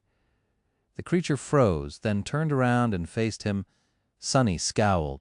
A mangled corpse of a chain worm was hanging from beneath the half-closed lid of the chest. As the creature turned, the tail and claws of the dead fallen demon scraped across the molten stone. The bizarre abomination stared at Sonny for a few moments, then opened its maw and swallowed the remainder of the chain worm whole. Despite the fact that the demon was at least 5 times bigger than the chest that served the fiend as the head, it somehow disappeared inside without leaving a trace. The creature licked the blood off its sharp teeth and giggled. This time, its laugh sounded rather hateful. A cold smile appeared on Sonny's lips. "Right back at you, bastard!" As the fiend rose to its feet, Towering above Sunny menacingly at full 3 meters of height, the cruel sight shifted and turned into a somber short sword. Its silver blade gleamed, seemingly absorbing the bright sunlight. The heavenly chain rattled below, and as its rusted links scraped against each other, the twisted rock continued to ascend. The smile disappeared from Sunny's face. Staring at the gluttonous abomination, he couldn't help but feel a bit of fear. The thing was tall, fast, and incredibly strong, much stronger than he was, especially now that his reserves of shadow essence were almost completely drained. Despite the fact that it was heavily wounded, both by his sword and by the claws of the chain worms, it still appeared agile, vigorous, and full of murderous spite. However, this fight was not going to be as suicidal as it might have seemed. There were 3 main reasons why Sunny felt confident in his chances of defeating the bizarre abomination. The first one was hanging on a thread tied around his neck. It was a beautiful amulet in the form of a crimson flower, the blood blossom. The fiend was bleeding heavily from the deep cut on its thigh, which had been left there by the sharp blade of the cruel sight, and from a multitude of ugly wounds delivered to the gaunt body of the monstrosity by the chain worms it had fought while traversing the heavenly chain. Both the puppeteer's shroud and the cruel sight, as well as any other memory Sunny would want to use. The second reason was rather simple, and it was the fundamental difference between the two of them. The abomination might have been stronger and faster than Sunny, but it lacked his combat skill and insight. As long as the gap in power was not absolutely overwhelming, a polished technique could turn the tide of any battle. More than that, fighting things that were bigger and more powerful than him was more or less Sunny's specialty by now. However, the third reason was the most important, and the one he hoped to exploit the most. Yes, the fiend was stronger than Sunny, but it was also much, much larger and heavier than him. That meant that it was going to be affected by the crushing much more. No matter how bad it was going to get for Sunny, it was going to be many times worse for the towering abomination. Out here on the chained isles, being small and lithe was sometimes a great advantage. Feeling the burden of the crushing pressing down on him more and more, Sunny raised his sword and aimed it at the bizarre fiend. Let's see which one of us is going to break first. Chapter 426, Most Terrible Battle. The fiend shifted its weight, then lunged forward with a shrill giggle. It was terrifyingly powerful and fast. But because its movements were clearly telegraphed, Sunny had plenty of time to react. Diving under the long arm of the abomination, he narrowly avoided being torn apart by the sharp talons and lashed out with the cruel sight. As the silver blade bit into the abdomen of the creature, piercing its tough skin just under the ribs, he continued forward and spun. Just a split second later, Sunny was already behind the enemy. However, he wasn't safe. Without pausing ever for a moment, the bizarre monstrosity pressed its hands against the ground and then kicked back with both legs. There was enough power in that strike to shatter a small hill, but Sunny was already moving, getting out of range. He had not observed how the fiend fought against the chained worms for nothing. He knew that the wretched thing could use all 4 of its limbs to attack, and that its joints seemed to be able to bend in any direction. Not only did he know what the abomination was capable of, he also knew what it liked and tended to do. He also knew where it was most vulnerable and where none of his weapons would be able to do any harm. That's why he had aimed for its gaunt body instead of the much larger and obvious target, the chest itself. Sunny had always been very perceptive, and practicing shadow dance only sharpened his ability to observe and understand such things. Maybe it was thanks to that he had managed to learn so much about the fiend so fast. As the soles of his boots scraped against the dark stone, a fleeting thought passed through his mind. How would it feel to shadow a nightmare creature, I wonder? Then, he had no more time for unnecessary thoughts. Crushing through blackened bones, the abomination bent its joints in the opposite direction of where they were supposed to turn, spun, and lunged at him once again. This time, it was moving on all 4s, the lid of the chest serving as its lower jaw. That made it almost impossible for him to dodge out of the way. Sunny had no idea why the golden coins weren't spilling out, but luckily they seemed to be held in place by some strange force. Unable to use his maimed arm to help himself keep balance, he had no choice but to jump down and roll under the attacking fiend. The cruel sight flashed again, leaving a deep cut on the leg of the creature. At the same time, a pulse of sharp pain radiated through Sonny's entire body. Even though he took care to protect his broken bones, he couldn't keep them from scraping against one another completely. But the worst pain was still to come. That is going to hurt. Sonny had already known that he would not be able to get back to his feet before the next attack came. Due to the fact that the abomination would have to perform it from an awkward position, it was not going to be as devastating as the previous blows. The crushing had also become considerable enough to slow down both of their movements. But those long and sharp talons were absolutely deadly, even if there was not much force behind them. As the fiend pivoted and snapped one of its limbs in his direction, Sonny sent both of his shadows from his body to encompass the puppeteer's shroud. A moment later, the talons slashed across his torso and slid from the lusterless black leather of the chest guard without piercing it. The strike itself, however, was still powerful enough to throw Sonny flying back. He counted on that, though, and used the momentum to create distance between himself and the vile creature. Landing on his feet, Sonny suppressed a groan and brandished the cruel sight once again. As the heavenly chain rattled, twisted rock rose even higher, and the burden of the crushing suddenly pressed him down even more. Some time later, Sonny was on the verge of passing out from exhaustion and pain. "Arg! Curse you!" He staggered back and hunched over, using the shaft of the cruel sight to keep himself standing upright. His breath was ragged and pained, and drops of both sweat and blood were rolling down his face. Things were not going great, for the both of them, actually. The ferocious clash between himself and the vile, giggling fiend had gone for much longer than either of them had ever expected. After the first few minutes, it had become apparent that neither one could easily kill the other. Sonny was too devious and slippery to be caught by the bizarre creature, and the damned chest monster was too vigorous and resilient to succumb to the dozens of shallow wounds that Sonny had delivered to it. What's worse, all of its vital organs seemed to be hidden inside the chest, which was nearly indestructible. It was the most terrible battle of all, a battle between two cockroaches. As the result, their fight lasted for a simply stupid amount of time. By now, both were in rough shape. Sonny was almost dead from exhaustion, bleeding from several ugly wounds, and in a world of pain. The abomination looked even worse. Its gaunt body seemed to have gone through a meat grinder, and its long tongue was hanging lifelessly over the edge of the chest, not even trying to move. Neither was ready to give up, though. The fiend panted heavily and stared at Sonny. Then it giggled once again. This time the giggle sounded tired, slightly bewildered, but mostly full of searing hatred. The bastard really wanted to rip Sonny to shreds now. Staggering forward, it tried to swipe at him with one hand, but crashed heavily to the ground instead. Lying there motionlessly, the bizarre creature let out a despondent growl. The crushing was almost unbearable by now. Sonny wasn't sure that he would be able to withstand it for much longer, so the abomination had to be having an extremely rough time, too. In fact, it was certainly being tortured by the oppressive force much more. Very soon, both of them were going to be completely immobilized. He just had to kill it before that happened. Not sure that he would be able to take another step, Sonny extended the cruel sight to its full length and thrust it forward. The silver blade pierced the skin of the fiend, causing more black blood to seep out. "Good, bleed to death, you piece of crap." He could feel the enhancement of the blood blossom become a tiny bit stronger, but at this point it was already meaningless. The charm was just an awakened memory of the second tier, after all. Whatever boost it could provide was not that substantial when dealing with fallen nightmare creatures and ascended weapons, especially past the point where the incremental increases in its potency were truly substantial.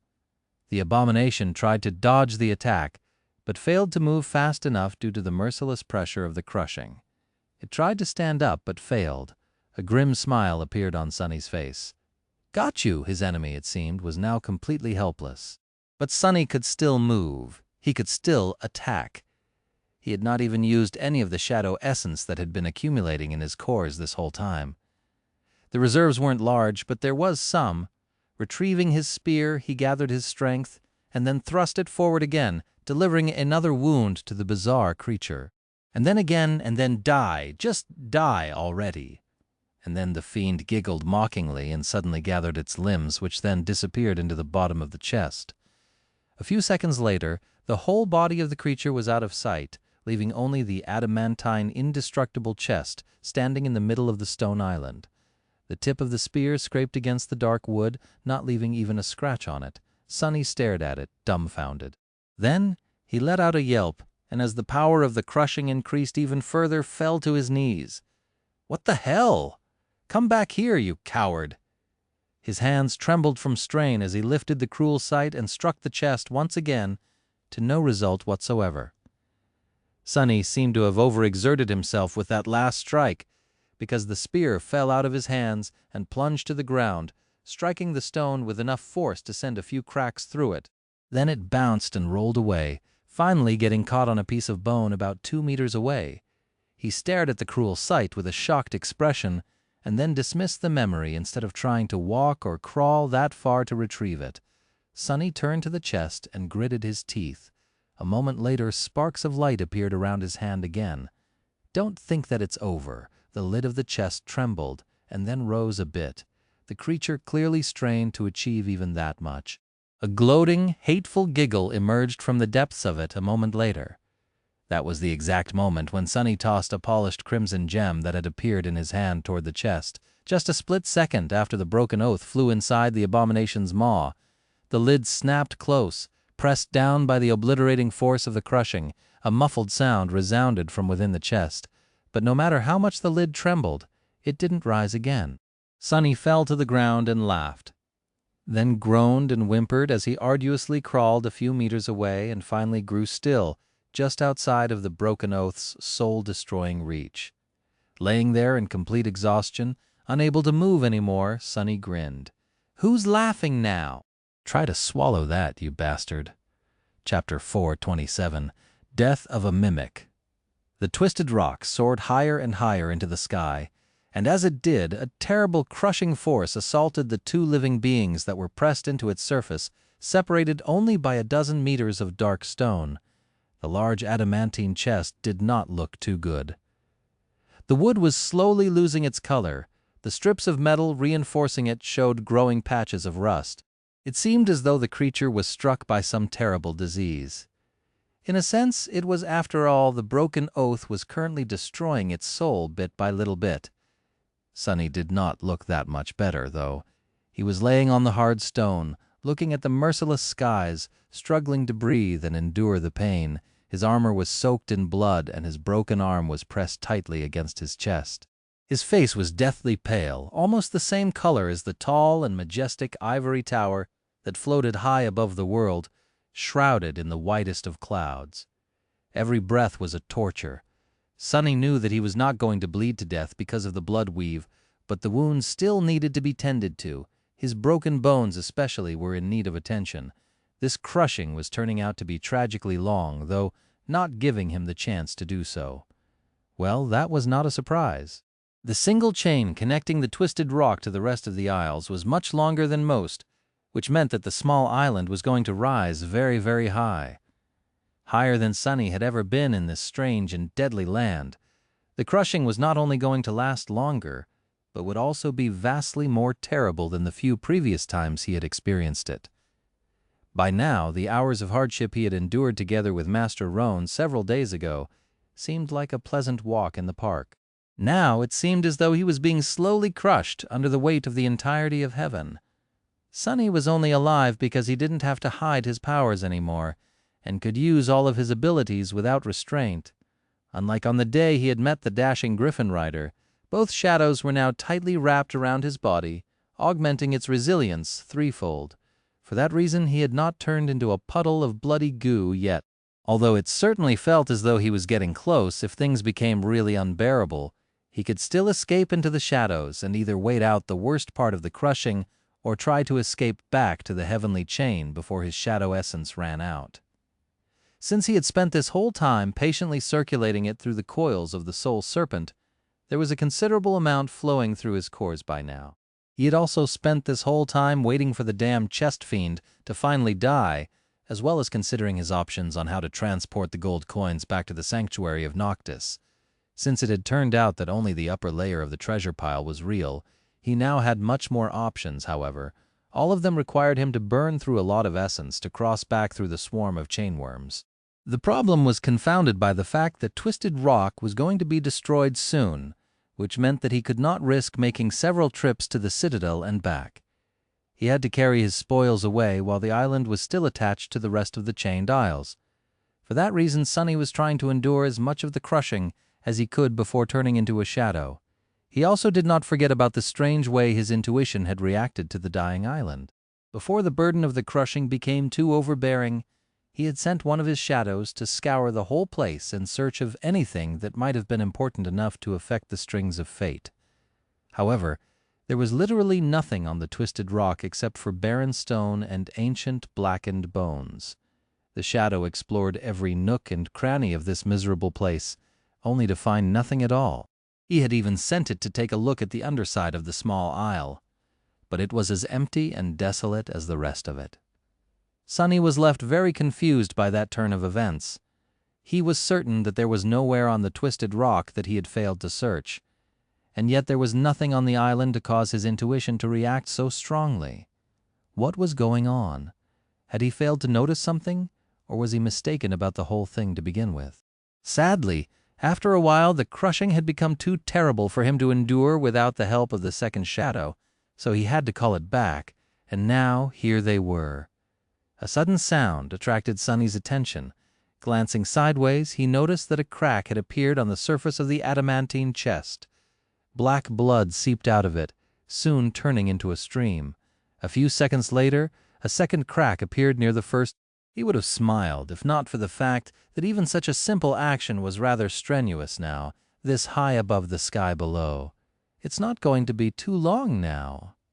A few minutes later, there was a pool of black blood surrounding the large wooden chest. Sonny endured the pain and counted the seconds. Before he reached 1,000, the vile creature trembled slightly and giggled one last time, its grating voice full of doleful outrage. Then the bizarre monstrosity shuddered and grew absolutely still. It was finally dead. Sonny couldn't help but grin slightly. Finally, all those coins are mine. As the heavenly chain rattled and groaned, the voice of the spell resounded above the hellish stone island. Its words sounded like music to his ears. You have slain a fallen devil, mordant mimic. Your shadow grows stronger. You have received a memory. Chapter 428, Covetous Coffer. Despite the torturous burden of the crushing, Sonny couldn't help but feel jubilant. Not only did he receive 8 shadow fragments and a powerful memory, he had also defeated a fallen devil all by himself, without even Saint providing him any help. The Black Knight, too, had been a fallen devil, so killing one solo meant a lot to Sonny. It was a poignant milestone that made him feel like all his hard work and all the vile things he had gone through were not for nothing. He was accomplishing his goal, growing stronger. Of course, the mordant mimic was not as terrifying of a foe in battle as the guardian of the ruined cathedral had been. One was a creature that seemed to have been created solely for combat, while the other mostly relied on deceit and ambushing its prey to achieve victory. And yet, the chest fiend was by no means an easy foe. If anything, its devilish nature only made it that much more dangerous. Arg! As the Twisted Rock rose higher, the crushing struck at Sonny with even more dreadful force, making his mirth dissipate in a wave of miserable suffering. A muffled groan escaped from his lips. Endure, just endure a bit more. This hell is going to end soon. For now he had no choice but to keep suffering, wait, and stare at the distant silhouette of the ivory tower. The beautiful pagoda seemed so close now that he could almost imagine himself reaching out and encompassing it in his fist. With nothing else to do, Sonny summoned the runes and found the familiar cluster out of habit, shadow fragments, 223,000. I wonder how many coins are in that damned chest. Would he be able to create the third core with their help? Shifting his gaze, Sonny found the runes describing his memories. A new one was now shown at the end of the list. His eyes glistened slightly as he concentrated on it and read the description. Memory, covetous coffer. Memory rank, ascended. Memory tier, far. Huh? Sonny really couldn't believe his fortune. This was the second ascended memory of the fourth tier that he had acquired in a span of just a few days. Even without considering the main boon of the expedition, the miraculous coins, this journey had already proved to be incredibly fruitful. But what kind of a memory would the bizarre carnivorous chest leave behind? Curious, he read on. Memory type, tool, a utility memory.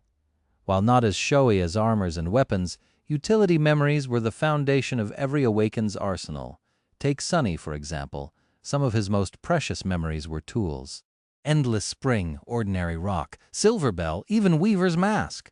Excited, he tried to forget about the obliterating pressure of the crushing and concentrate on the runes. Memory description. "You are very strange," said Noctis. Why was his new friend so deathly afraid of chests? Why was he so timid and pale?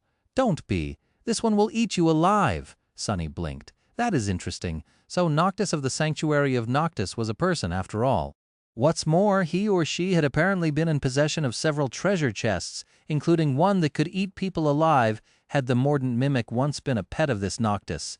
If so, what kind of a person would keep a fallen devil as a pet? Suddenly full of dread, Sonny continued to read. Memory enchantments, mendacious coffer, capacious chest, locomotive chiffonnier, lurid trunk. Sonny stared at the runes with a deadpan expression. What do all these words even mean? Struggling to understand the names of the enchantments, he wondered if the spell was having a stroke and shifted his gaze to the descriptions. Mendacious coffer enchantment. Description. This memory can mimic the form of any inanimate object. The size and intricacy of the simulacrum are dependent on the wielder's soul core capacity. Makes sense.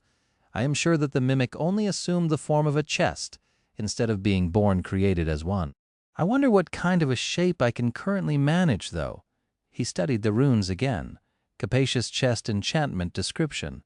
This memory is bigger on the inside. It can be summoned and dismissed while storing inanimate items.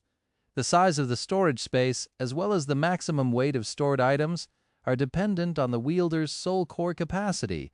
Sonny suppressed the desire to grin. Yes, this was exactly what he needed right now. This enchantment solved the exact problem he was facing, the need to carry all the gold coins away before Twisted Rock was destroyed. Once again, luck was on his side, but that wasn't all. The ability to store items in the covetous coffer and then store the coffer in his soul sea opened up a sea of possibilities. In a sense, it was just like Effie's incredible bag, but better. The bag had to be carried around if there was anything inside of it, while the coffer could be stashed away until needed. And if so, could Sonny bring items from the dream realm to the real world with its help? He couldn't wait to find out. Thinking of all the money he would make, Sonny turned his attention to the remaining enchantments. Locomotive chiffonnier enchantment description. This memory can move around and follow its wielder. Nice! That will solve the problem of having to carry all the items if I store too much inside. They are still going to weigh a ton after all. Lurid trunk enchantment description. This memory will protect itself against potential thieves by eating them. Sonny blinked. That is a bit scary. I better remain on the good side of this bizarre memory, huh? Overall, he was incredibly happy with the covetous coffer. This new utility memory of his was simply fantastic. Not only was it capable of solving his current predicament, it would also make his future ventures into the dream realm much more comfortable and efficient. Not to mention the possibility of being able to bring soul shards into the real world with its help, and selling them there at a high price. Soul shards meant money, and money meant being able to purchase memories. With more memories at his disposal, Sonny would be able to bring Saint to 200 shadow fragments faster, which would hopefully make the two of them vastly more powerful. Now, he just had to survive the crushing. He was almost ready to give up and turn into a shadow when the heavenly chain finally drew taut, stopping the rise of the Twisted Rock. One more deafening rattle rolled through the air, and then everything grew quiet. The crushing was at its peak now. Sonny was hurting terribly, but still able to withstand it. He just had to endure until the island entered the descent phase, and the pressure would slowly start to reduce. Sonny strained his chest and drew in a hoarse breath. Thank gods! However, before he could feel any relief, the whole island suddenly shuddered, and a strange, piercing noise assaulted his ears. It sounded like the sound of metal being torn apart. Sonny's pupils widened. What was that? A moment later, a deafening roar of massive iron links being torn apart rolled the entire island, which then lurched up by a few meters and suddenly came to an abrupt stop. Sonny yelped, feeling the crushing assault him with even more obliterating force. The chain is failing. Why did it happen so soon? For a few moments he felt nothing but pure bestial panic. Then he forced himself to regain control over his mind and threw a desperate glance toward the not-so-distant edge of the twisted rock. Would he be able to escape in time? He lingered for a moment, then gritted his teeth and commanded one of the shadows to slide off his body onto the ground. As soon as it did, a muffled scream escaped from his lips. It felt as though a giant hammer struck his body, making every bone in it shudder and groan. Sonny turned his head to the side and spat a mouthful of blood. Curse it all! The shadow flew to the edge of the island and slid over its edge, desperately trying to reach the dying chain. But it was too late. As Sonny watched in horror, one of the links of the heavenly tether broke. Only one, the weakest of them all, but that was all it took. No. The chain that connected Twisted Rock to the rest of the chained isles snapped in two, and as 10 kilometers of gargantuan iron links slowly fell toward the sky below, the island suddenly shot upward. Since it was still in the ascent phase, and now unrestrained by anything, the speed of its rise was simply terrifying. No, no, no. The crushing struck at Sonny with such fury that he couldn't even scream. He felt himself being slowly broken and feverishly tried to come up with a solution. Step through the shadows, jump down, and try to glide to the shipwreck island. No, that would never work. There were more than 10 kilometers separating these isles from one another, which was far outside the Dark Wing's capabilities. He could try to chase after the piece of the chain still connected to the shipwreck island, but chances of catching up with it were close to zero. The length of the heavenly tether was falling deceitfully slow, but it was just an illusion caused by its colossal size. In truth, the torn end of it was flying through the air at tremendous speed, moving both down and away from the twisted rock. The repulsive silhouettes of the gluttonous chainworms were growing smaller by the second. Sonny was already late to rush in pursuit of it, and every moment that passed made the probability of success lower. Great, goddamn great, you fool. You finally let your greed kill you. Sonny growled, full of fury at himself, but then suddenly stopped. No, that didn't make any sense. He was not on this island because of greed. Even though Sonny had made several risky decisions in order to get to the miraculous coins, at the end of it standing on the edge of the shipwreck island. He put his avarice aside and made a sober choice. He came here because his intuition had told him that something on the twisted rock was very important to his future, but what was it? There was nothing but stone and bones in this damned place. What was he supposed to do? How was he supposed to survive? Sonny tried to calm down and think. He summoned his shadow back and briefly regained the ability to breathe. It wasn't going to be for long, though. The crushing was already overwhelming his physical ability to resist its lethal pressure. Sonny had a few dozen seconds, at most, before he would be forced to retreat into the shadows or die. Think there has to be a way out. Hide inside the dead mimic or the covetous coffer? No, the items inside the memory maintain their weight, which means that they too will be affected by the crushing, and even if not, what's the point? Even if the chest survives until the twisted rock itself is torn apart and plunges down into the sky below, it'll just be falling forever inside of a box instead of on my own. That's like dying inside of a coffin. And the twisted rock was going to be destroyed by the crushing, inevitably and without a doubt. As it rose higher and higher, it was going to start to fall apart. When enough of it was destroyed to obliterate the mysterious force that kept the isles afloat, the remaining debris was going to fall down and eventually disappear into the sky below, alongside what was going to remain of Sonny. He lay motionlessly for a few seconds, then for a few seconds more. Another crack appeared on the corpse of the mordant mimic. Then the stone beneath it cracked too. Sonny did not move at all. The cracks on the stone widened and crawled in every direction. A few moments later, A heavy sigh escaped from his lips. Sonny had one last gamble left.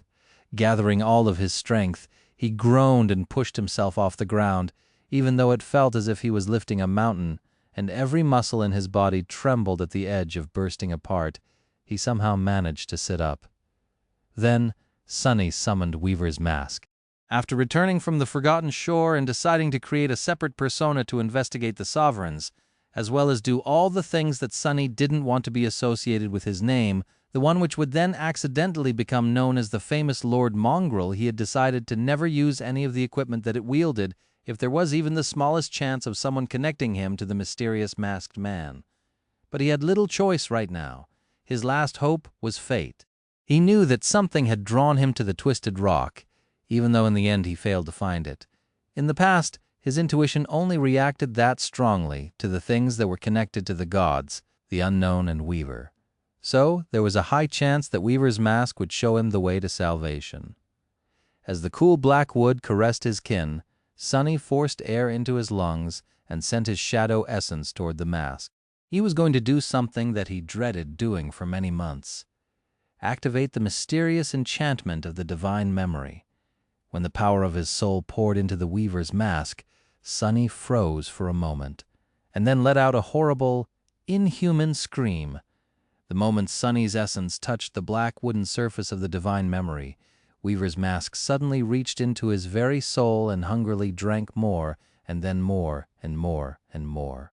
In a fraction of a second, all of his reserve of shadow essence was sucked dry, with only a tiny bit of it remaining, almost as if these pitiful drops were not even worth being consumed by the mask. And even then, all it could achieve was activate the enchantment for just a single moment. That single moment, however, was enough to almost drive Sonny insane. Suddenly, a horrifying pain pierced his eyes and his mind, akin to the suffering he had experienced after consuming the drop of ichor, only so much worse. Infinitely worse, as he shrieked, all traces of intelligence disappearing from his voice, the world he saw changed. Suddenly, all Sonny could see was an endless, beautiful eternity of twisting threads. Those threads transfixed everything in existence, connecting every living being and every object, every thought and every concept, every dream and every nightmare, stretching infinitely into every direction, as well as into the past, the present, and the future. These were the strings of fate. They were just like the threads of light that the spell was woven of, but while the magnificent and inconceivably complex pattern that Sonny had seen twice in the empty void between dream and reality composed the function of the spell, what he glimpsed right now connected everything. All of the universe as it had existed was existing and was going to exist. Much worse, when observing the weave of the spell, Sonny could only sense and guess at its meaning. But the terrifying enchantment of Weaver's mask not only allowed him to see the tapestry of fate, but also forced the understanding of it onto him. The knowledge of everything, everywhere, all at once. Of course, such knowledge was too much for any human to endure. Just the tiniest infinitesimal amount of it was enough to instantly destroy any living being except, maybe, for a god or a demon. As blood streamed out of Sonny's nose, eyes, and mouth, and a silent scream died on his lips, he instinctively did the only thing that could save him from being obliterated by the sight of the strings of fate he dissipated into the shadows. This was, perhaps, the reason why his eyes did not turn into smoldering embers and his head did not just explode right there on the spot. Shadows had no eyes and no skulls, after all. However, falling into the embrace of darkness, Sonny realized with cold horror that Weaver's mask somehow was still resting on his face. When he turned into a shadow, it had turned into one, too. His vision shifted from that of a human to the colorless sight of a shadow, but he could still see the eternity of strings of fate. There were especially many of them near him. The infinite threads were tightly wrapped around his body, as well as around his soul, encompassing and piercing it. It looked almost as if he was strung on them like a small marionette. And among those threads, two shone much brighter than the rest. One was made out of pure white flame and stretched far away into the distance, leading north toward the hollow mountains. The other was made out of beautiful golden light and led down and away from both the shipwreck island and the twisted rock, diving into the tier and disappearing into the boundless darkness of the sky below. Although it seemed as though eons had passed, in reality, it was no more than a fraction of a second. Sonny's head did not explode because he had turned into a shadow, but his mind was still on the verge of utter, irrevocable destruction. A fraction more, and it was going to be wiped out from existence by the divine knowledge of fate. But what can I do? The mask is a shadow now.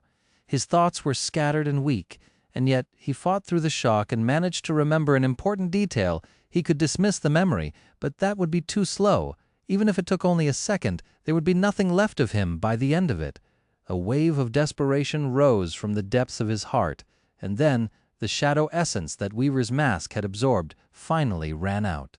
Instantly the enchantment deactivated, and the ruthless worlds of endless threads disappeared with it. Sonny could only see what all humans and shadows were meant to be able to see. A piece of dark stone soaring into the sky as the merciless grinder of the crushing was slowly breaking it apart. Sonny sensed hazily that there was something urgent about the situation, but he was not entirely there. Although the terrible visage of the strings of fate was gone, his mind was scattered and empty.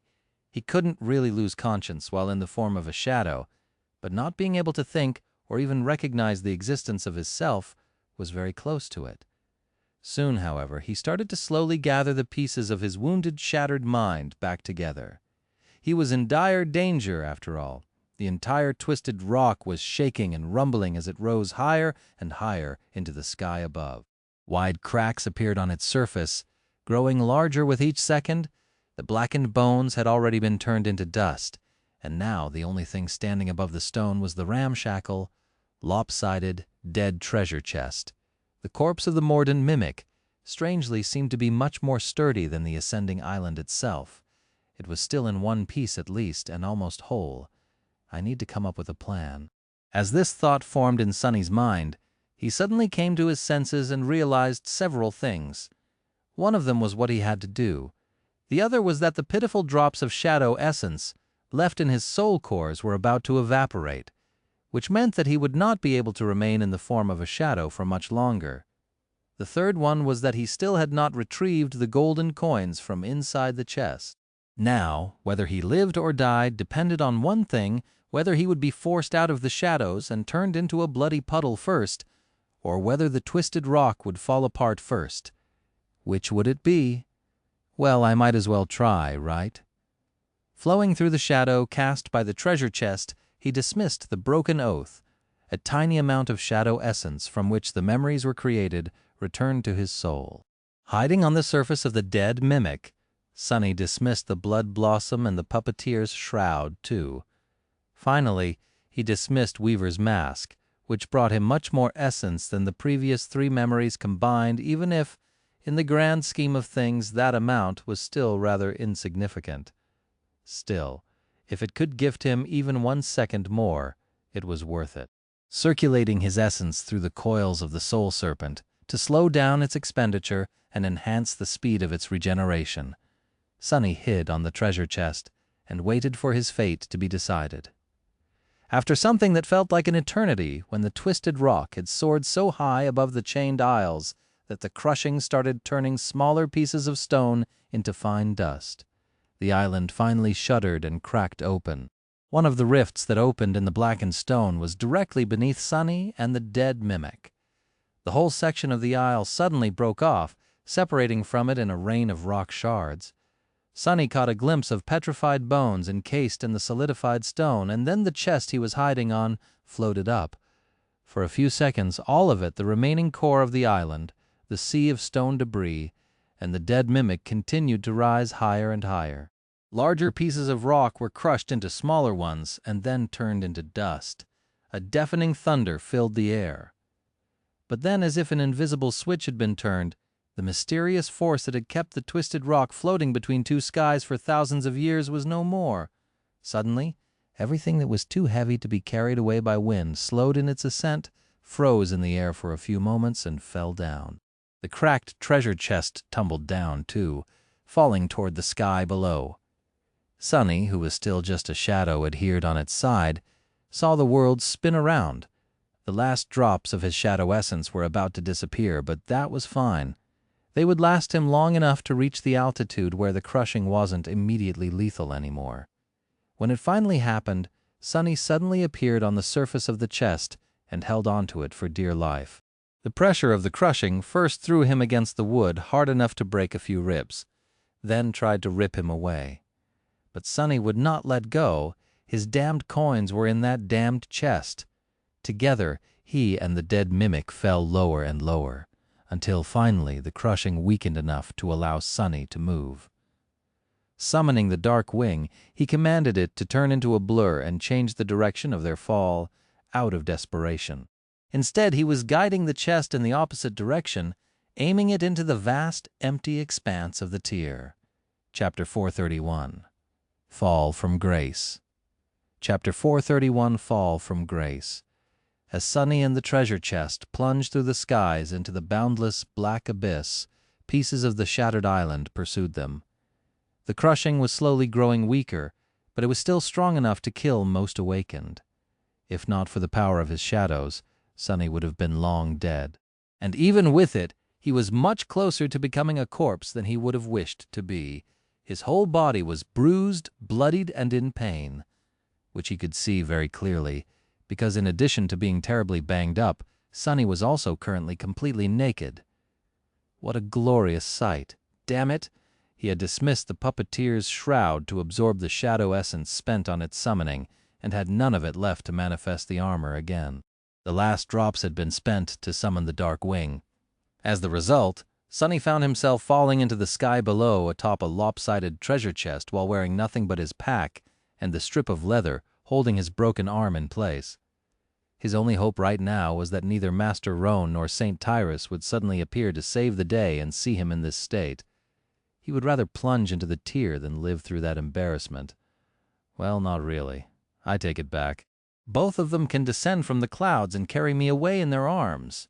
I won't mind. No, really. But no one came to his rescue.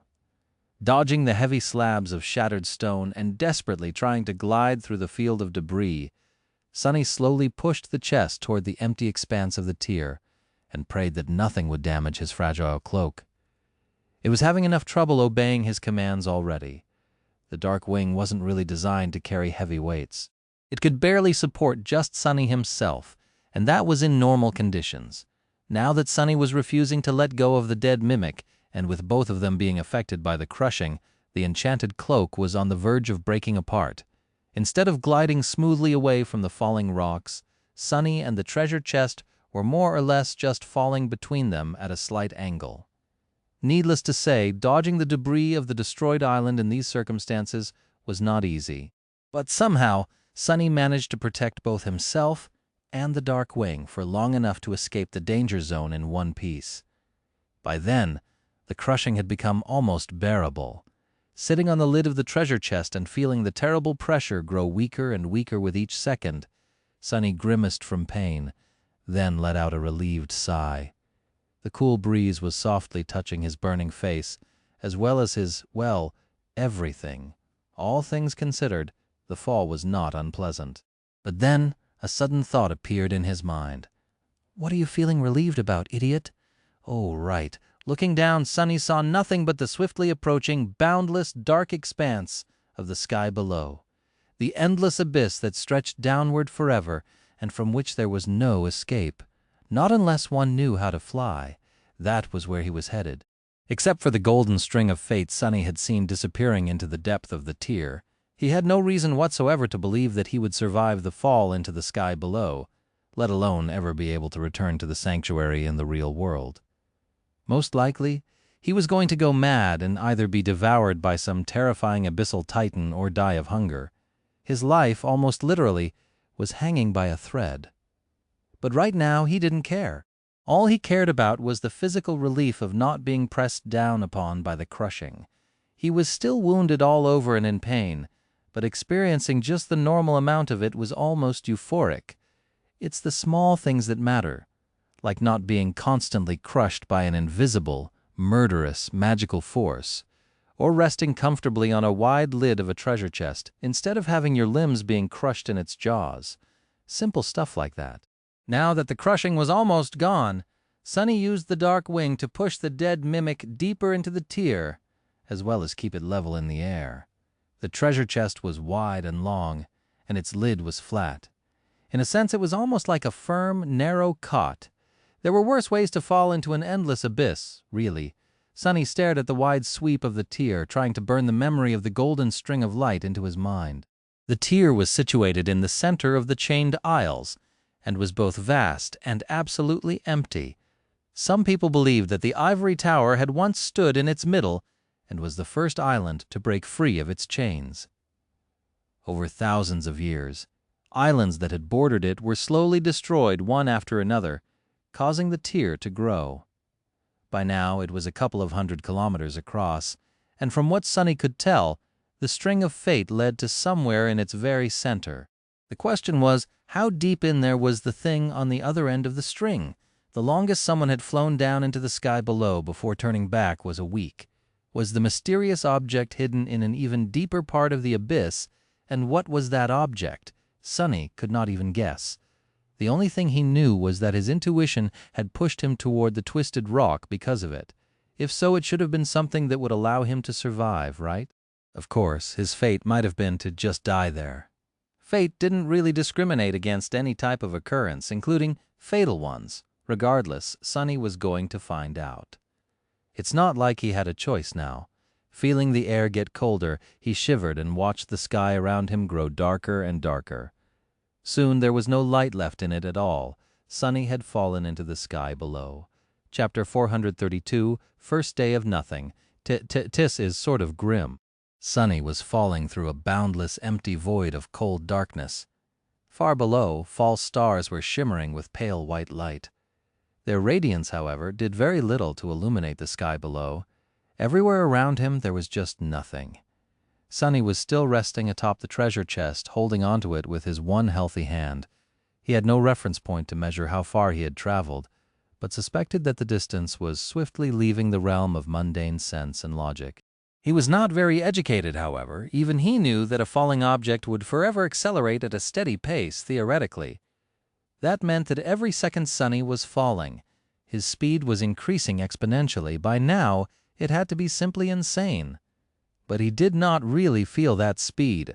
All he felt were wisps of cold wind caressing his skin from time to time. If there was one good thing about the situation, it was that he had accumulated a bit of shadow essence and was able to summon the puppeteer's shroud again. So he wasn't naked anymore, at least. If there was one thing he did know, though, it was the approximate speed with which he could glide forward with the help of the dark wing. Adding the weight of the dead treasure to the equation, he could more or less calculate the distance he was covering horizontally. With that in mind, he guessed that he would reach the middle of the tier in around a day. Problem was, he had no reliable way to measure time as well. There were some clues he could try to use, like the rate of shadow essence regeneration or the state of his wounds, but they were not exactly reliable. In heroic stories, characters often found themselves in similar situations. Every time that happened, the hero somehow managed to measure the passage of time by the state of their facial hair. Sadly, despite being 18, Sunny could not grow even the most pitiful of beards. That was a real shame. I guess I'm not hero material. With a bitter sigh, he stared at the lid of the treasure chest and tried to assess his physical state. Things weren't good, but they also weren't very bad. He had sustained minor internal damage due to the crushing, as well as several rather ugly wounds in the battle against Mimic. The half-healed cuts left on his body by the mirror beast had also opened at some point, and were now hurting once again. The worst injury was, of course, his broken arm. His mental state was also somewhat in shambles after being ravaged by the visage of the strings of fate. Luckily, there seemed to be no long-lasting effects. Even the splitting headache was already growing fainter. Sunny also could not remember the exact details of what he had seen, as if his mind completely erased them from his memory to protect itself. The only thing that remained was the fragment of the memory that he had preserved on purpose, the image of the thread of golden light leading deep into the tier. Sunny stared at the black nothingness, waited for a while, then slowly exhaled. Great. Now what? There was no answer. After a while, Sunny had no idea how long. He got tired of waiting for something to happen and decided to act. Might as well. The first thing he did was summon the covetous coffer. Sonny expected that an identical chest would appear near the dead one, but instead what he saw was a miniature version of it. A box made of dark wood with strips of iron reinforcing it appeared on the lid of the treasure chest. It was about the size of a jewelry box, but not at all elegant. In fact, the covetous coffer looked more mean than graceful somehow. As Sonny stared at it, the lid of the box raised slightly, revealing rows of sharp iron teeth. He blinked. "I guess that's all I can manage with my current soul core capacity?" Shaking his head, Sonny looked at the coffer and said in an uncertain tone, "Come here." Immediately, 8 short iron legs appeared from under the box, and it scurried over before plopping down near him. Sonny hesitated for a few moments, glanced at his fingers, then cautiously opened the lid of the box. Luckily, it didn't try to bite them off. Taking off his pack, Sonny transferred its contents into the box. Although it seemed rather small, the coffer swallowed all his supplies without any problem. Perfect. Sonny closed the box, patted it on the lid, and dismissed it. Then he summoned the moonlight shard and methodically cut his now empty pack into strips of leather. Using his one healthy hand and his teeth, Sonny tied them into a semblance of a rope, then tied himself to the treasure chest, and finally calmed down. Now his coins weren't going anywhere. Satisfied with his handiwork, Sonny rested for a bit. He was starting to feel tired and sleepy. Falling through the endless abyss turned out to be way less exciting than he had thought. In fact, it was extremely boring. There were still a lot of things he had to do, though, with a grimace. Sonny cautiously shifted his weight and crawled to the end of the chest. There he used the moonlight shard to widen a crack on the side of the dead mimic and separate 2 long planks of wood from it. Then he made a roll out of the last strip of leather he had and bit down on it. This is going to suck. Without giving himself too much time to think about it, he removed his broken arm from its sling and then proceeded to swiftly set the bones just like he had been taught.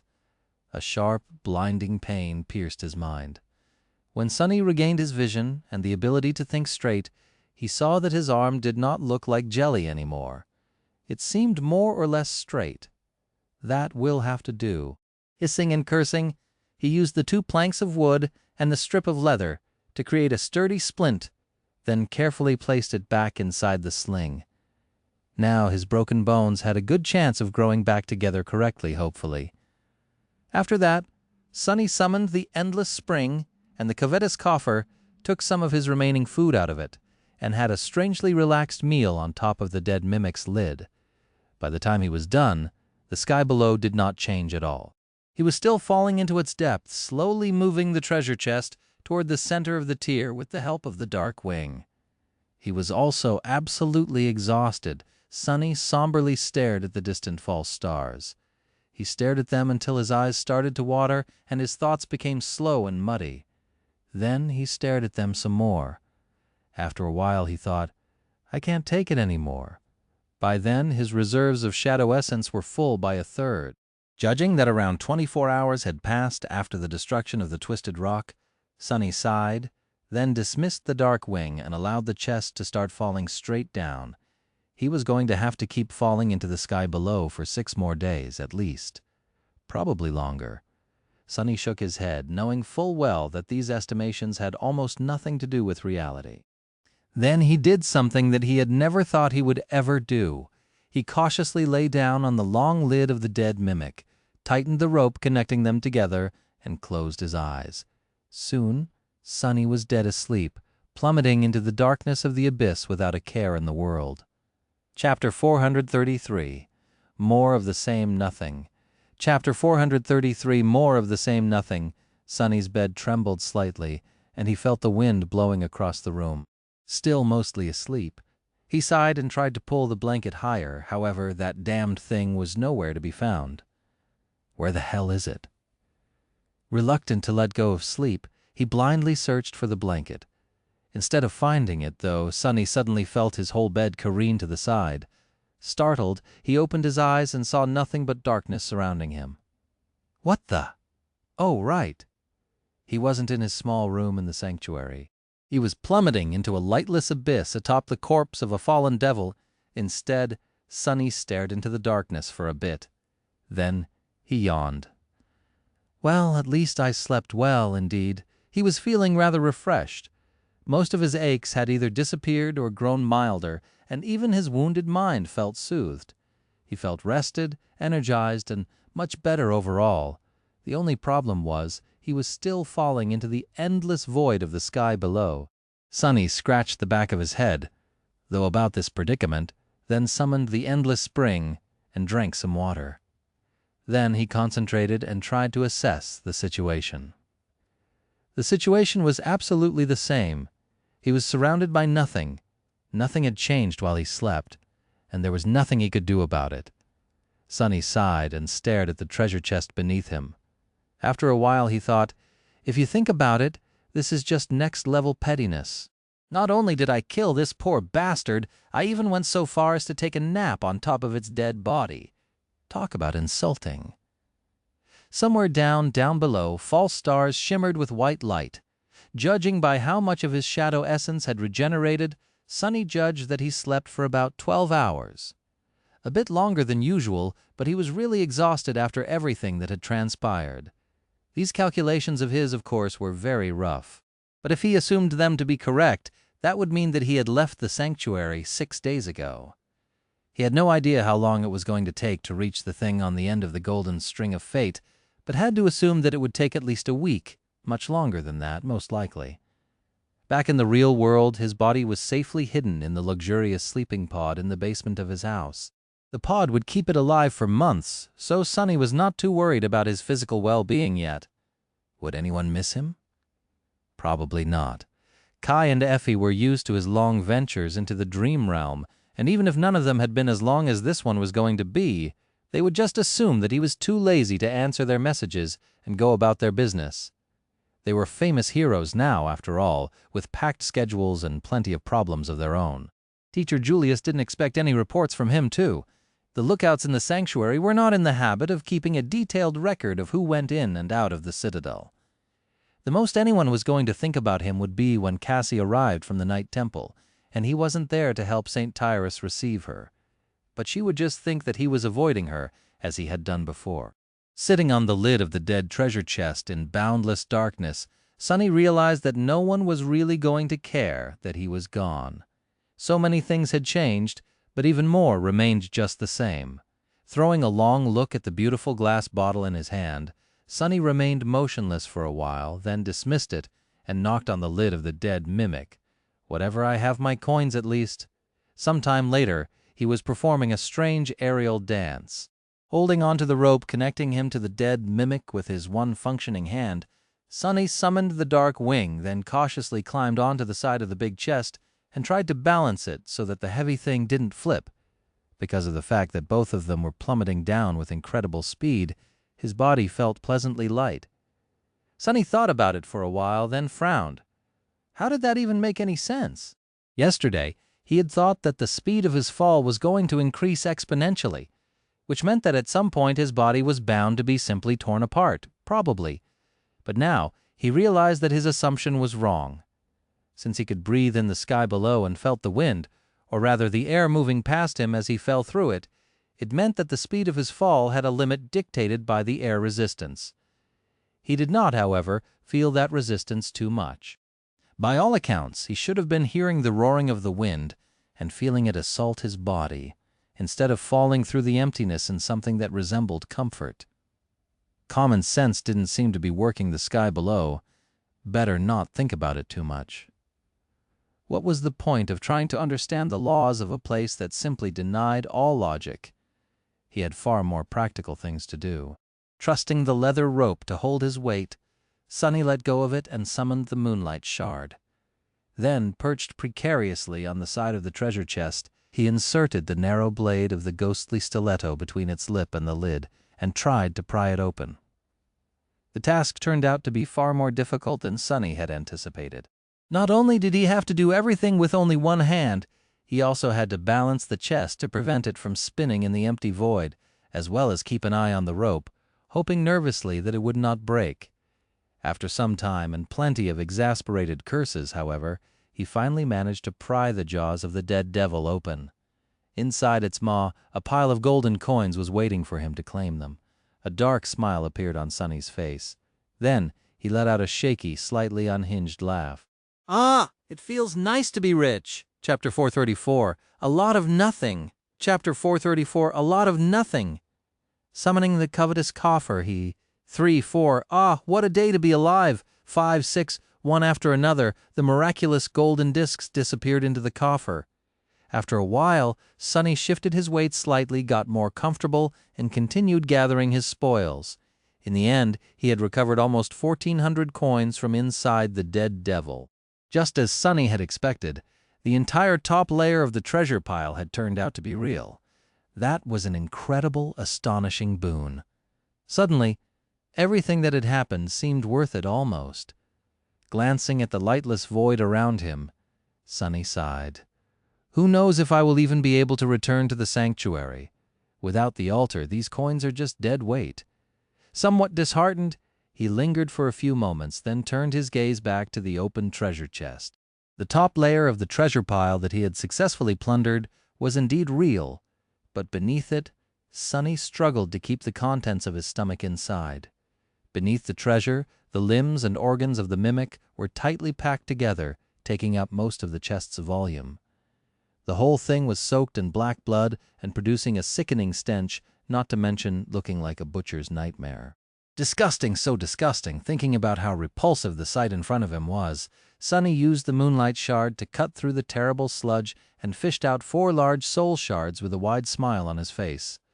After cleaning them up a little, he placed the alluring crystals inside the covetous coffer and dismissed the memory with a feeling of great satisfaction. After that, Sunny stared inside the treasure chest with a dubious expression on his face. The thing was, he only had around 3 days' worth of provisions left, stored neatly inside the covetous coffer. If he rationed his food, it would probably last him for about a week. After that, Sunny scratched the back of his head, then shuddered and closed the lid of the chest with a loud thud. I'll think about it when the time comes, but hopefully it never does. With that, he climbed back onto the dead devil and rested for a while, looking into the darkness. As time slowly passed, Sunny grew more and more solemn. Finally, he came to a frightening realization. He had nothing else left to do. This is going to be a problem. An eternity later, or just a few hours, who knew Sunny was sitting on top of the treasure chest and dying from boredom? He was still falling through the boundless dark abyss. Of course, what else would he be doing? There was nothing else to do.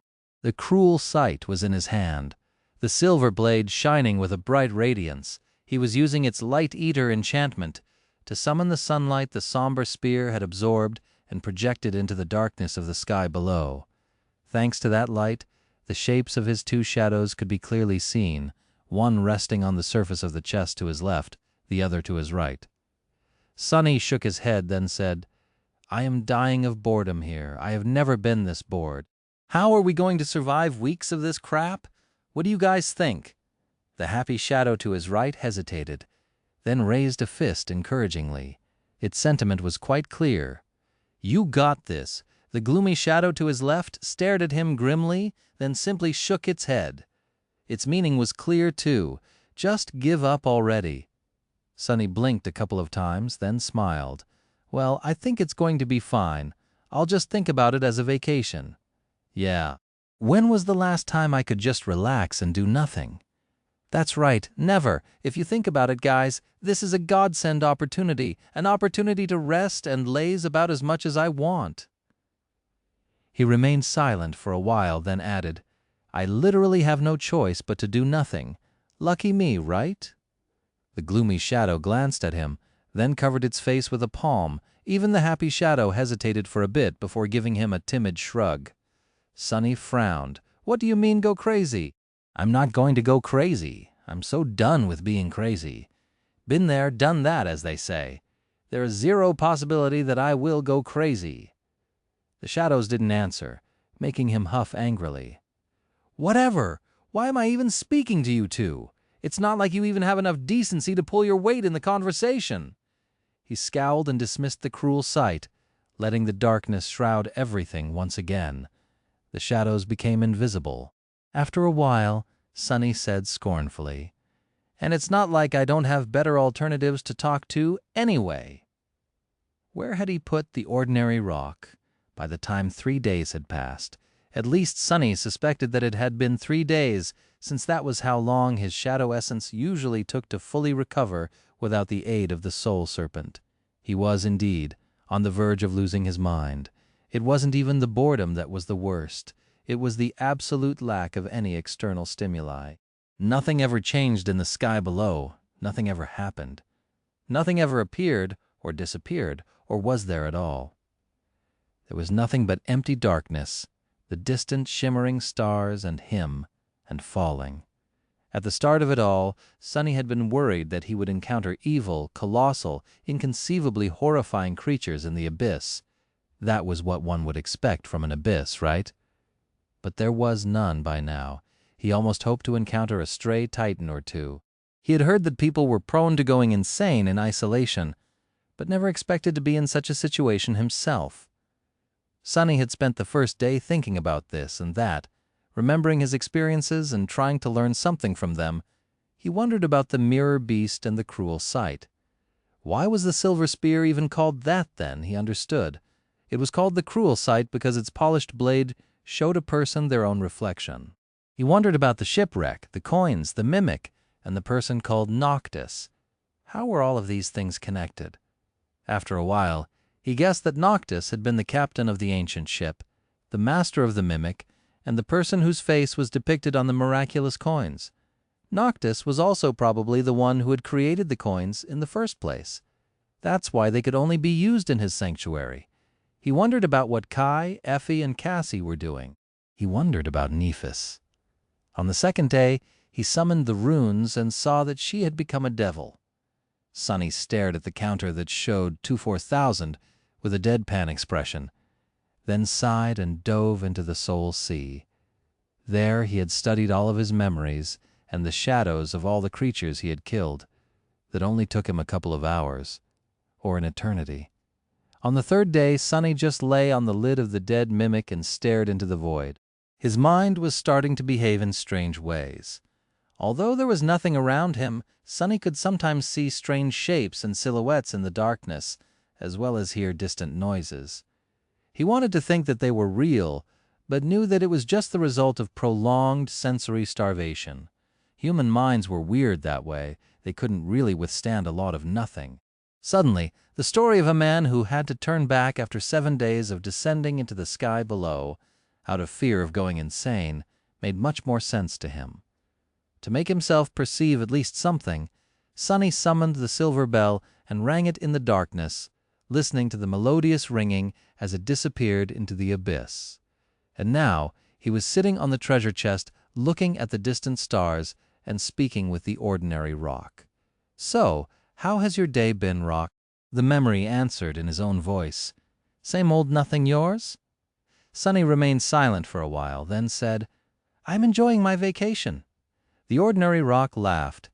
"Sounds wonderful. How is your vacation going?" He sighed. "Splendidly. I've yet to hit the rock bottom." For a while there was nothing but silence. Then a new question came. "Why is it so dark?" Sonny smiled weakly. "Why wouldn't it be dark? This is the sky below, after all." But then he froze. "What?" The voice that asked the question had not come from the ordinary rock. That voice was not his own. Chapter 435, Listening to Nothing. Chapter 435, Listening to Nothing.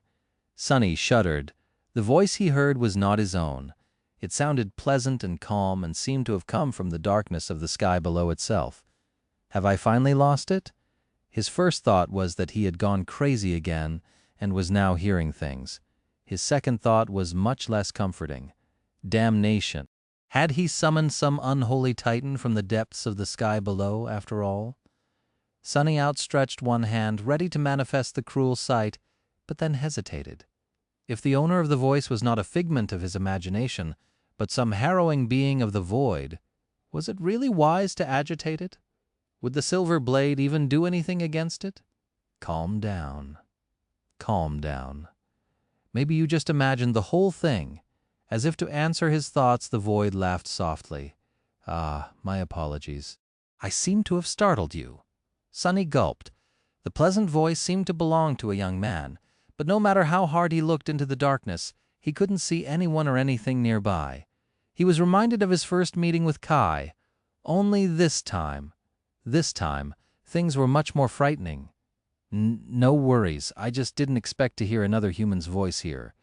You are a human, right? The void was silent for a while, then answered in a neutral tone, A human? I used to be a human once, I guess. Sonny realized that he couldn't even pinpoint the direction from which the voice was coming. It was just there, somehow. Everywhere. Around him. He tensed, then asked cautiously, Used to? Then what are you now? The voice disappeared for a few moments, then sighed. Finally it answered, Lost? Sonny blinked. What the hell does he mean? Lost, as in lost in the sky below? The darkness let out a sad laugh. No, not in the sky below. As Sonny felt cold shivers run down his spine, it hesitantly added, I am sorry. I haven't spoken to anyone in a long, long time. Instead of lost, it would be more proper to say that I am one of the lost. My body in the waking world was destroyed, but my soul continues to exist here in the dream realm. I hope that explanation is more clear. One of the lost, Sonny, knew of these people, although he had never met one in person. Just like there were hollow people whose souls were destroyed, leaving an empty body behind, there were also the lost. People whose bodies had somehow died in the real world, leaving their souls stranded in the dream realm. There wasn't a lot of them, since most of the time the soul perished shortly after the body had, but there were some. Knowing that the owner of the voice was one of these lost souls made Sonny relax a little. Not that he had any reason to believe that the stranger was telling him the truth. He could have been a nightmare creature, still, or something worse. But even if he was lost, that didn't explain how they were able to converse. The lost, from what Sonny knew, were just like any other awakened in the dream realm. It was just that they couldn't return to the real world. What they certainly were not were disembodied voices coming from the void. He shifted his weight slightly, ready to do something to protect himself if need be, and asked, Sorry to hear that, but how is it that I am able to hear your voice, but can't see you? The voice lingered for some time, then answered with a bit of amusement, That is a good question. Sonny waited patiently for him to expand on that answer, but that seemed to be it. A bit irritated, he said, Well, aren't you going to explain? Instead, the voice suddenly asked, Why are you descending into the sky below? This is a very dangerous place. Sonny blinked a couple of times, then coughed. Well, you see, I'm not so much descending into the sky below as I'm falling into it. I got stuck on an island because of the crushing, and sadly that island broke off its chain. So I had to jump off. And here I am, then, he frowned. Wait, dangerous place? Why is it dangerous? I haven't seen anything dangerous anywhere in this dreadful pit. The voice lingered for a while, then sighed with regret. You'll see. When you reach the stars, then you will see. Then it disappeared. Sonny stared into the darkness, a bit disturbed. A deep frown appeared on his face. What do you mean? What will happen when I reach the stars? But there was no answer. No matter how long Sonny waited, the voice did not speak to him again. The void was silent and empty, just as it had been before. In the end, he just massaged his temples and cursed. What the hell was that? Did he imagine the whole thing? Had his mind finally cracked? Sonny stared at the ordinary rock, as though expecting it to actually talk and collaborate his story. Sadly, the memory could only repeat the sounds it had recently heard. Wait the sounds it had heard. Sonny hurriedly commanded the rock to repeat everything it had recorded in the past few minutes. Then, feeling cold sweat appear on his forehead, he listened to his own voice speaking to nothing. His words were repeated, but where the words of the strange voice should have been, there was nothing but silence. Dismissing the ordinary rock, Sonny clutched his hair and groaned. Crazy? I've gone completely crazy. Curse it all. It has been just 4 days, and I'm already turning back into a lunatic. Not even a full week passed by, and he was already going insane. This is the worst vacation ever. After a while he frowned, despite being mostly sure that the whole thing was just a symptom of his sanity slowly breaking apart. Sonny cautiously crawled to the edge of the chest and looked down at the distant shimmering stars. Was he imagining things? Or did they seem to be a little closer? Chapter 436. Nothing to worry about. Chapter 436. Nothing to worry about. After the conversation with the disembodied voice of the void, whether it was real or not, Sonny felt different. Not exactly better, but at least not as lost and unmoored as before. That would be really ironic if the voice was just a figment of my imagination, wouldn't it? The empty void around him didn't seem as empty anymore. Even if it was now full of potential danger, the danger was better than nothing. Anything was better than nothing. After 4 days spent in the endless silence of the dark abyss, Sonny realized just how terrible nothingness was. The human mind was simply not built to withstand it. In any case, he wasted some time staring at the distant stars and then got to thinking. Now that his cores were once again full of essence, he had no tool left to measure time. After considering his options for a while, he summoned the cruel sight and activated the dark mirror enchantment. Even though he had no enemies to fight in the sky below, simply keeping the enchantment active was going to drain his shadow essence. Sonny felt that he could keep it going for about 2 hours straight. After his reserve of essence became approximately half empty, he dismissed the cruel sight and sat cross-legged in the center of the dead devil's lid. Plummeting through the lightless void, Sonny inhaled deeply and closed his eyes. Then he concentrated on the flow of essence through his body, feeling it permeate every fiber of his being. Directing it into the coils of the soul serpent, he felt its flow accelerate and widen. By using the shadow, he was going to replenish all of the spent essence in about a day. That was going to be his clock from now on. Sonny exhaled, directed the shadow essence into his left hand, and concentrated it in his thumb, then in his index finger. Thanks to the soul serpent, his control of the essence was better than that of most awakened. However, it was still rather crude. Sonny innately knew how to enhance his physical attributes by expending it, but wasn't really efficient with how he did it. To him, it was a matter of instinct. He just thought about making his hands stronger, and the essence flowed like a torrent to achieve the desired effect. That was how all young awakened used it. True masters, however, were much more intricate in their control of essence. They could isolate every muscle, every nerve, every bone in their body, and only enhance those parts of it that they needed to perform an action. Their expenditure of essence was more akin to a trickle than a torrent, but achieved the same result. That's why between two awakened with similar soul core capacity, one could be able to fight at his peak physical prowess for much longer. Now that Sonny had nothing else to do, he decided to really work on this aspect of mastery over his own body and soul. He had practiced essence control before, of course, but between the constant need to hunt down nightmare creatures and the fact that soul serpents served as an effective replacement for months of training, not as much as he could and should have, directing the flow of essence into his right hand, Sonny sighed and thought, vacation is over.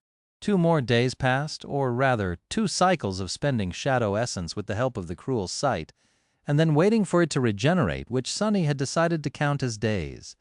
He spent that time meditating as he controlled the flow of the essence through his body, sleeping and feeling hungry. Now that Sonny was rationing his food, the feeling of hunger that he had forgotten ever since becoming infected by the nightmare spell returned.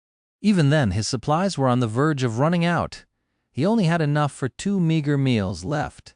After that, Sonny was either going to have to starve or consider opening the treasure chest again and gnawing on the dead devil's raw meat. Both possibilities seemed rather bleak. What he was more concerned about, however, were the shimmering fake stars of the sky below. Now, he was more or less sure that they were slowly growing larger. If not for the conversation with the voice of the void, he would have never noticed the subtle change. But after being alerted to their importance and spending a lot of time observing the stars, he had become convinced that the voice, whether it was one of the lost, a nightmare creature pretending to be human, or simply a manifestation of his damaged psyche, had been right. He was slowly drawing closer to the stars burning in the deepest reaches of the abyss. If only the voice had told him why. Exactly, the stars were dangerous. Luckily, on the 7th day of his plummeting through the sky below, the voice returned. Sonny was grimly eating his second-to-last piece of food and staring into the darkness, feeling his mind teetering on the verge of madness when the voice resounded from the void again, "What a curious creature you are." Oh, thank God. Sonny choked on a piece of dried meat, took a sip of water from the endless spring to chase it, apologetically. Talking like this is draining for me. I was recovering. Sonny frowned, trying to glean some information about the nature of the owner of the pleasant voice from this statement, but then gave up. He had too few clues to guess. "Well, if you're about to disappear for a few days again, at least tell me what's the deal with these stars first. Why are they so dangerous?" The void hesitated. "You don't know?" Sonny blinked. "Of course I don't know. Why would I ask if I knew?" When the void answered in a few moments, it sounded slightly surprised. "Well, those lights are not really stars. They are actually remnant conflagrations of the divine flame." Sonny thought about what he'd just heard, then tilted his head to the side. Divine flame? What? Why would divine flame burn in the depths of the sky below? The voice chuckled. Then it said with a bit of amusement, "How do you think the sky below came to be?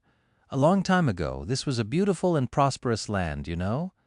The amusement drained from its voice, replaced with something much darker. But then its prideful ruler provoked the wrath of the Lord of Light.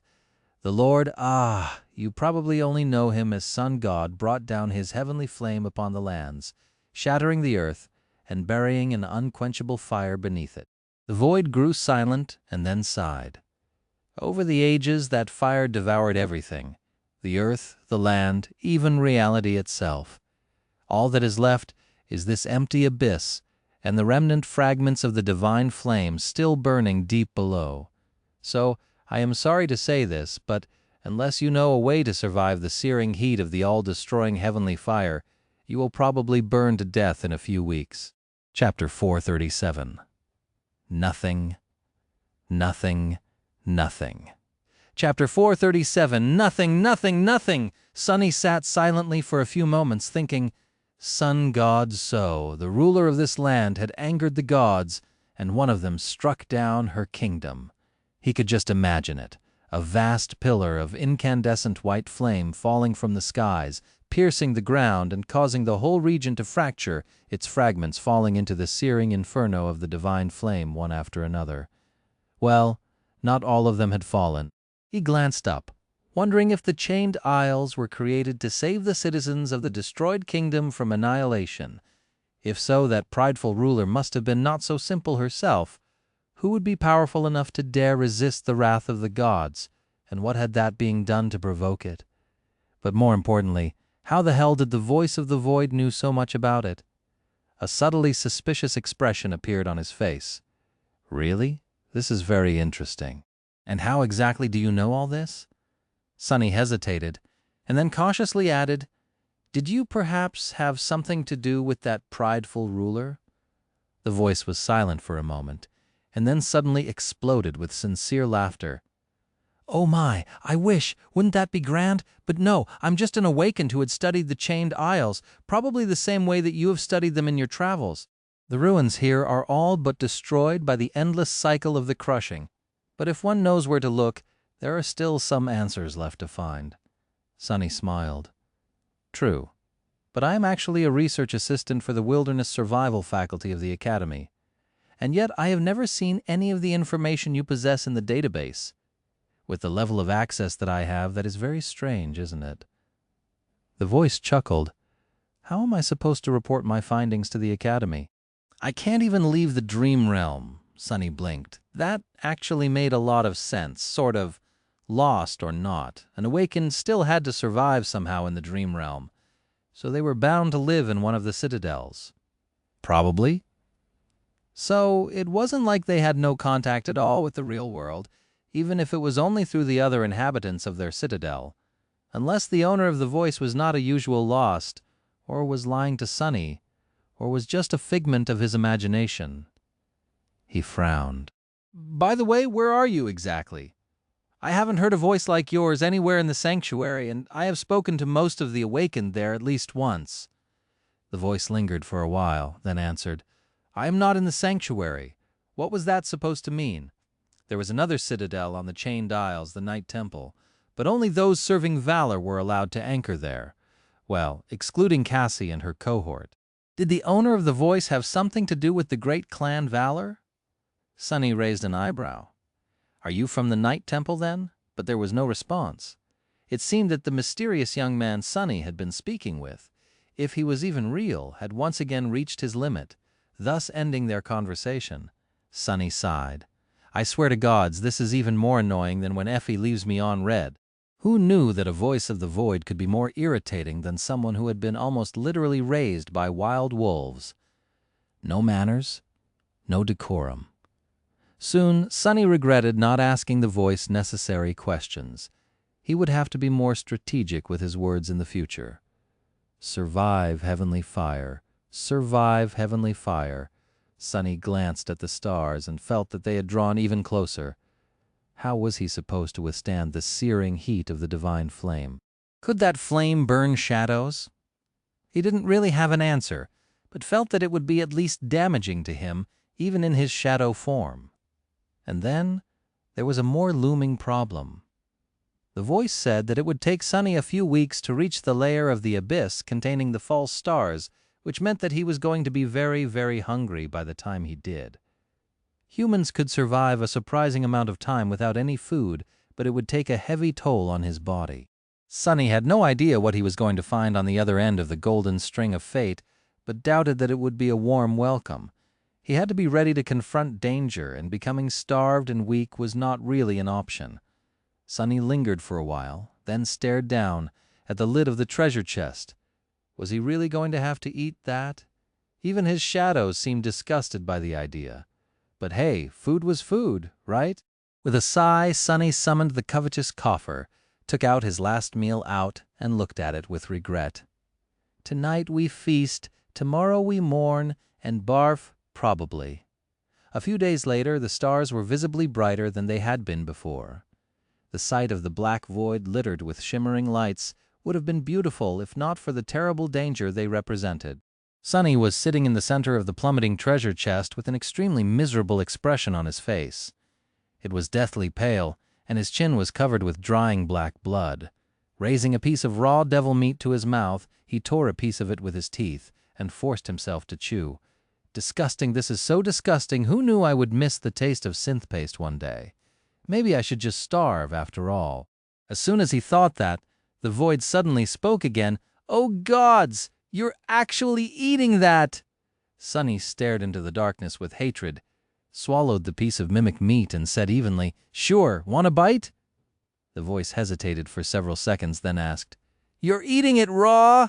Sunny gritted his teeth. Of course I'm eating it raw, you fool! How else am I supposed to eat it? I don't exactly have a kitchen here. Then, with a furious determination, he tore another piece of meat and chewed on it. As it turned out, his face had not reached its maximum paleness before.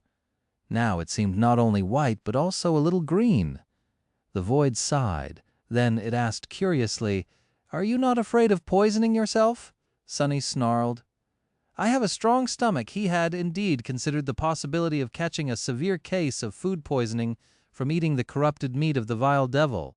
As an awakened, however, his digestive system was much stronger than that of mundane humans, and on top of that there was blood weave. So he judged that his chances of dying from eating the mimic were rather low. No matter how poetic it would have been, choking to death on the flesh of a devil you killed would be too. How funny! Sunny swallowed the disgusting meat and took a sip from the endless spring. A few moments later the voice asked, Have you thought of a way to survive the divine flames? He stared at his broken arm, then shrugged. I considered a few. The voice seemed to be pleased to hear that. Good, I have thought about it as well.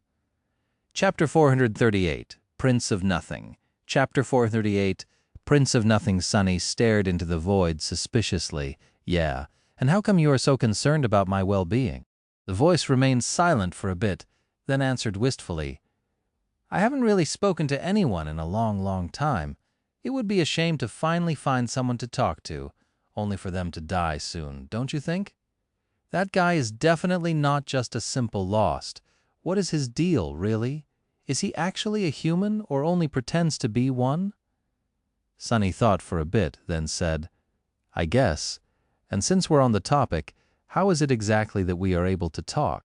He expected the voice to change the subject or ignore the question, but to his surprise, it actually answered, "I'm not really sure. This has never happened to me before, either." After a while, it added hesitantly, Have you perhaps found a piece of a broken mirror somewhere?" Something clicked in Sonny's mind. Broken mirror, mirror beast, beastie, the ascended reflection. The shard of a mirror that the strange creature had left behind was still inside the covetous coffer, smeared with his blood. Crap. So the owner of the voice was the creator of the murderous reflection Sonny had encountered on the reckoning. That gave him as many questions as it had given him answers. He couldn't really think about it right now, though, because the pressure of the flaw was already building in his mind, forcing him to speak. "Now that you mention it, I did indeed recently find a piece of a broken mirror with the word beastie written on it in a child's handwriting." The voice remained silent for a while, then asked quietly, "Oh, how exactly did you find it?" Sonny did not answer for as long as he could, then reluctantly spoke. "That mirror shard was left behind by a powerful creature I killed. I took it with me, thinking that it might turn out to be important." This time the voice was quiet for an especially long amount of time. When it finally spoke, there was a hint of anguish in it.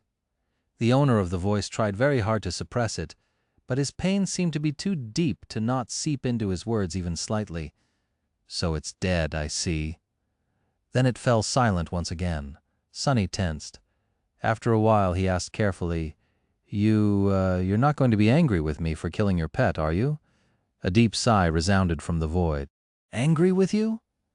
Why would I be angry with you? You're not to blame for what happened to us."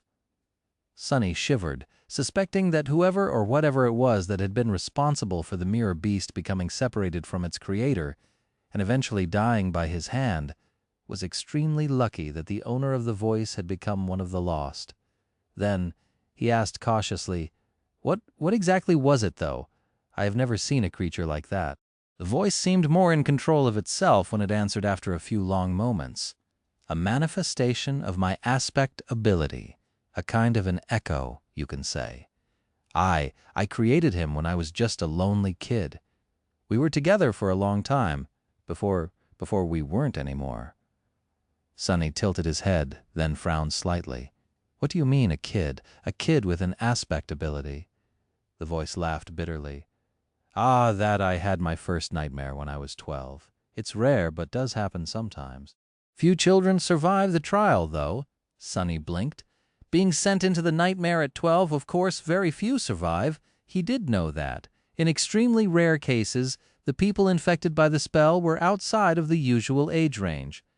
The entire first generation of the awakened had been, for example, and there were cases of this anomaly to this day, even though it usually happened to someone older than the norm, not someone younger. "And I thought that I was unlucky."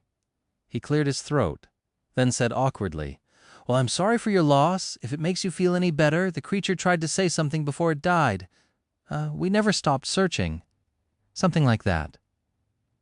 The voice, however, didn't respond. It seemed that its owner had once again spent all of his soul essence, or whatever it was that allowed him to communicate with Sonny, and was now gone for another few days. Sonny sighed. "Curse it! I didn't even have time to ask him how to survive the damned stars." More strategic with how he chose his words, damn it. Sonny spent a few more days plummeting into the void. By now he was having trouble remembering what it even felt like to not be falling. The darkness seemed to be eternal and ever-present, as though he had always been here in its empty embrace, and all of his actual life was just a strange dream. Maybe it was. No, it wasn't. He was almost sure. By the time the voice returned, the void had changed slightly. Not only were the distant shimmering lights now closer and brighter, but it also felt as if the air was getting warmer.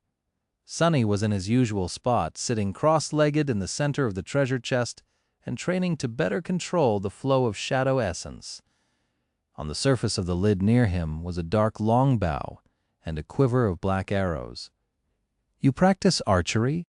Sonny opened his eyes and glanced into the darkness, then shrugged. "Not really, but I hope to learn a bit of it soon." He made a grimace and nodded toward his broken arm. "I do need 2 functioning hands before I'll be able to, though. The bow and the quiver of arrows were the same he had entrusted to Saint before. Both of the memories were ascended, but only of the first tier. The bow's enchantments made it incredibly strong and sturdy, while the only enchantment that the arrows possessed was that they came as a whole quiver instead of a single one. His broken arm, meanwhile, was healing. He could already move his fingers, but the process was far from over. He was halfway there, though. Sonny healed much faster than mundane humans, and even other awakened. He was sure that in another week or so he would be able to take off the splint and draw the black bow.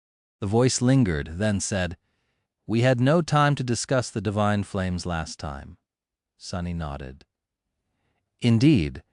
Then he remembered something and asked, "Oh, by the way, what do I call you? Do you have a name? It's a bit awkward to keep thinking of you simply as the voice." The voice laughed. "A name? I used to have a name, I guess." Sonny sighed. "Yeah. Well, what is it?" The void lingered for a while, then answered with amusement. "Mordred. Or rather, Prince Mordred, I guess." Sonny opened and closed his mouth a couple of times, then asked with suspicion in his voice, "Prince? What are you the prince of?" Mordred laughed. "Nothing. I am a prince of nothing. Nothing at all." Chapter 439. Do or Die, Chapter 439. Do or die. Sonny stared into the darkness with an incredulous expression, then shrugged. "Sure, whatever. Nice to make your acquaintance, Your Highness. I am called Sunless, by the way. Sadly, no title." Silently, though, he thought. The young prince that the dream spawn had taken away? Oblivious to his suspicions, Mordred hesitated, then asked politely, "Sunless, what an unusual name." Sonny grimaced. "Yes. My mother had on second thought, forget that. Are you going to tell me about the divine flame or not?" The Prince of Nothing was silent for a bit, then said, "There is not much to tell. The heat of those flames is absolutely deadly. Unless you have some way to fly, you're in big trouble. Which I assume you don't, otherwise you wouldn't be in this predicament to begin with, right?" "Well, you can't argue with sound logic, I guess." Sonny sighed. "I can control the direction of the fall, but yes, no true flight." He hesitated, then added reluctantly, "For what it is worth, my aspect ability allows me to turn incorporeal as well as teleport for short distances." He didn't really want to share the details of his powers with the mysterious prince, but currently there was no other choice. Mordred obviously knew more about the sky below than Sonny, so his advice was vital. The lost prince thought for a few moments, then said, "Turning incorporeal will help against being cooked by the heat, but it won't save you from the divine flame itself. However, not everything is lost. Even though you can't fly, you do have some mobility. With some luck, you might be able to dodge the conflagrations." Sonny glanced into the darkness with a resentful expression. "That I already figured out myself. Tell me something that I don't know." "Genius," the void chuckled. "Fine. But only because you asked nicely." Then it disappeared. Sonny's face twitched. "God damn it! He's gone again!" But a second later, Mordred's voice suddenly resounded from the darkness. No, there is still time. I was just thinking." He was quiet for a few moments, then said hesitantly, "There is actually a path through the divine flame, an empty rift in the tapestry of stars where none of it remains. If you find it, you might survive." Although it was hard to control his emotions these days. Sonny tried his hardest to suppress the misplaced anger and calm himself down. When he spoke, his voice sounded almost even. "Why didn't you tell me sooner? How far am I from this rift, then?" Mordred sighed. "How would I know? It's not like I know where you are, exactly. More than that, I had never managed to find the rift myself. The sky below is vast and deadly, after all. So he was exploring this abyss, too. Why, what's out there beyond the fake stars?" Sonny tilted his head, then asked cautiously, "If you never found it, how do you know that it's there?" The void remained silent for some time. After a while, when Mordred spoke again, his voice sounded distant and weak. "The tier, it should be somewhere near the tier, I think." With that, Sonny felt that he was alone in the darkness again. This time, the mysterious prince was truly gone. He sat motionlessly for a while, staring into the endless nothingness of the sky below. Near the tier. The string of fate, too, had pointed toward the tear, to somewhere very near its center. If the rift in the annihilating field of the divine flames had anything to do with the golden thread, then Sunny had a much better chance of finding the path, circulating the shadow essence through his body. Day passed after day. The closer Sunny drew to the obliterating stars, the calmer he became. Now that mortal danger was getting near, his mind had no time and reason to slowly destroy itself. The absolute nothingness of the void that had assaulted it, too, was much less empty now. Not only was it full of threat, but also of heat and light and shadows. Sunny had dismissed the leather elements of the puppeteer's shroud and undid the bands of its upper garment. Stripped to the waist, he meditated in the darkness. The soul serpent coiling around his pale and lithe body because of the rough diet of only eating the poisonous meat of a dead devil.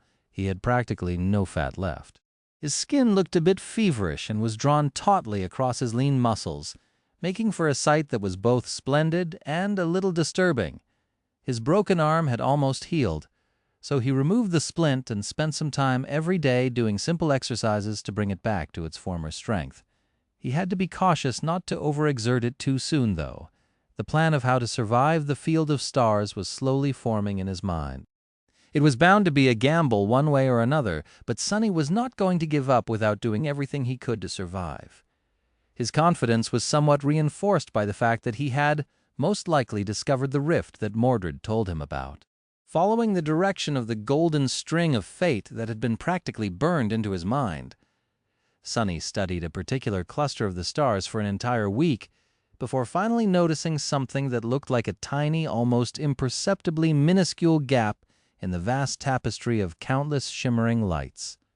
Trusting his judgment, he summoned the dark wing and used it to push the treasure chest toward that particular cluster. Luckily, he was already not too far away from it, most likely because he had been aiming to follow the golden string from the very beginning of his fall. As a few more days went by and the stars grew even larger, Sunny became more or less certain that the tiny gap was, indeed, there. It had grown slightly bigger, too. What he was uncertain about, however, was his ability to reach the rift without being incinerated by the annihilating heat of the divine flame. The field of false stars was vast, and the rift was tiny in comparison. At the speed that he was falling, missing it would be far too easy. But what choice did he have? Do or die? Well, when had it ever been any different? Chapter 440, Merciless Stars. Chapter 440, Merciless Stars. After more than 3 weeks of falling into the sky below, at least Sunny thought that it had been that long, he sighed and stood up, balancing on the dangerously swaying treasure chest. His hair was wet with sweat, and his skin glistened in the piercing white light of approaching stars. By now they did not resemble white dots in the boundless darkness of the abyss. Instead, each was the size of a fist, surrounded by a furious, blinding halo. The heat permeating the void was suffocating. Sunny stared down at the ocean of white flames beneath him. If this was what remained of the inferno of heavenly fire, after thousands of years of burning in an empty void, he shuddered to imagine what it must have looked like right after the hammer of divine punishment had fallen on the ancient land. His gaze was locked on a small empty space between several radiant stars. The rift. This was his goal. As Sunny stared darkly at the tiny patch of emptiness amid the vast field of flame, the void suddenly spoke. "Have you, huh? Is that what a large tattoo you have?" Sunny glanced at the darkness, then shrugged. "What about it?" Mordred lingered for a few moments, as though not sure what to say, then asked with amusement, "Sunless, are you sure that you are a research assistant?" Sunny grinned. "Of course I am. Do you know how many contribution points they give me every month? I scribbled a few words about this and that bought me a house, an entire house. Maybe being a researcher is not as swell as being a prince, but it's still a sweet gig with all due respect, of course." "Your Highness?" The void laughed. "You are such an interesting person." Sunny stared into the void with an incredulous expression. "You are a bit of an enigma yourself, are you not?" Mordred remained silent for a bit, then asked, "Are you ready for what is about to come?" Instead of answering, Sunny pointed to the ocean of merciless stars. "Look there!" When the lost prince spoke, his voice was strangely regretful. I can't really see that well. What is it?" "Oh, right." Sunny hesitated for a few seconds, then said, "I think I found the rift you told me about," Mordred asked with surprise in his voice. "Really? You found it?" Sunny shrugged. "We'll see, you said that it should be somewhere under the tier, right? Since I fell right into the tier, there's a chance that I'm right?" The void lingered, then said in a somber tone, "What if you're not?" Sunny smiled. "Then it has been nice knowing you. Anyway, anything else you want to tell me before you go? I doubt that we'll have the opportunity to speak again before I reach the stars." Mordred thought for a few seconds, then said, "I might not be able to reach you at all after that. So good luck?" Sunny raised an eyebrow. "Really?" The voice of the void answered after a long pause. "Yes. Why?" He shook his head. "Nothing really. I just thought that you are stuck somewhere out there, beyond the stars." Mordred chuckled. "No, I am stuck somewhere else." His voice grew strangely distant. Then an almost inaudible whisper reached Sunny's ears. "I hope survive sunless." Then the lost prince was gone, leaving Sunny alone in the darkness once again. He sighed. "Me too. I hope I'll survive too." After Mordred disappeared, Sunny waited for a bit, and then broke the rule he had set for himself for a second time since starting this expedition. He summoned another memory that should have been tied only to Mongrel, the mantle of the underworld. The intricate onyx armor weaved itself from sparks of darkness and covered him from head to toe. Sunny was not accustomed to wearing its closed helmet, since he was usually using Weaver's mask instead, but it was not uncomfortable. His field of vision, however, became slightly constricted. "Hopefully no one will be able to see me this far into the abyss. Out here in the sky below," he felt as though no one, not even those who were attuned to revelations, could peer into his secrets and glean anything about them. The only exception to the rule was the Prince of Nothing himself. But he was gone now. The mantle possessed two enchantments that would most likely prove themselves to be extremely helpful soon. The stalwart trait of the armor imbued it with high resistance against various types of elemental damage, including fire. Just seconds after donning it, Sunny felt the suffocating heat retreat, replaced by a pleasant coolness. How long would that coolness last, he did not know. The living stone enchantment, on the other hand, allowed the mantle of the underworld to repair itself while being worn. This trait would come into play later, helping Sunny protect himself even after the divine flame became intense enough to damage the onyx armor. After that, Sunny summoned the dark longbow and the quiver of black arrows. By now, his hand had recovered enough for him to be able to draw the mighty bow. He just hoped that he would not need to. Finally, he summoned the cruel sight and attached it to his belt. All preparations were now done. Looking down through the narrow slit of the visor, Sunny sighed. Now, everything depended on his resilience, luck, and how deep his reserves of shadow essence were. In the stark darkness of the empty void, deeper than even the memories of a blue sky could reach, a cracked treasure chest was plummeting toward an ocean of searing white flames. Its underside was bathed in the furious light, while its lid was drowning in the deepest of shadows. Wisps of smoke were slowly rising from its smoldering wood, and the strips of iron reinforcing it were slowly starting to glow as they turned orange. Sunny, who had become a shadow and was once again hiding on the lid of the dead devil, felt fine for now. Until the treasure chest was destroyed, he was protected from directly touching the light of the divine flame. But how long would the corpse of the mimic last? He was thinking about something else, though, something far more dreadful. The rift, the damned rift. I'm going to miss it. Chapter 441, Ocean of Flame. Chapter 441, Ocean of Flame. Sunny almost managed to direct his endless fall toward the tiny gap between the remnant conflagrations of the divine flame. But on that incredible scale, even the smallest mistake was bound to take him many kilometers away from the goal. A mistake that he had inevitably made, since there were no lessons on navigating eternal voids, especially without any tools except for his own two eyes. Damn it! Right below him, swiftly approaching, was an ocean of obliterating light, heat, and fire.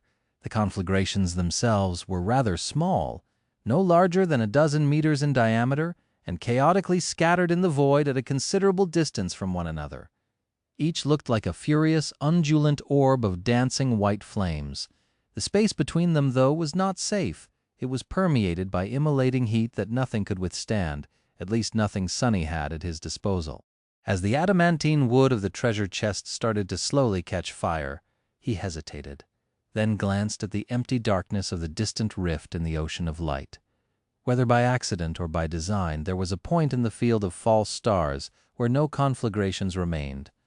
A roughly circular breach was torn through them, promising him safe passage, but how was he supposed to reach it? If Sonny jumped off the plummeting chest right now, he would probably be able to glide all the way to the rift. The distance was just right. However, he was pretty sure that the dark wing would be instantly turned to ash by the terrible heat of the remnant vestiges of the divine flame. Not to mention that he himself would probably get thoroughly cooked inside the mantle of the underworld if he remained corporeal for that long. With a mental sigh, Sonny left the comforting embrace of the shadows. A kneeling figure in an intricate onyx armor appeared on the lid of the smoldering treasure chest. Arg! Despite the protection of the stalwart enchantment, the air he breathed in was thin and scoldingly hot. It almost felt as if he was inhaling fire.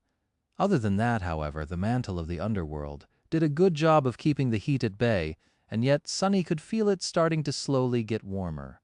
He didn't have a lot of time. Standing up, he raised the dark longbow, knocked an arrow on its string and gritted his teeth. Then, sending a thin trickle of essence into the muscles of his shoulder and back, he strained his body and drew the mighty bow. It felt as though he was lifting a mountain. How the hell does Saint make it look easy? Feeling his muscles tremble, Sonny aimed toward the rift and hesitated for a second. After he did this, there would be no going back. What is there to go back to, fool? Aren't you sick of that damned chest? Relaxing his hand, he let go of the string. The black arrow shot into the darkness with incredible speed, instantly becoming illuminated by a blinding radiance. It was strange. The void was full of light now, but with nothing to reflect it, the sky below still appeared black and empty. Only when something entered the emptiness did the light become visible. Sonny felt the chest sway and struggled to keep his balance. A couple of moments later, the fletching of the arrow suddenly caught fire and burned away. However, that didn't affect its flight too much. The arrow pierced the darkness and turned into a distant spark, covering almost an entire kilometer in just a few seconds.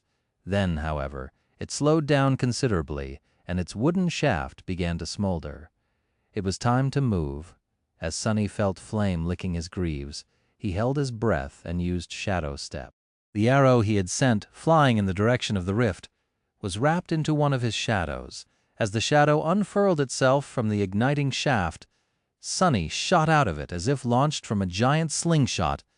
As soon as he left the shadow, it instantly wrapped itself around his body and then slid toward the quiver. Crap. Sonny found himself flying through the darkness with nothing to support or shield him from being directly exposed to the immolating radiance.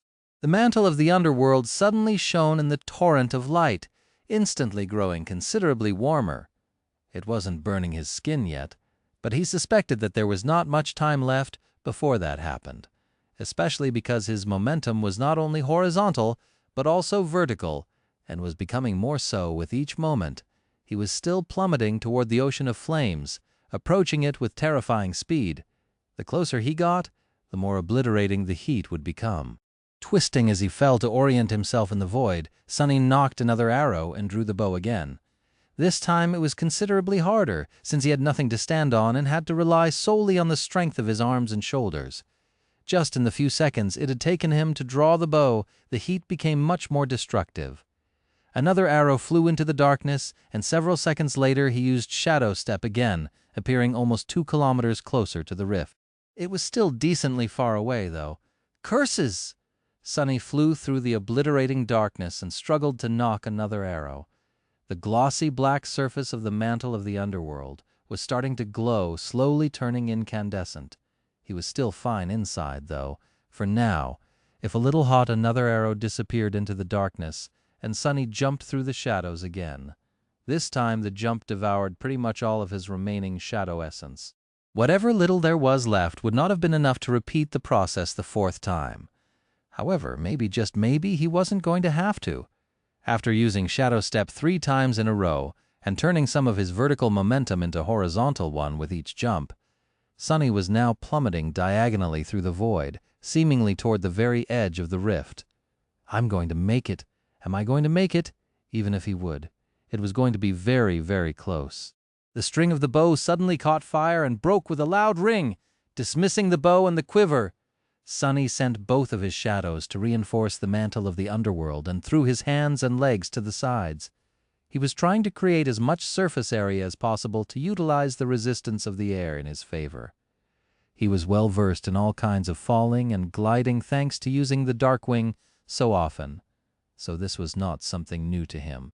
Granted, he had never done it in a heavy armor. Speaking of which, Sonny hesitated, then directed some of his remaining essence into the mantle of the underworld to activate the Feather of Truth enchantment and make the armor as light as possible. Then all he could do was endure the growing heat and wait and watch as both the obliterating ocean of flames and the circle of saving darkness approached him at tremendous speed. His life now depended solely on which of the two was going to swallow him first. Chapter 442, Burning Heaven. Chapter 442, Burning Heaven surrounded by a radiant halo. Sonny plummeted into the darkness. His breath was ragged and hoarse, and his eyes were blinded by the piercing shine of the immolating ocean of white flames beneath him. Fearing that his eyes would be permanently blinded by it, he closed them, which helped a little. Hot, it's so hot! He was drawing closer and closer to the remains of the divine inferno, and as he did, the stone-like metal of the mantle of the underworld was growing hotter and hotter. Soon its outer layer turned bright red, then it started to melt. Damn! Sonny directed more of his remaining essence through the coils of the soul serpent, activating the living stone enchantment of the underworld armor. As the onyx melted and cracked, causing him excruciating pain, the mantle began to repair itself. Before anything could fully breach the surface of the incandescent onyx, the damage was undone. For now the enchanted armor could heal itself faster than it was being destroyed.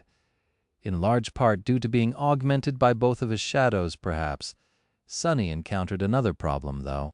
It was getting harder and harder to breathe, not even because the air was scalding and hot, but because there was not enough of it, fire fed on oxygen after all.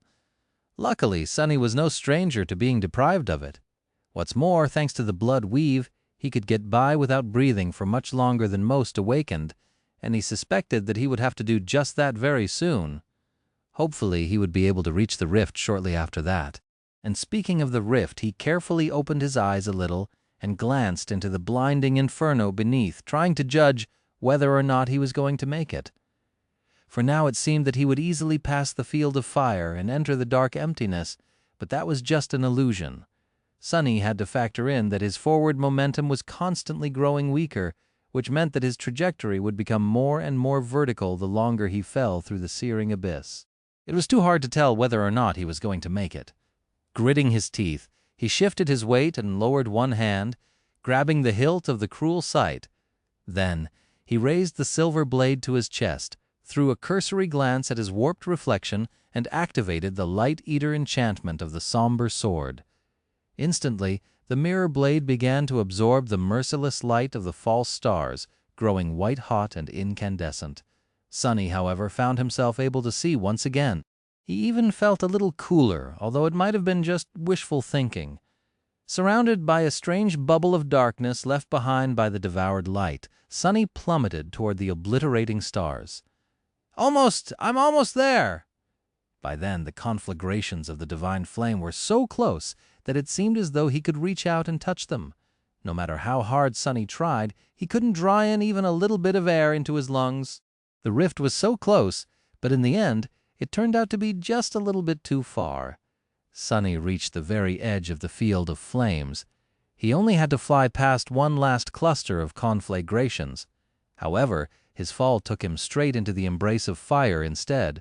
Sonny would have screamed if there was any air in his lungs. Moving at a terrible speed, he pierced right through one of the seething orbs and emerged from but it wasn't physical pain. It was the similar kind of pain he had experienced while using the broken oath, only magnified 100-fold. Shadows. My shadows. His shadows were wrapped around the mantle of the underworld, and so they had been badly damaged by the divine fire. The armor itself had caught aflame and was now quickly disintegrating. The fire was spreading too, threatening to envelop him whole. Half blind from pain, Sonny did the only thing that could save him now. He dismissed the onyx armor. The mantle of the underworld fell into countless sparks of darkness which then disappeared, causing the fire to be extinguished. Naked and hurting, Sonny fell into the darkness and saw the cruel sight crack, the silver of its blade becoming dull and tarnished. Following an instinct, he activated the dark mirror enchantment and then dismissed that memory too. Finally, he wrapped the wounded shadows around himself and circulated what little shadow essence he had left through his entire body, spending all of it to make himself more resilient. And then he felt cool wind touch his blistering skin. Sonny fought through the terrible pain and opened his eyes. Behind him there was a wall of ruthless radiance. But in front of him there was nothing but darkness. He had reached the rift. Hurts, everything hurts. Crap, this is so unfair. Sonny flew deeper into the rift, creating more distance between himself and the conflagrations of the divine flame. Of course, they were too close for him to feel comfortable, but at least he could breathe again and wasn't being cooked alive. Well, at least not very fast. Before being badly hurt by the divine flame, Sonny had hoped that somehow, miraculously, he would turn out to be immune to it. He was technically a shadow of a sun god's descendant after all. Why wouldn't he be immune to the manifestation of his master's domain? Well, his master's indirect ancestor's domain, to be precise. Plus, he was not just any shadow, but a divine one left behind by Shadow God himself. Light and shadows were two sides of the same coin, weren't they? As it turned out, the divine flame didn't care. Arg. Currently, Sonny was falling through the rift. He had reached its center and dove straight down, hoping to stay as far away from the surrounding stars as possible. It was as though there was a tunnel of empty darkness torn through the very heart of the field of flames, and he was following it down, down, down, down. It was hard to even conceive of a world where he wasn't constantly falling down. Now that he had no mantle of the underworld to protect him from the blaze, Sonny was suffering a lot. Rift or not, the air was still permeated by the unbearable heat. His skin was red, with patches of it blistering. Some of it was badly burned by his unfortunate clash with the divine flame, and because he had not dismissed the burning mantle of the underworld fast enough, it was not life-threatening, though. Yet, come on, end, God damn it! But the field of flames showed no signs of ever ending, until it did. After a while, when Sonny was on the verge of losing conscience from the constant heat, he noticed that the scattering of the immolating stars around him became a bit thinner, and then even more so. And then suddenly and without any warning, he fell out of the field of divine flame and found himself surrounded by nothing but blessed nothing once again. The radiant inferno was now above him, growing further away with each second. It looked as if heaven was on fire. And beneath him, Sonny looked down and shivered. What? How? His eyes widened in shock. Chapter 443, Secrets of the Void. Chapter 443, Secrets of the Void.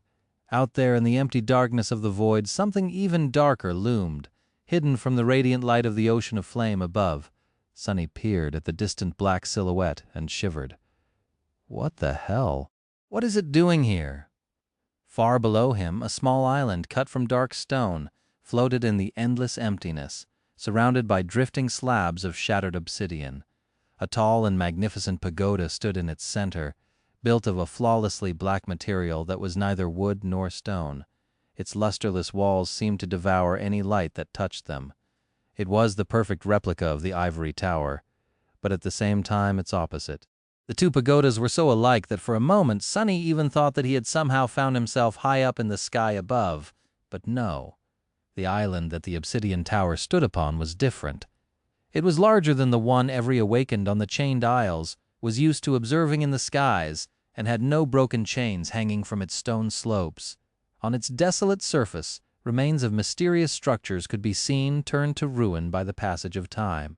Several obsidian pillars protruded horizontally from its edges, stretching into the empty void like strange wharves. From high above, Sonny couldn't see much of the island in detail, but he was approaching it fast. Crap. Too fast. Sunny hesitated for a moment, then suppressed the desire to immediately summon the dark wing. The divine flames were still too close, and their heat could damage the fragile memory. He had to wait for a bit. There was still time, even if it was going to run out pretty soon. Sunny continued to fall, waiting.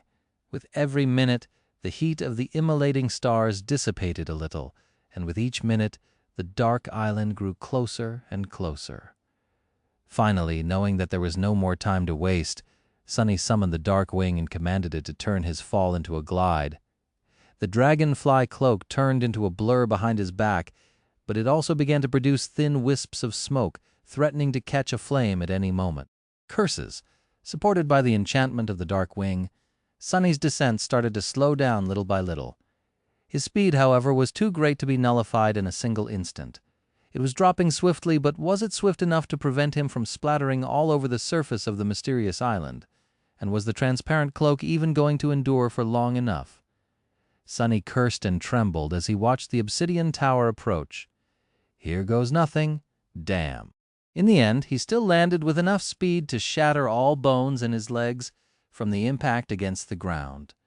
At the last moment, however, Sunny turned into a shadow and dove into the deep darkness enveloping the island instead. Safely embraced by the shadows, he submerged himself into them and finally allowed his mind to relax. Safe, I'm safe. He was finally safe. For a few seconds at least, Sunny was in a world of pain. His shadow essence was running out, too. Also, he had no idea what terrifying danger was waiting for him on the mysterious island that remained hidden in the deepest reaches of the sky below for thousands of years, nor what deadly secrets waited for him inside the obsidian tower. But for now, he did not care. All he cared about was that he was not falling anymore. Bliss, this is pure bliss. Floating in the dark embrace of shadows, Sunny couldn't get enough of the fact that, for the first time in almost a month, he was stationary. He finally had solid ground under his feet again. Metaphorically speaking, of course. In any case, it was such a beautiful feeling. Sunny allowed himself to relax and rested for a bit, safely hidden in the deep, dark shadows. After a while, he sighed and forced himself to turn his attention to the outside world. Moving closer to the surface of the deep darkness that embraced him, Sunny cautiously took a look outside. Huh? Strangely, what met him was complete and utter silence. There were no nightmare creatures on the island, no abyssal horrors, no terrifying beings to devour him whole. Not even a single unholy titan slumbered nearby, ready to wake up at the slightest disturbance. The island seemed empty, which was very fortunate, considering that Sunny was running very low on shadow essence and was going to have to assume his physical form soon. He hesitated for a few moments, then took stock of his equipment and himself. His soul was seriously wounded, but not beyond its ability to heal itself in time. His body was not exactly whole, but in somewhat of a splendid shape, considering all that had happened. He even had all his limbs intact. Both the mantle of the underworld and the cruel sight, as well as the dark wing and Saint's bow, were heavily damaged. Luckily, none of these memories were completely destroyed. It was going to take a long time before he could use them again, though. Days, maybe even weeks. On the bright side, Saint herself had recovered from the wounds received on the shipwreck island ages ago. Sunny actually could have summoned her at any point during his journey through the sky below, but there was no real reason to. Plus, the treasure chest would not have accommodated both of them, especially considering how much the living statue weighed. The dark mirror enchantment of the cruel sight now also had 2 elemental augmentations for Sunny to choose from. Its runes showed current charge, divine flame, latent charges, soul. Divine flame, huh? Well, if there was one benefit from being burned by the damn thing, it was that now he would be able to cause similar pain to others, so it was totally worth it in the end, no doubt about it. I guess we will have to see. And lastly, Sunny was now completely sure that the thing on the other end of the golden string of fate was the obsidian tower. His intuition was calm and silent. That told him that he had arrived at his destination. Somewhere inside, a thing that was deeply connected to his fate waited. Glancing at the magnificent silhouette of the Black Pagoda, Sunny sighed and left the safety of the shadows, emerging from them to step onto the surface of the island that no other human had visited in thousands of years, if ever. Chapter 444, Obsidian Tower. Chapter 444, Obsidian Tower. Sonny stood naked on the rocky surface of the dark island. He grimaced and looked at his body, which was a map of burns, some more severe than others, then summoned the puppeteer's shroud. Not wishing for the soft fabric to touch the worst of his wounds, he left it the way it had been during the latter stages of his journey through the sky below, with the leather elements gone and the upper garment undone and tied around his waist. This time his body was wrapped in shadows and appeared black, as if cut from the same obsidian that the dark island consisted of. The coils of the soul serpent seemed to shimmer as the essence flowed through them. A moment later, Saint stepped from behind him and moved forward, summoning the midnight shard as she walked. Knowing how badly his soul was damaged, Sonny decided to keep the broken oath locked away for a while, so the shadow was not surrounded by the destructive aura anymore. He was also not in any shape to fight himself, at least not very effectively, and that was why the austere Tachi was currently in the hands of the taciturn demon. If push came to shove, Sonny would either use the moonlight shard or command the soul serpent to assume the Odachi form. With a heavy sigh, he summoned the endless spring and greedily drank the cold water from it, then leaned forward and poured some on his head. After that, he finally felt like a human once again. All in all, things weren't that bad. He was alive and in one piece, suffering from neither thirst nor hunger. Here on the dark island, the air was pleasantly warm. Bright stars burned in the empty void high above, making for a beautiful view. Right in front of them, the graceful silhouette of the obsidian tower rose from the ground like a black rift in reality. It turned out to be much larger than Sonny had thought, but nowhere near the scale of the crimson spire. That cursed thing seemed to be too gargantuan to even exist, while the ancient pagoda was more or less fit to have been built for humans. Well, maybe for extremely tall humans. Or tiny giants? As Sonny studied the obsidian tower, Saint tilted her head and stared at the black pagoda too, her ruby eyes reflecting some strange emotion. Was it recognition?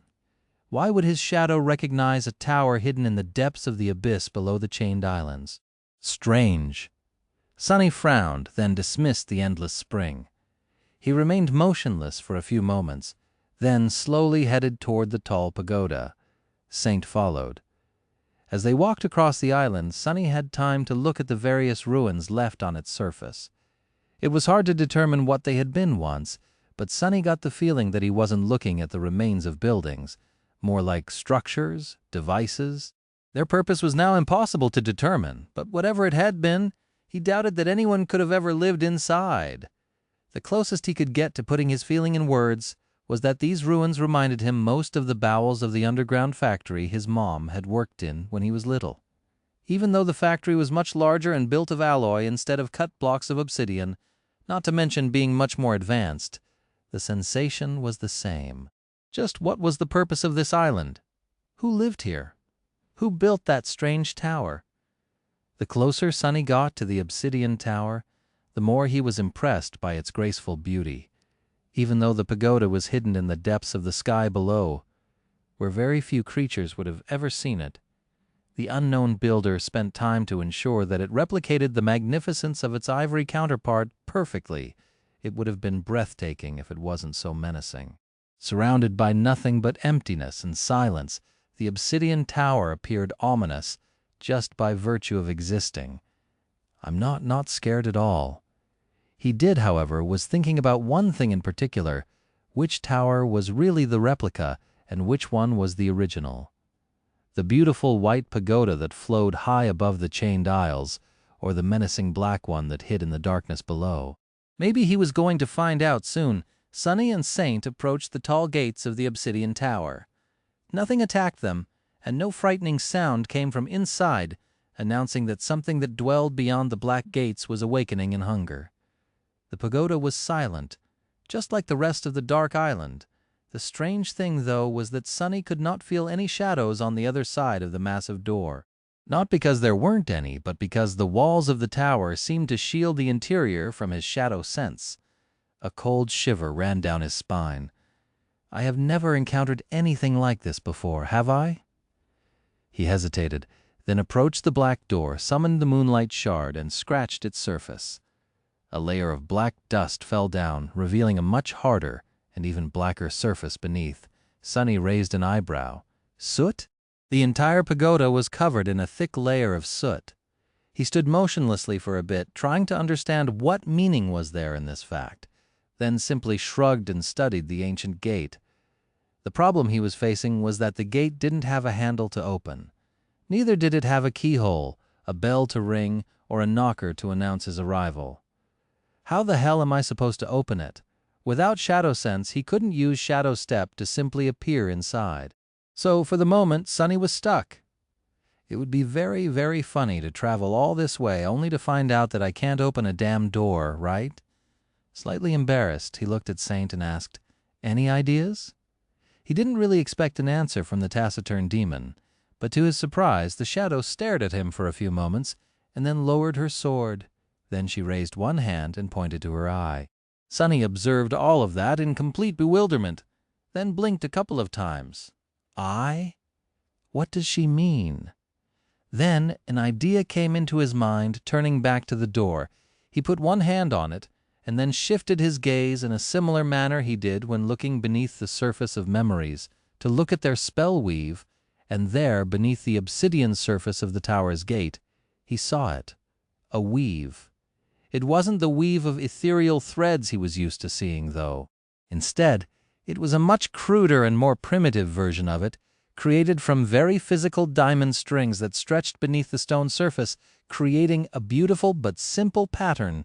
Sunny had only seen this type of weave one time before inside, Saint herself. Back when she was just an echo, he had noticed it hidden behind the radiant pattern of the spell weave. He had thought that it was what made the stone warriors alive in the first place, that it was created by the last child of the unknown in the cavernous halls of his dark domain, and that it might have been the precursor of the spell itself, or maybe an imitation of it. Was this tower built by the Lord of the Underworld too, then? Sunny hesitated for a moment, then moved his hand to a particularly bright knot of the diamond weave and sent a small amount of shadow essence into it. For a moment, nothing happened. And then, the gates of the obsidian tower opened. Chapter 445. Respite. Respite. Visible only to Sunny, the diamond weave beneath the surface of the gate ignited with ghostly light. Almost immediately, a thin vertical crack appeared in the ancient stone.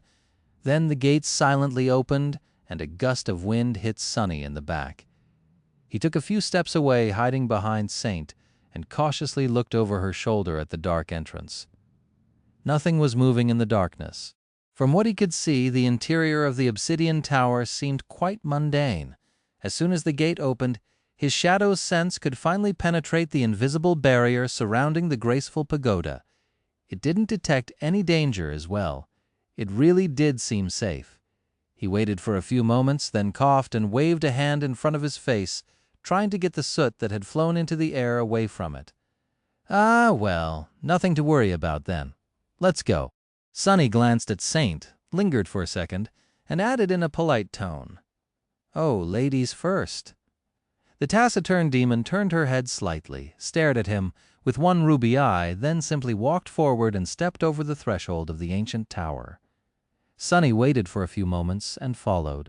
Tightly gripping the handle of the moonlight shard, he dove into the darkness that reigned behind the tall frame of the entrance, made a dozen steps forward, and found himself in a wide corridor that seemed to encircle the entire first level of the pagoda. The corridor stretched both far to the left and to the right. Here and there, Sunny could see large doors leading to differently sized rooms that were situated in the direction of the tower's outer wall, all the way to the bends of the corridor, and right in front of him was an intricate wooden gate decorated with beautiful engravings. Behind it was the central hall of the tower. Sunny hesitated for a bit, then pushed the wooden gate, which opened easily and revealed a vast chamber on the other side. That smell. His eyes widened. Behind the gate was a large hall with a very tall ceiling. As soon as the gate opened, glass lanterns ignited on its walls, filling the interior of the obsidian tower with ghostly blue light. There were various things in the hall, all of which demanded Sonny's attention. There was a stand holding smith's tools and implements, all masterfully crafted from black obsidian and silver. A badly burned worktable with a scattering of beautiful soul crystals on its black surface. A stone wall with mysterious schematics cut into it, the cuts themselves so smooth and deep that he couldn't even begin to imagine what had left them behind, let alone what the schematics described. There were strange devices forged from silver and black steel, some of which reminded him of astronomical instruments, but also very mundane things like chairs, tables, and even something that resembled a very long bed. All of it was perfectly preserved and immaculate, with not a speck of dust anywhere, cleaner than even his own house in the real world was, despite the thousands of years that must have passed since the obsidian tower was visited last. It also all felt slightly wrong. The sizes of everything were almost fit to be used by a human, but slightly different. The shapes of the handles of all the tools were slightly strange. The way the pieces of furniture and equipment were arranged in space filled him with a slight feeling of unease, even though he didn't know why. But Sonny did dwell on this for too long. Neither did his gaze linger on any of these items. His attention was pulled toward one specific place. Not too far from him stood a simple wooden table, and on it was all kinds of delicious food. Juicy meat, freshly baked bread, succulent grapes, glass jars of exquisite wine, beautiful pots full of steaming tea. All of it waited for him, as if served only a few seconds ago. Sonny's mouth watered. How is this possible? This has to be an illusion, right? Covered in layers of soot, sweat, and blood, he walked toward the table. His boots left black marks on the pristine floor of the hall. Arriving at his destination, Sonny reached out and grabbed a piece of bread with his dirty hand and greedily devoured it, then took one of the intricate silver goblets and filled it with wine. The rest of the goblets clattered to the floor, thrown off the table by his careless movement. Not paying it any attention, Sonny gulped down the sweet wine and laughed, sending breadcrumbs flying into the air. Ah, this is not bad, really. He would have preferred something without alcohol, but then again, this wine tasted so good. There was a wide grin on Sonny's face, but also dirty traces left by tears. His shoulders trembled. This really hits the spot. He was aware of the fact that the food could have been full of poison, but didn't care too much. He was just too hungry, tired, and spent. His body and his soul both hurt too much. He was at his wit's end. Refilling his goblet and grabbing a piece of perfectly roasted meat, he wandered away from the table and took another look at the large hall. "There's no one here, right, Saint?" The shadow silently walked behind him, vigilantly looking around and keeping the midnight shard ready, but there was nothing to use it against. Sonny wandered for a minute or so, and eventually stopped near a large bed covered with black, lavish furs. Dropping the empty goblet on the floor, he hesitated a little and then climbed into the furs. "Who's been sleeping in my bed?" Sonny dismissed the puppeteer's shroud and lowered his heavy head onto a soft pillow. He wanted to give Saint the command to stand guard, but there was no need. The taciturn demon was already doing exactly that before Sonny could think about something else. The exhaustion of the past few weeks took over his mind, and offering almost no resistance, it slipped easily into the embrace of darkness. The first thing Sonny ended up doing after discovering the obsidian tower and finding his way inside was falling on a bed and going to sleep. He slept well. Sonny slept for a long time, the exhaustion slowly leaving his battered body. After a while, though, his consciousness rose from the deepest layers of slumber, summoned back by pain and thirst. With a sigh, he turned to his other side and tried to go back to sleep. After a few more hours of tossing and turning, though, Sonny was finally awoken by the loud sound of something crashing to the floor. What is Saint doing? He reluctantly opened his eyes and sat up. As Sonny's weight shifted, the bed beneath him suddenly broke with a loud crack. He rolled onto the floor with a startled yelp. "Huh?" Standing up, Sonny looked at the broken bed, then at the hall of the obsidian tower, which was now submerged in darkness. A bewildered expression appeared on his face. The room he had entered before had gone through a dramatic transformation while he was asleep. The magical lanterns were now extinguished, and everything inside seemed dilapidated and decrepit, almost on the verge of crumbling to pieces. The magnificent tools and implements had rusted through and deformed. The work table had collapsed under its own weight. That was the sound which had awoken Sonny. The food he had enjoyed yesterday had turned to dust. The pristine condition of the hall was gone, and now it was full of darkness, debris, and dirt. It was as though eons had passed since he fell asleep. A cold feeling appeared in his chest. Have I slept for 1,000 years?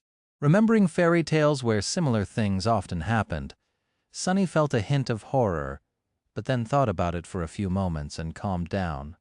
No, he had not, judging by how much shadow essence had accumulated in his cores. He slept for about 24 hours straight, which was a lot, but nowhere near 1,000 years. Saint, who was keeping watch nearby, also didn't look as if she had been guarding him for a few centuries. Instead, it was the pagoda itself that had aged, as if an invisible seal that had kept it untouched by the passage of time for all those thousands of years was now broken, and time was finally catching up with it. Time was the most relentless destroyer after all. Sonny sighed with relief, then grimaced. Curses! I should have eaten more yesterday, much, much more! All that delicious food wasted! Shaking his head dejectedly, Sonny looked around, then accessed his own state. His wounds were already much better than they had been the day before. The burns were still rather painful, but within his capacity to endure without being slowed down in battle too much. A couple more days of rest, and he would be close to being fully functional again. He was really hungry, though. But that was going to have to wait. Summoning the moonlight shard, Sonny gave Saint a command to follow and went to explore the obsidian tower. It took Sonny about an hour to fully explore the first level of the ancient pagoda. Some of the doors in the outer corridor had collapsed and turned to dust. Some remained standing and required him to use a tiny bit of shadow essence to unlock them. Behind the doors were all kinds of rooms. Most of them were empty, suggesting that the master of the tower had moved away a long time ago, taking all the valuable things with him, while some contained weathered debris and dust. Sonny spent a lot of time trying to understand what all these things had once been by the damage done by the accelerated time was too extensive to even guess. Such a shame. Feeling strangely disappointed, Sonny decided that it was time to move on to other levels of the tower. He still had to find the thing that had pulled him toward this place, as well as, hopefully, some means of returning either to the Chained Isles or to the real world. The idea of being stuck on this island forever did not seem very appealing, especially now that there was no food anywhere around. Not finding anything interesting on the first level, Sonny decided to explore further. From the outside, it had seemed as though the obsidian tower had 6 levels, which really surprised Sonny. He had expected there to be 7. However, after finding 2 stairwells, one stair leading up, the other down, he realized that there was an underground level, too, which explained this small discrepancy. Everything having to do with the spell in the dream realm had a tendency to be tied to the number 7, except the gods, of whom there had been only 6. I guess that's why they are called gods. No law can bind them, not even such a weird and random law as all things coming in 7s. Sonny looked up, then looked down and decided to explore the underground level first. Letting Saint go ahead, he entered the spiraling staircase and descended into the depths of the dark island. Unlike the ground level, the basement of the obsidian tower turned out to be one giant hall, and in it, Sonny recoiled. For a second it seemed as though hundreds of dismembered corpses were piled at the center of the hall, forming a morbid hill. But as Sonny took a step back and instinctively raised the moonlight shard, he realized that he made a mistake. The bodies piled in the center of the chamber were not that of people. Instead, they were dolls.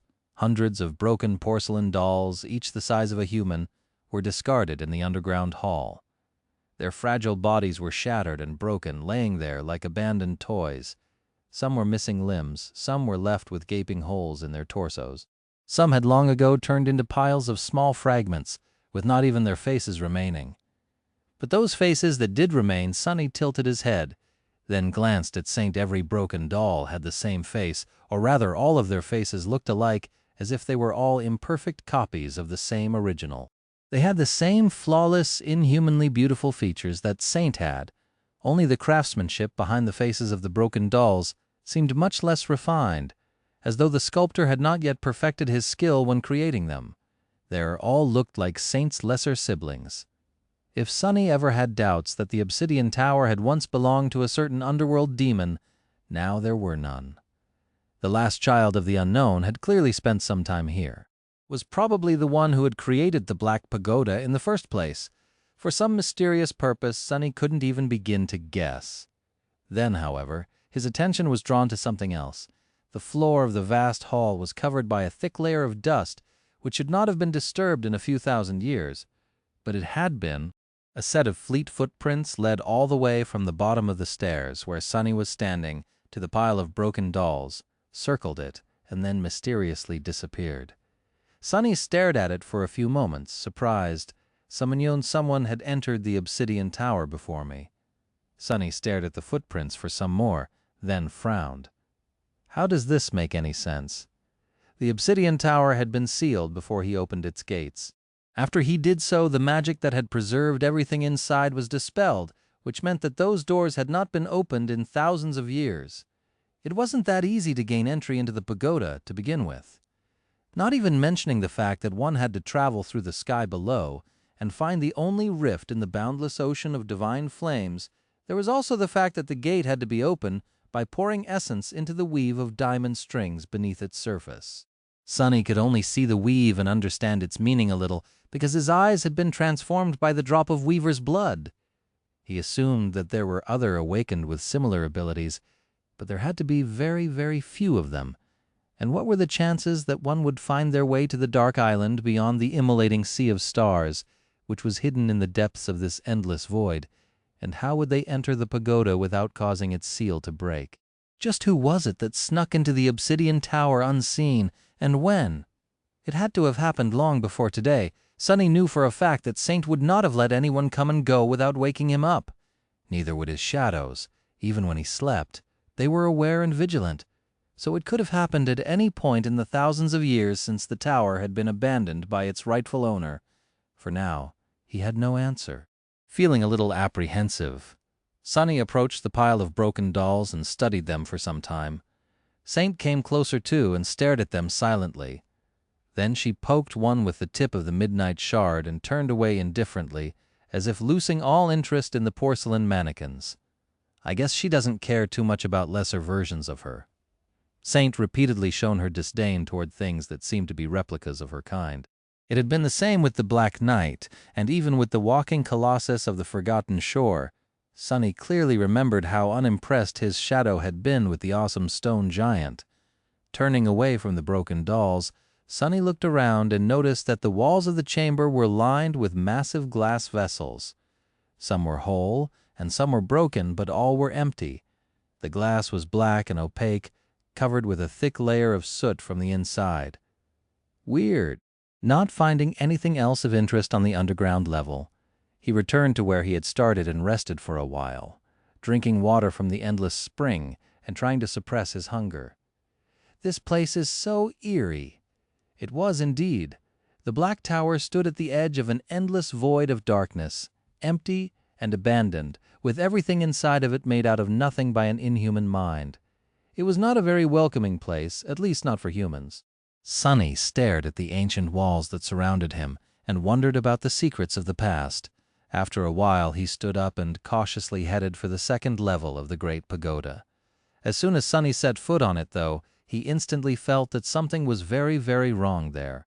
The feeling of deep, subtle, primordial terror he suddenly experienced was unlike anything he had known before, with the exception, perhaps, of those few moments back on the Forgotten Shore, when the walking colossus had lifted the giant three-eyed skull from the depths of the dark sea. But here this feeling was even more dire, even more invasive. What is this? Just like the underground level, this one consisted of only one great hall. The black walls rose high into the darkness, creating a magnificent and solemn atmosphere. At the center of it, cut into the obsidian floor, was a massive silver brazier, and in it Sonny shuddered and took a step back. Something was growing from the brazier, spreading outward like a vile kind of rot. It had infected the very stone of the ancient tower, turning it into a semblance of repulsive, black, pulsating flesh. The silver brazier was infected by the terrifying growth, too, its metal somehow becoming a part of it. It seemed as if everything would become absorbed and transformed by the spreading corruption. As long as it was touched by the harrowing growth, entire worlds would be devoured by it, perhaps, if given chance. The thing slowly spreading from the ancient brazier felt like pure evil. Sonny shivered, gave Saint a signal to stay back, and shifted his gaze slightly. He was looking past spreading black flesh. At the source of this harrowing infection, at the very center of the brazier, blackened by the flames that must have raged in it once, lay a severed human arm. Well, it resembled that of a human, at least. The arm was much longer than it should have been, and the hand had 7 fingers that ended with sharp claws. The rot seemed to be spreading from a terrible torn wound on the forearm to the charred and emaciated flesh, and then outward to everything else around it. Despite the repugnant state of the severed arm, the cut that separated it at the shoulder seemed clean and perfectly smooth, as if delivered by a steady and unfaltering blade. But Sonny was more affected in something else. A deep frown appeared on his face when he noticed it. In his mind's eye, the vile arm was radiating a blindingly bright, overwhelming, beautiful golden radiance. It was awash in the light of divinity. A frightening thought appeared in Sonny's head. Can it be? In front of him, stricken by the harrowing rot, was a severed arm of a deity. It was also the reason why fate had brought him to this lost and forgotten corner of the abyss. Sonny stared at the severed arm of an unknown deity, then at the harrowing, profane rot spreading from it. Then he tiredly rubbed his face. Why can't anything ever be easy? He was sure that his fate was somehow connected to that arm, which meant that he was going to have to get to it somehow. But Sonny was also sure that there weren't enough rewards in all of the universe to make him go anywhere near that rot, let alone touch something infected by it. He had the feeling that this thing was way, way out of his league. In fact, he suspected that a divine being had ruthlessly severed their own arm, because even someone as powerful as that had no means to resist that spreading corruption. What was Sonny supposed to do, then? Well, trying to remain as far from the rot as possible, he studied it for a while before coming to a strange conclusion, or rather, a strange question. If the corruption was so terrible, then why had it not spread through the entire tower? Why had it only managed to crawl a few meters out of the silver brazier, turning a small portion of the second level of the pagoda into its flesh? Scratch that. Why didn't the whole island become one giant chunk of rotten black? Whatever the hell that thing is? The answer was not hard to guess. It was because the rot, just like everything else inside the tower, had been sealed away from time for thousands of years. And now that Sonny had broken that seal, his frown deepened as he glanced at the silver hearth that was overgrown and had become a part of the spreading rot. Now there were only 2 possibilities. Time was going to catch up to the devouring corruption, and it was either going to slowly consume everything or starve and die. Could that thing last for thousands of years with nothing to feed on except for cold stone? Did it need to feed on flesh and souls, or would anything do?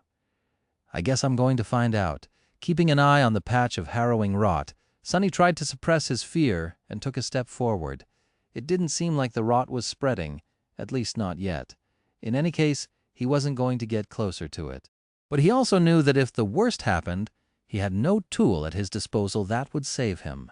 If that thing began to grow, slowly spreading across the whole of the obsidian tower and then across the whole island, Sonny was simply going to die. Probably jump down into nothingness to avoid becoming a part of that thing. There was nowhere else to retreat to in the sky below, after all, and he doubted that he would be able to find a second secret island out there in the void. So his only hope was to find something inside the pagoda to save him. Wither and die. Not that Sonny would bet on it, pressing his back against the cold obsidian.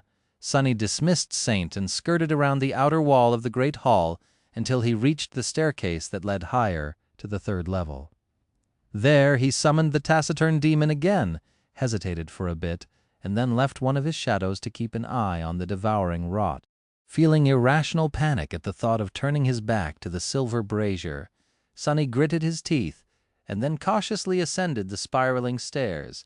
As soon as the terrible thing disappeared from view, he let out a relieved sigh and realized that his entire body was covered in a cold sweat. Raising a trembling hand, Sonny wiped his face, and then continued to climb higher. Saint being by his side gave him a little confidence at least. The shadow seemed absolutely unperturbed by the horrific visage they had left behind. I bet fear can't even fit into that stone head of hers. Do shadows have the ability to be afraid? He didn't know whether or not Saint could feel fear, but the gloomy shadow certainly could. In fact, behind its haughty exterior, it was rather cowardly. He was sure that the bastard would have been trembling all over, if not for the fact that it was currently wrapped around his body. Trying to distract himself with these thoughts, Sonny entered the third level of the obsidian tower and froze, dumbfounded by what he saw there. I see. Wait. No? What the hell am I looking at? The chamber he found himself in was smaller than the previous 3 halls he had explored, mostly because the pagoda narrowed the higher it went, but also because the level was separated into several chambers. And in that chamber in particular, dozens of porcelain's arms floated in the air, each at a different level of being disassembled into tiny parts. It was as though someone had stolen them from the pile of broken dolls in the basement of the obsidian tower and then brought them here to do what, exactly? Sonny stared at the floating garden of disassembled arms and then walked closer. He felt as though he was in some bizarre anatomy museum, as it turns out. The porcelain dolls were much more complex than he had thought. In their disassembled state, their limbs showed how intricate the design was, and how many moving parts went into making each one as functional and articulated as that of a human. The joints, in particular, seemed like a marvel of engineering, not to mention the incredibly delicate weave of the diamond string beneath. Even spell-tech automatons could not boast of that level of ingenuity and intricacy. But why were these arms brought here and taken apart? Who had done it? The prince of the underworld himself. It didn't look like it. Why would he need to study his abandoned creations? It all became clearer when Sonny reached a stone pedestal standing at the far end of the chamber and saw a faint golden light emanating from a small object laying on it. On the surface of the table were numerous parts that had been scavenged from the disassembled porcelain arms, several skeins of beautiful diamond string, and a long, narrow needle. It was the needle that gave off a faint, weak radiance. Sonny looked at the needle, then glanced at the floating porcelain arms, noting for the first time that each was missing a part or two. Finally, different pieces of information connected in his mind, and he felt that he understood something about what had transpired in the obsidian tower. Sometime after the prince of the underworld had left this hidden island, perhaps years or perhaps thousands of years, an uninvited guest had snuck into the Black Pagoda like a thief, somehow getting past the closed gates without ever opening them or disturbing the seal that had been preserving this place from being ravaged by time. That thief was a divine creature themselves and also horribly wounded. One of their arms had been torn open and infected by the spreading rot that no one, not even a deity like them, could expel. That was why the thief had severed their infected arm at the shoulder and tossed it into the divine flame that had been burning in the silver brazier on the second level, and then went down to the basement to collect limbs from the broken porcelain dolls. It was that deity that had circled the pile of them and left the footprints in the dust for Sonny to notice. In the end, the thief ascended to the 3rd floor and fashioned a new arm for themselves from the parts of the prince's discarded mannequins and then sewn it onto their body with the diamond strings threaded through a sharp needle. That was the needle Sonny was currently staring at, and the divine light on it was emanated by the remnant traces of the thief's blood still left on its surface. But who was the thief? And why was Sonny connected to their severed arm by a golden string of fate? Sonny hesitated for a few moments, then reached for the needle, but suddenly froze. The shadow left.